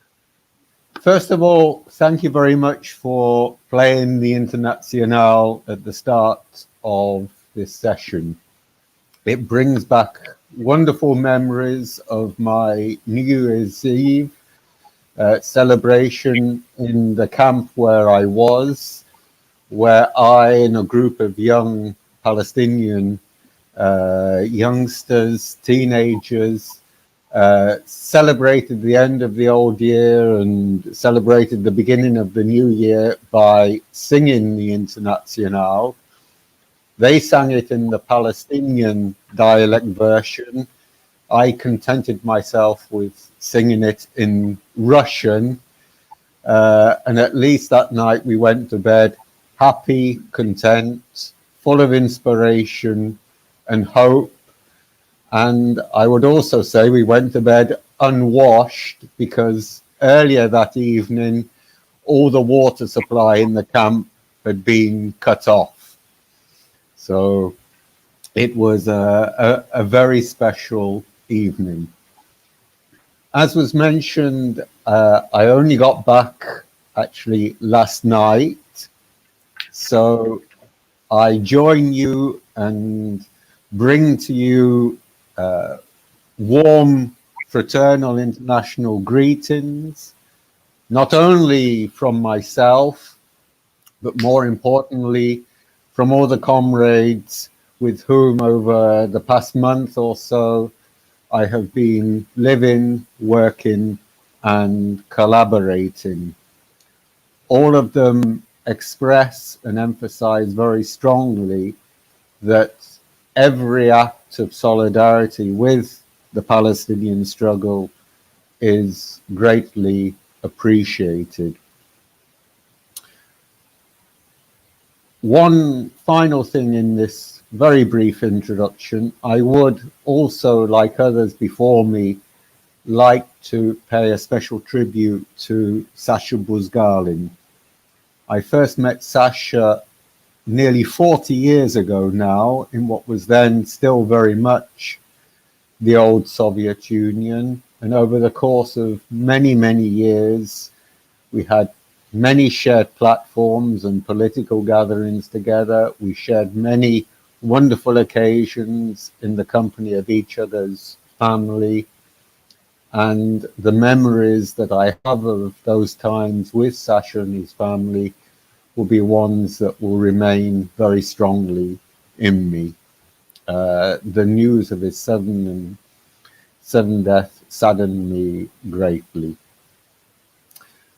As I have very hastily, just before coming back from Palestine, prepared a very brief, early written report on some of the key activities that I did while I was in Palestine, I just want to use this verbal report to emphasize just a couple of things. I will try and be as quick as I can and as brief as I can. As say, there are just a few things that I would like to emphasize. If I can, I would like to start with a very short quotation from the great Palestinian poet Mahmoud Darwish. The words that I'm about to quote to you come from his very last letter that was actually written on his deathbed in August 2008. And the few words that I've chosen from the letter to quote to you are as follows. Being Palestinian is not a motto, nor is it a profession. The Palestinian is a human being, a tormented soul with daily questions, both national and existential. The Palestinian has a love story, who contemplates a flower and a window open to the unknown. The Palestinian has a metaphysical fear and an inner world utterly resistant to occupation. And of course, it's this strong, very, very strong resistance to occupation that has so shaped and defined the whole history of the Palestinian struggle, dating back not only the last 76 years, but also, of course, during the British control of Palestine after the First World War. And of course, it's this extremely heroic struggle that in particular today we are seeing across the length and breadth of Palestine, and most particularly, of course, in the extremely heroic struggle being waged in Gaza, not just by the militant guerrilla forces that are directly combating the Israeli army and the genocide that they are carrying out, but also amongst the ordinary people themselves. It's a heroic resistance in such dreadful, terrible, horrific circumstances that I think we all must salute and honor as much as we possibly can. Situated as I was in the West Bank throughout my time in Palestine, of course, the first thing to note is that the situation there pales into insignificance compared with the current genocide that is taking place in Gaza. But having said that, since October the 7th, each and every day, military raids, military invasions of refugee camps throughout the West Bank have increased in number, increased in violence, increased in atrocities committed by the Israeli army. And as I say, these are increasing day by day. And with all the effects that, of course, come with such invasions. I do, in fact, have some secret material shot in the camp where I was of what it's like to see the Israeli coming in with tanks and other military equipment coming into the camps, and to see the kind of damage and destruction that they cause. And I think it's becoming ever clearer that as one hears and reads all the statements currently being given by Israeli government ministers, that very soon in the near future, the current genocide being waged against Gaza will almost certainly spread to the West Bank as well. It is very clear that the aim of the Israeli fascists and the government that is in place at the moment is to conclude the Nakba process of 1948 by either killing or expelling all remaining Palestinians from what will, they hope, become a single Jewish Israeli state. And certainly all the comrades that I worked with and collaborated with are very aware that we are approaching, they are approaching, we are all approaching a key turning point in the history of the Palestinian struggle. A turning point that will become very much an all or nothing struggle. Either the Israelis will succeed in their horrific plans to create a single Jewish state and expel or kill the remaining Palestinians, or that long-standing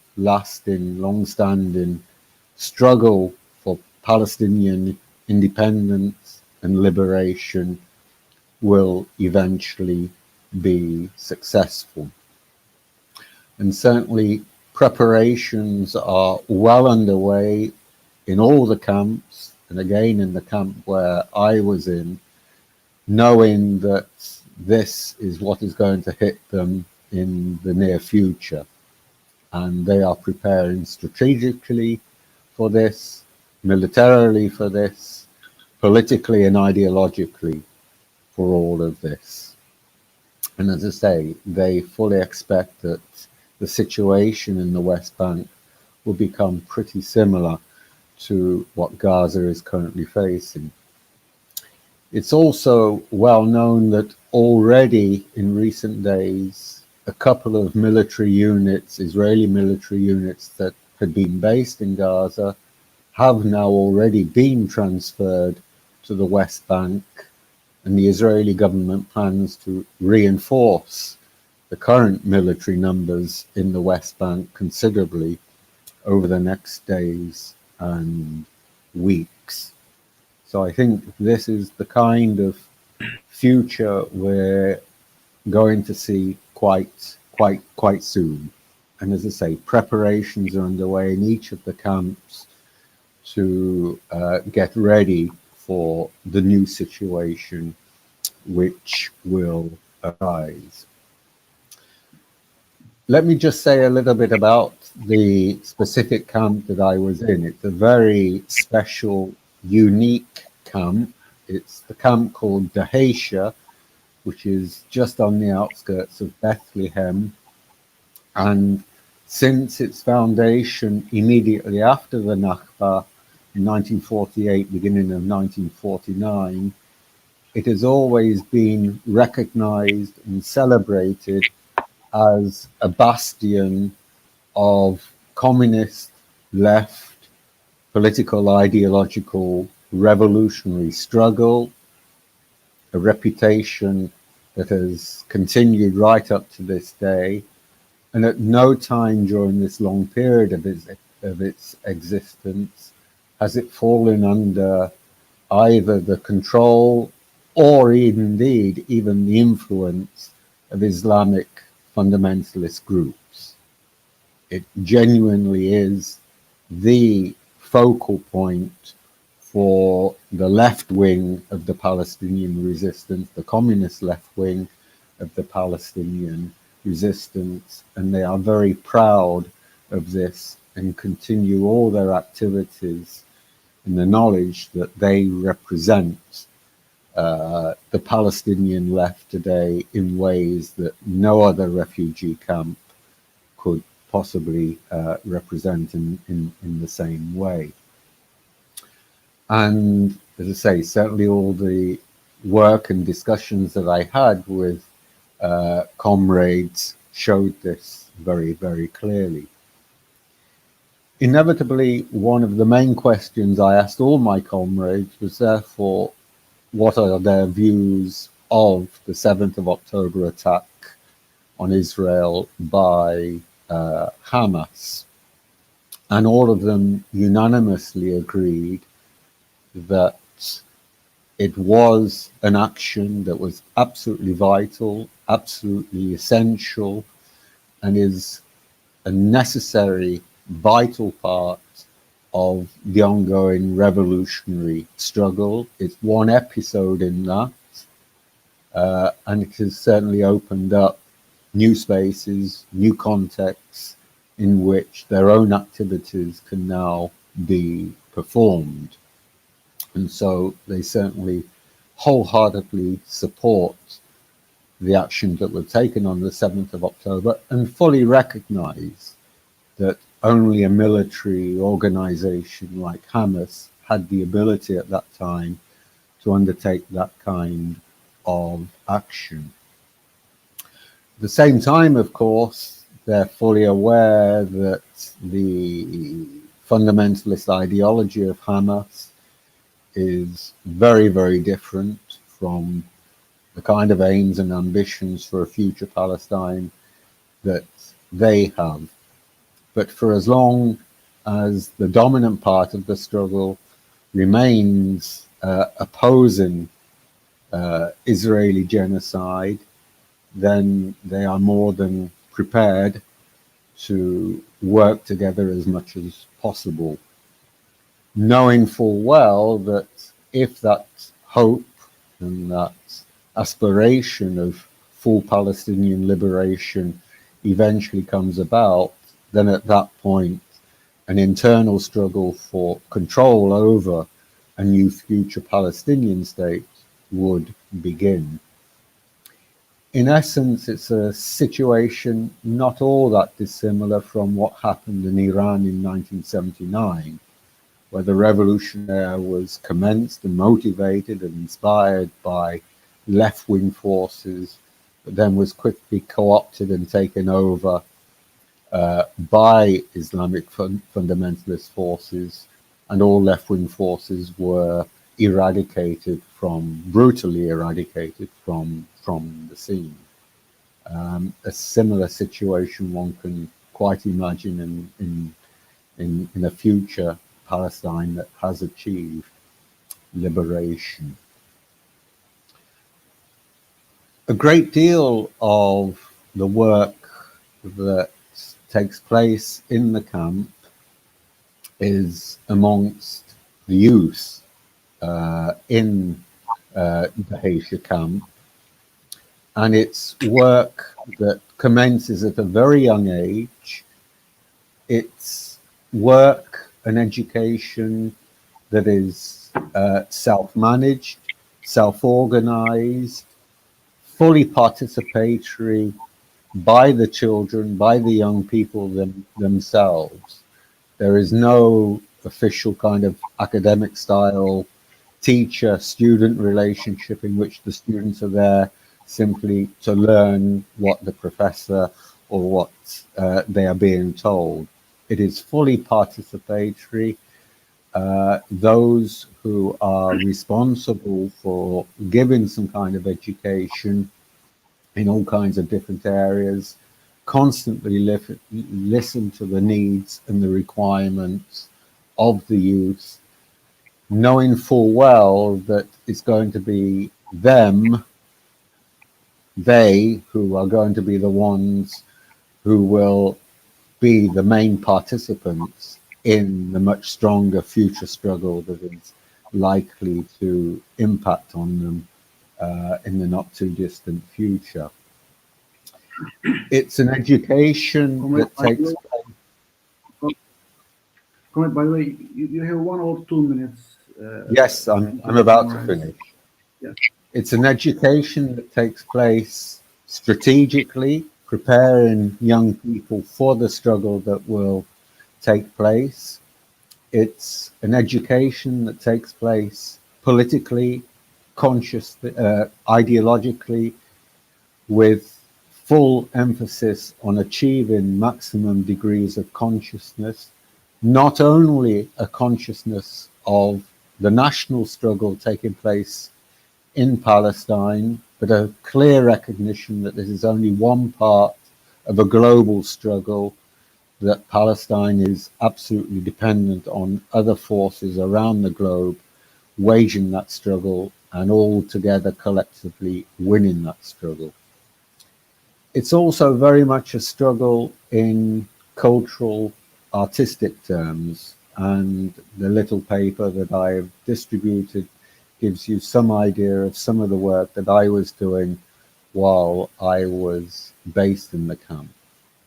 But certainly my experiences with all the young people that I worked with left me with a great deal of hope and inspiration for the future, that the Palestinian struggle and resistance is going to be in very good hands.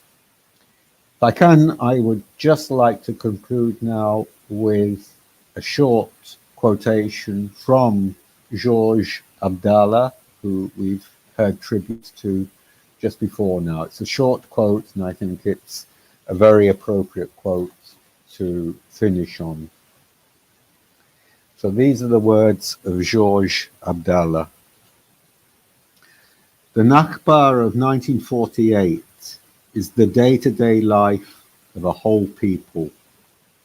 From its entrails also come long processions of Fedayeen and the children of the Intifada. It is the Palestine of each day, comrades. Ben Gurion, just like all the reactionary criminals of the 1940s, used to tell those warning him about the Palestinian Revolution that causes also age with time and end up one day dying and disappearing. Yet more than 7 decades later, Palestine is as alive as it is resistant. The determination of the Palestinian popular masses is more than ever unshakable despite the terrors and the atrocities of all kinds. The Palestinian prisoners too, despite so many years, are still there, on their feet, facing their jailers, personifying the heroic resistance of Palestine and showing all the Ben Gurions that Palestine not only will live, it will certainly be victorious. On that note, e viva la Palestina, Palestine, hurrah, e viva la rivoluzione. Thank you, comrades. Thank you very much indeed, comrade. Thank you indeed.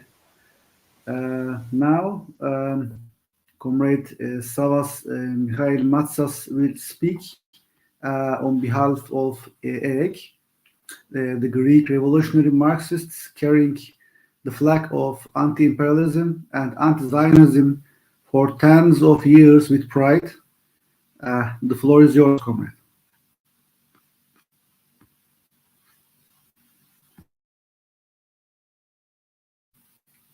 Comrade, you are muted, by the way. Yes.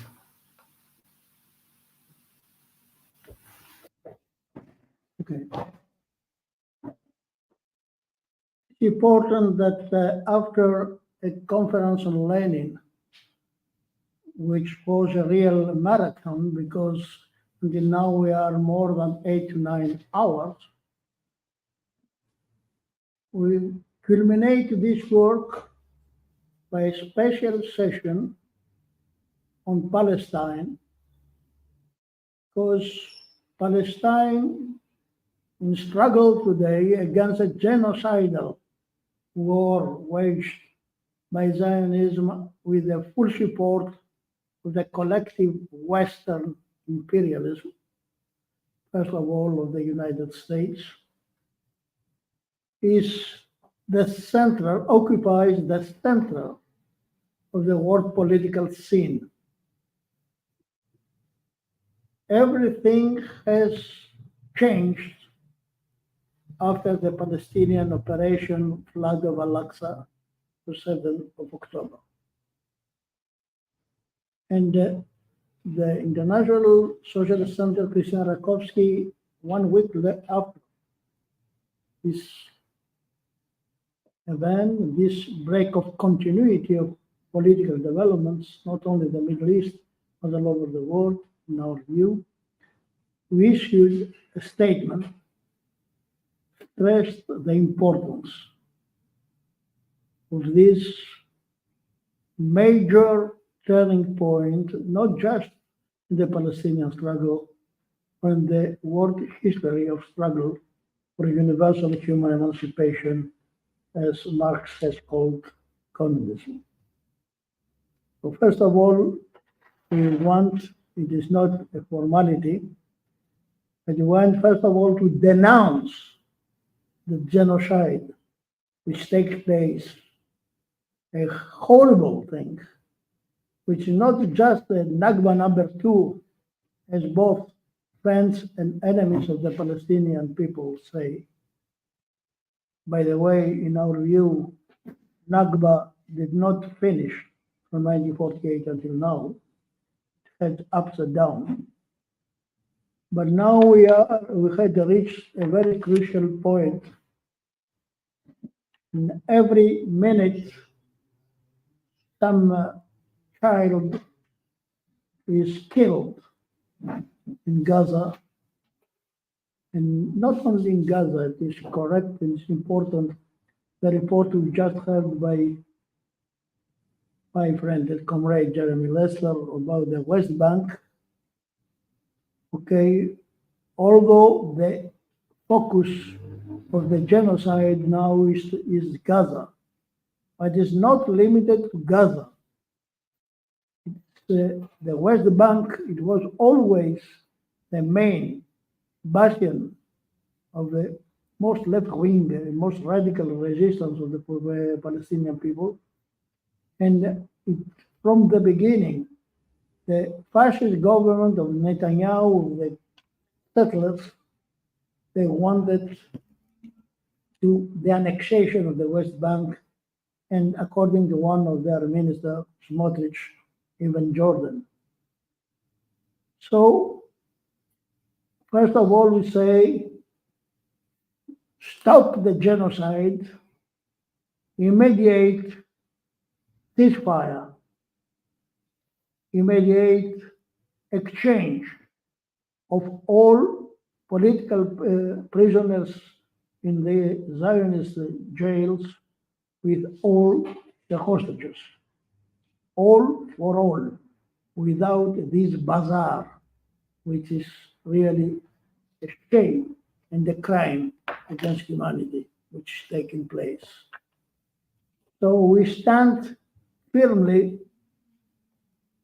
with the Palestinian resistance and the Palestinian revolution for liberation from occupation, to dismantle this regime of apartheid, this settled colonialist tyranny which tries to exterminate the whole people.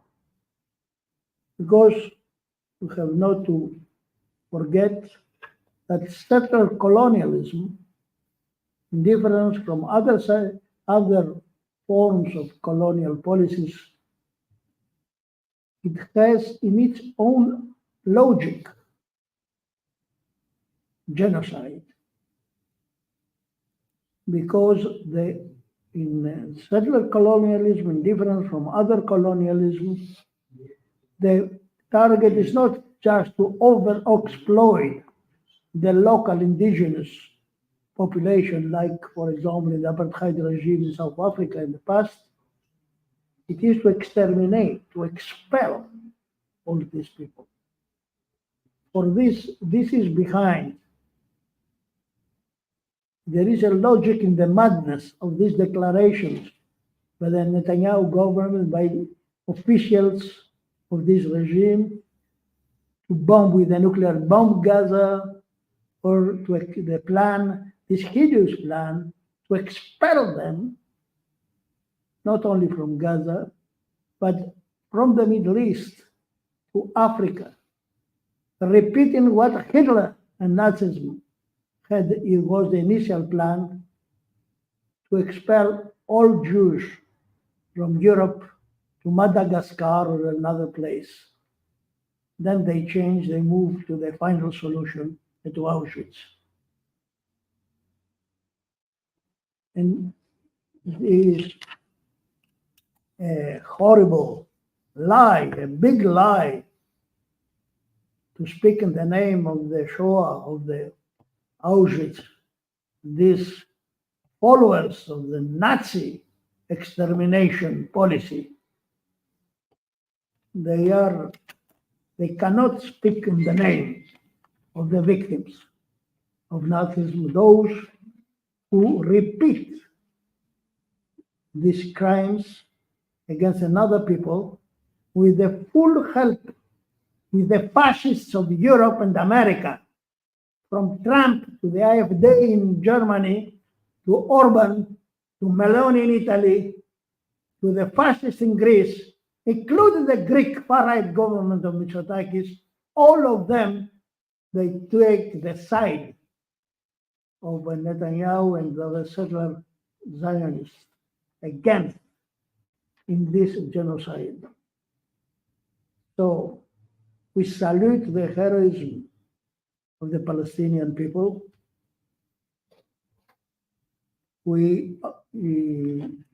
This is a conditional from our part. And we fight by their side. And we denounce all those who do nothing in front of when genocide takes place in front of them. Both, not only the bourgeois governments in the West, including my country, not only most of the left, the official left, despite the millions of people who spontaneously they move in the streets or in Europe and America and all over the world, not only the Arab Muslim world, in solidarity, but also against the Arab reactionary regimes. They do nothing but help this genocide. Only the poorest of the poor, the Yemenis, the Houthis, they save the honor of the Arab nation in its struggle against imperialism and against Zionism today. We don't take an equidistant position, as all kind of hypocrites say. Despite all differences that we have with the methods, tactics, strategy, or the lack of strategy of the Hamas or the other fundamentalist forces, etc., we are not neutral in the clash between imperialism and Zionism from one side, or on the other side, the axis of resistance in the Middle East.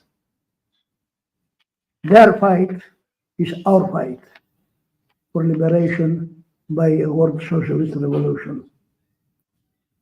So we see already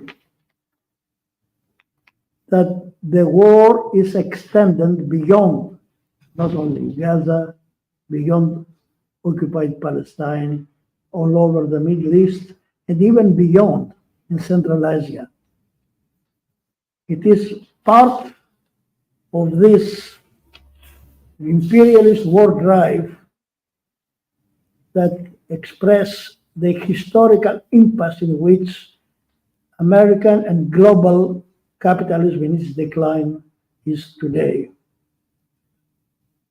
The war at the heart of Europe, the NATO proxy war in Ukraine against Russia, the war of the Zionists in the Middle East for the extermination of the Palestinian people, with the full help of the American and Western imperialism, are different moments, but of the same world historical process where a decaying system, capitalism, brings humanity at the brink of an abyss of the Third World War and of a nuclear holocaust.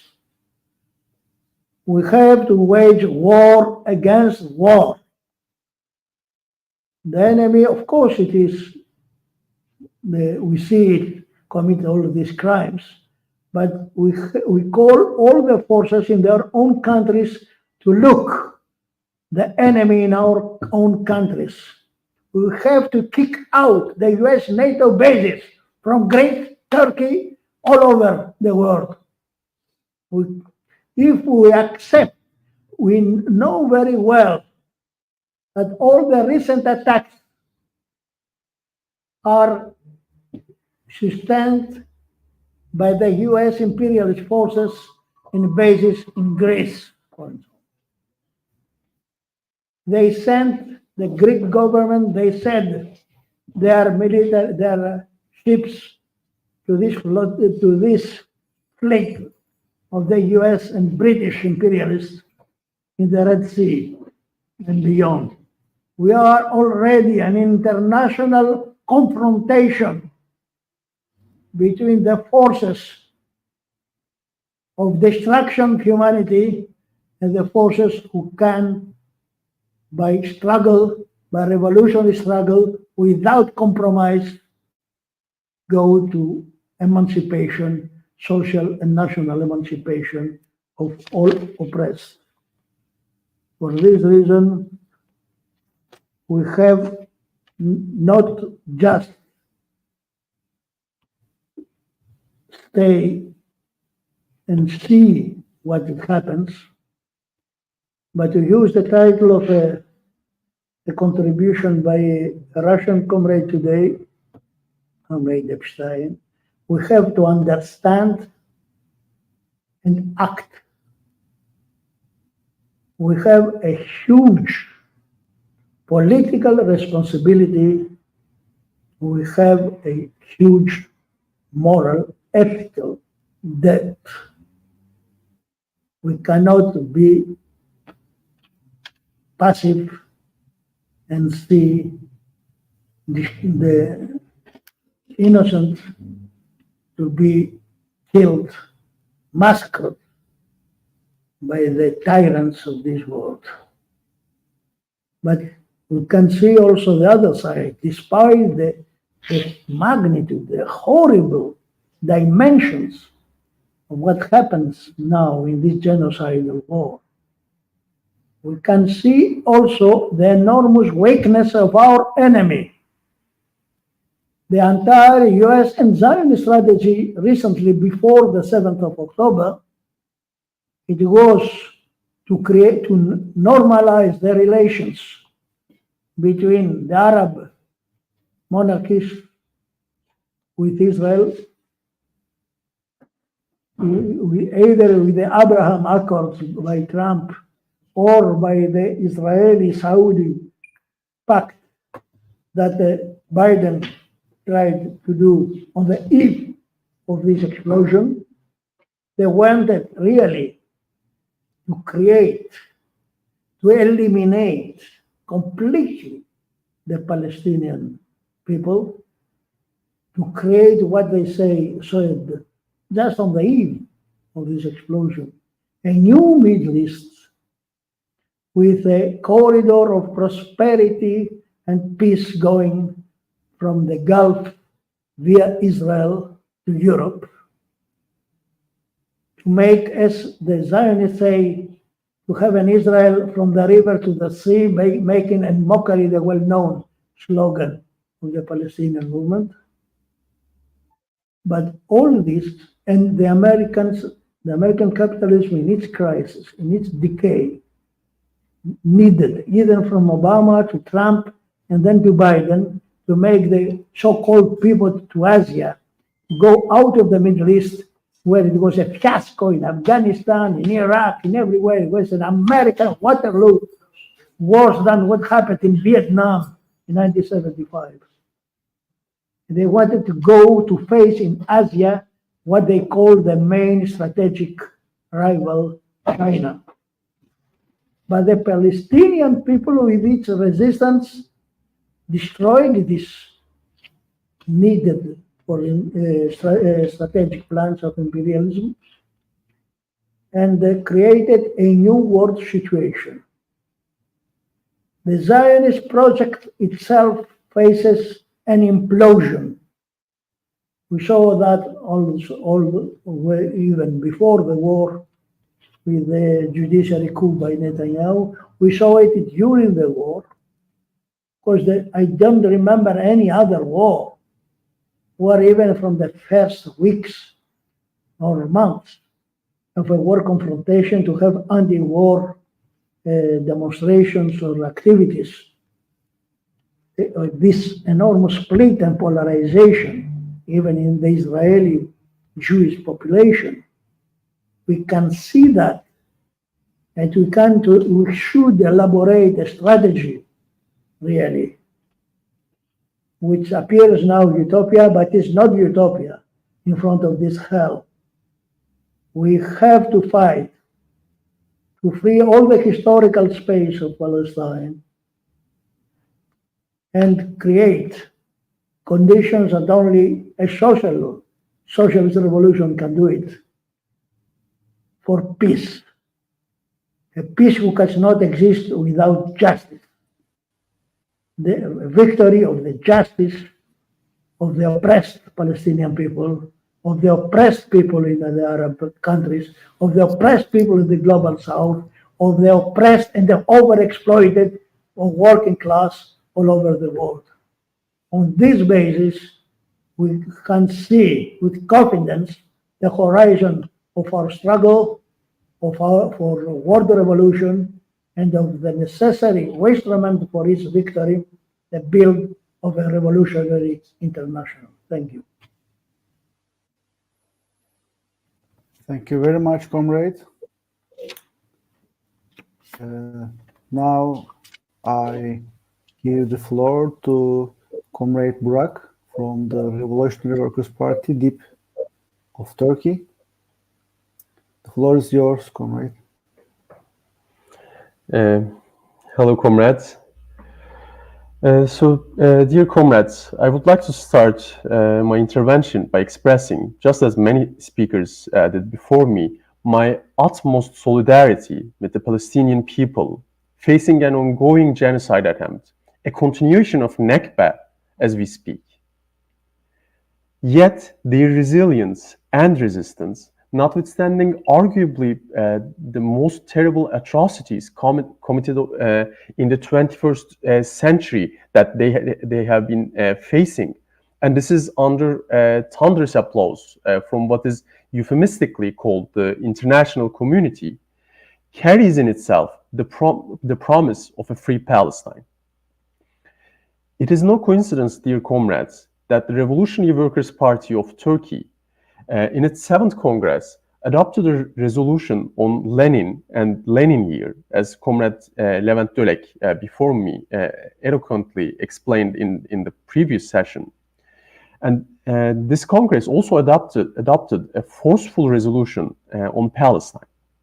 The resolution, adopted unanimously, expressed its unconditional support for Palestine and Palestinians against the massacre, genocide attempt, and ethnic cleansing that Israel undertook.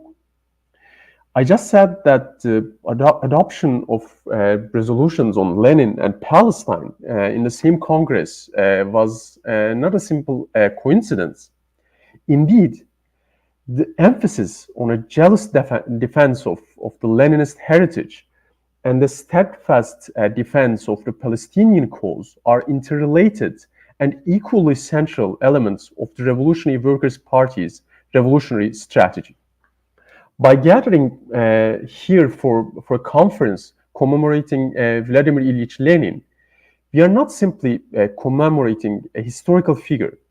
On the contrary, we claim and reclaim a political heritage which includes as one of its cornerstones the strategical alliance of the working class and oppressed peoples against imperialist capitalism. Accordingly, and as the logical consequence of this stance, we stand with Palestine not as a simple token of solidarity, but with the consciousness that Palestine stands at the forefront of the fight against world imperialism and the prospects of an anti-imperialist revolutionary future. It is due to this dialectical connection, dear comrades, that we affirm that one cannot reclaim the Leninist heritage without unflinching support towards the anti-imperialist cause, not least that of Palestine. And one could hardly propose a coherent anti-imperialist position on Palestine without basing itself on Lenin's political legacy. It is on this understanding that Revolutionary Workers' Party conducts a relentless struggle in support of Palestinian cause.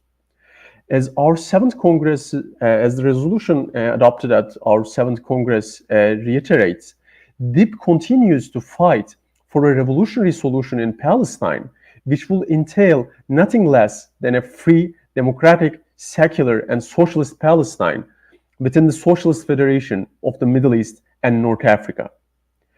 And let me say, comrades, in addition to theoretical elaborations and resolutions, DİP's engagement in the Palestinian cause is well visible in its militant action in the streets of Turkey, carried together with the Friends of Palestine, which a militant will take the floor just after me. But dear comrades, it is also equally important to underline that that support of a revolutionary Marxist tradition for the Palestinian cause has a long history, not incidentally reaching well before the foundation of a state of Israel in historic Palestine. And because of that, after briefly introducing the resolution adopted at Revolutionary Workers' Party's 7th Congress, I would like to mention a special publication, and concretely speaking, a dossier published by the Revolutionary Workers' Party's quarterly journal in Turkish, which is called Devrimci Marxism in its language, and its special annual edition in English called Revolutionary Marxism. And I believe comrades will be able to project the cover of this special issue on the screen as I speak. Yes, I see that they already did that, one step ahead of me.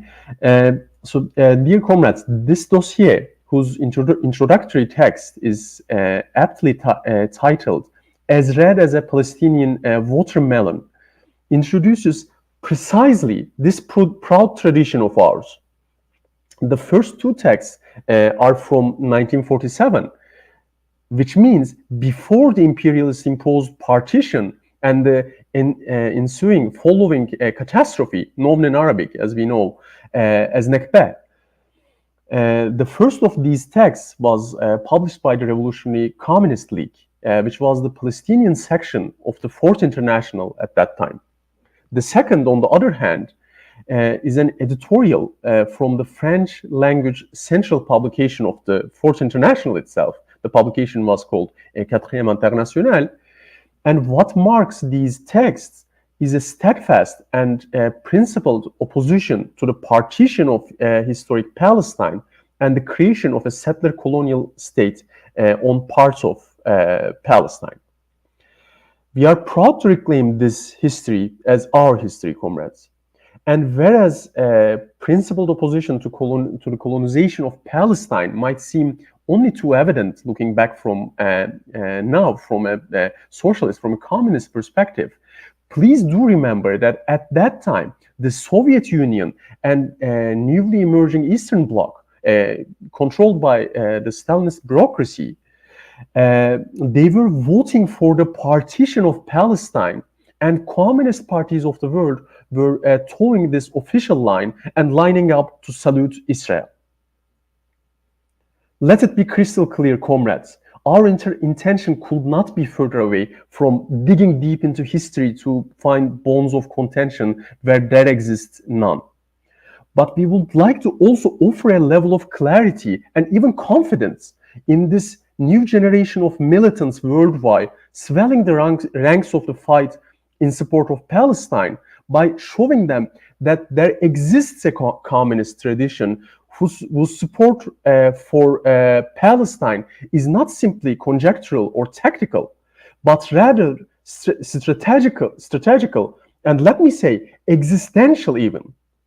Or to put it as Lenin once famously expressed in a distinctly different context in Russian, "Есть такая партия," or comrades, there is such a party, there is such a revolutionary tradition, and us revolutionary Marxists are proud to call this history ours.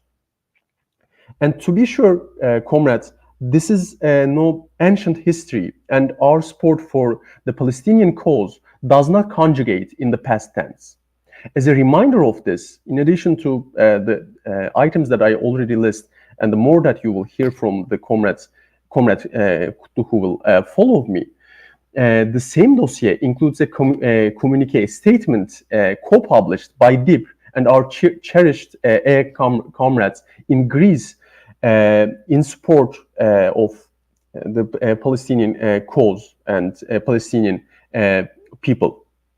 And I would like to encourage all our participants, all our audience to check out this special issue of Revolutionary Marxism, as I said, published in English and freely available online on the website of Devrimci Marxism, of whose link I believe comrades will publish just right now on chat. And let me conclude my words, dear comrades, by saying that we shall never cease to hold that proud banner of ours high until the day, that long-awaited day, when Palestine is free. Thank you, comrades.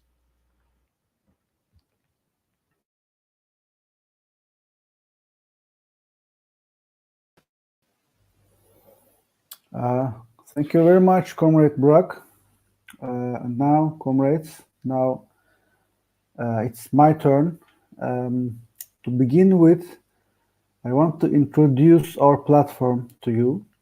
Friends of Palestine Against Imperialism and Zionism was founded in 2018 as an initiative of DİP, the Revolutionary Workers' Party of Turkey, but it also has participants from other organizations as well. Our main aim is to fight imperialism and Zionism in Turkey. In my speech, I wish to summarize our points regarding the latest developments in Palestine in 7, unfortunately, very brief titles. Firstly, we must admit that the problem did not begin in October the 7th.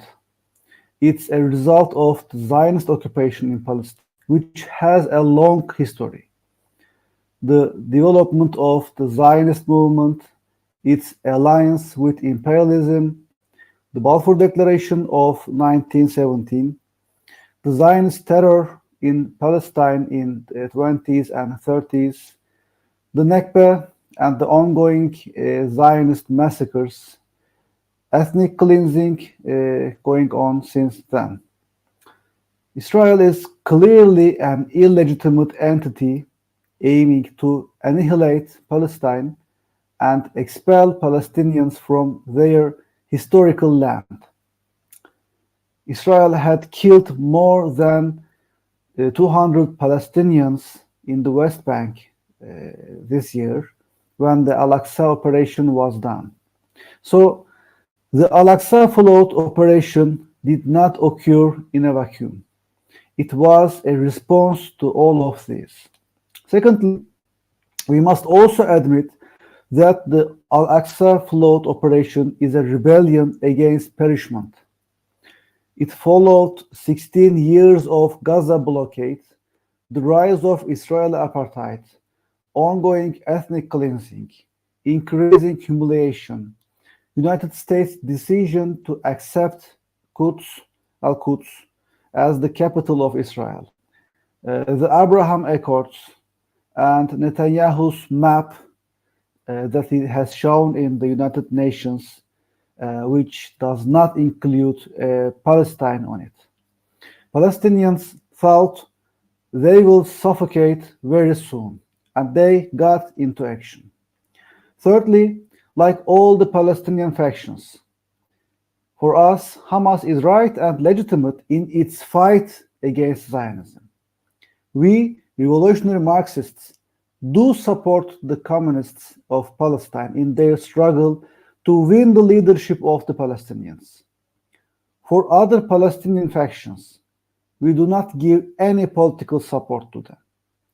They lack the political program that will give Palestinians a prosperous life with equal rights at the end.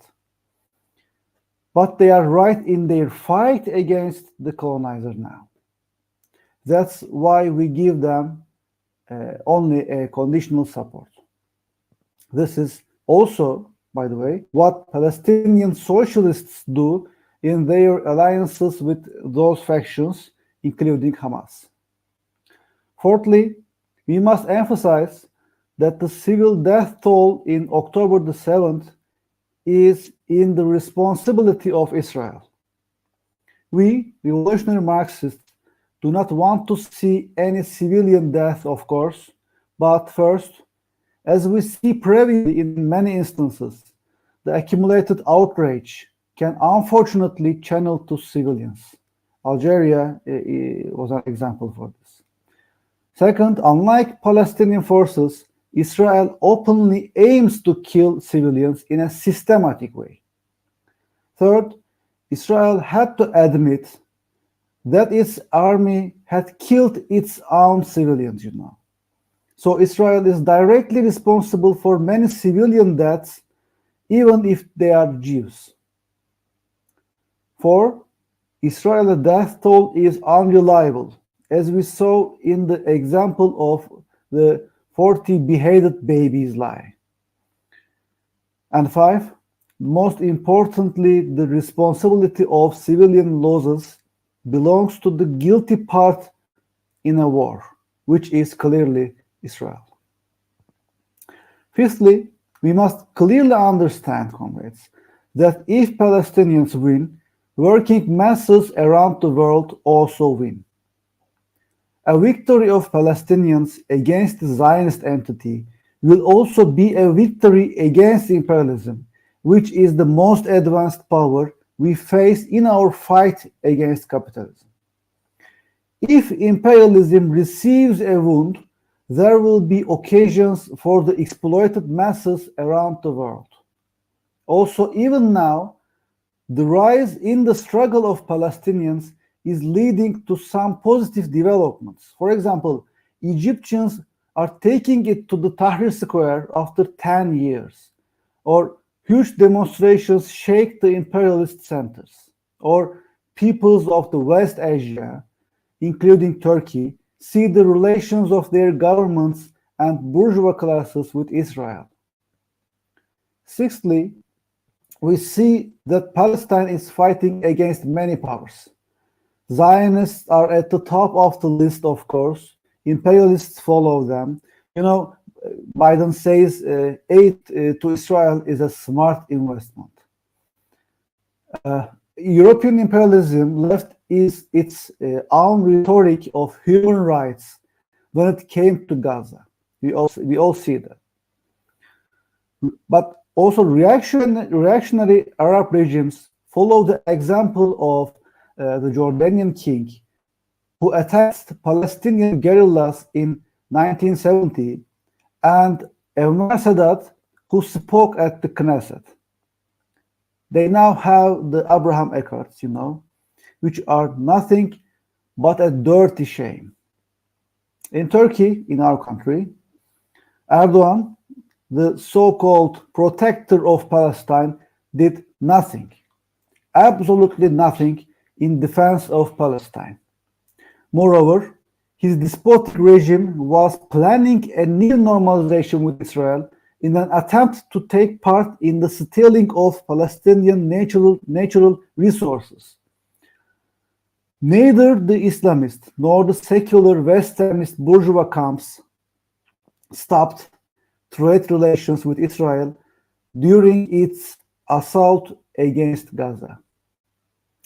Lastly, Palestinians' own government, which is an offspring of Oslo Accords, is still helping the Zionists to control West Bank. We won't forget the murder of Basil Arash and other Palestinian fighters killed by Zionists with the help of the Palestinian Authority. It is some sort of a collaborator fed with the imperialist funds. So, for the conclusion, for the freedom of Palestine, for the emancipation of Palestinians, for the defeat of Zionism and imperialism, first, mobilize the international working class and all the oppressed against the destruction of Gaza. Second, we must stop especially the shipping of military products to Israel with an organization of trade unions and working class organizations. Three, we must call for an effective boycott of Israel and sanctions to it.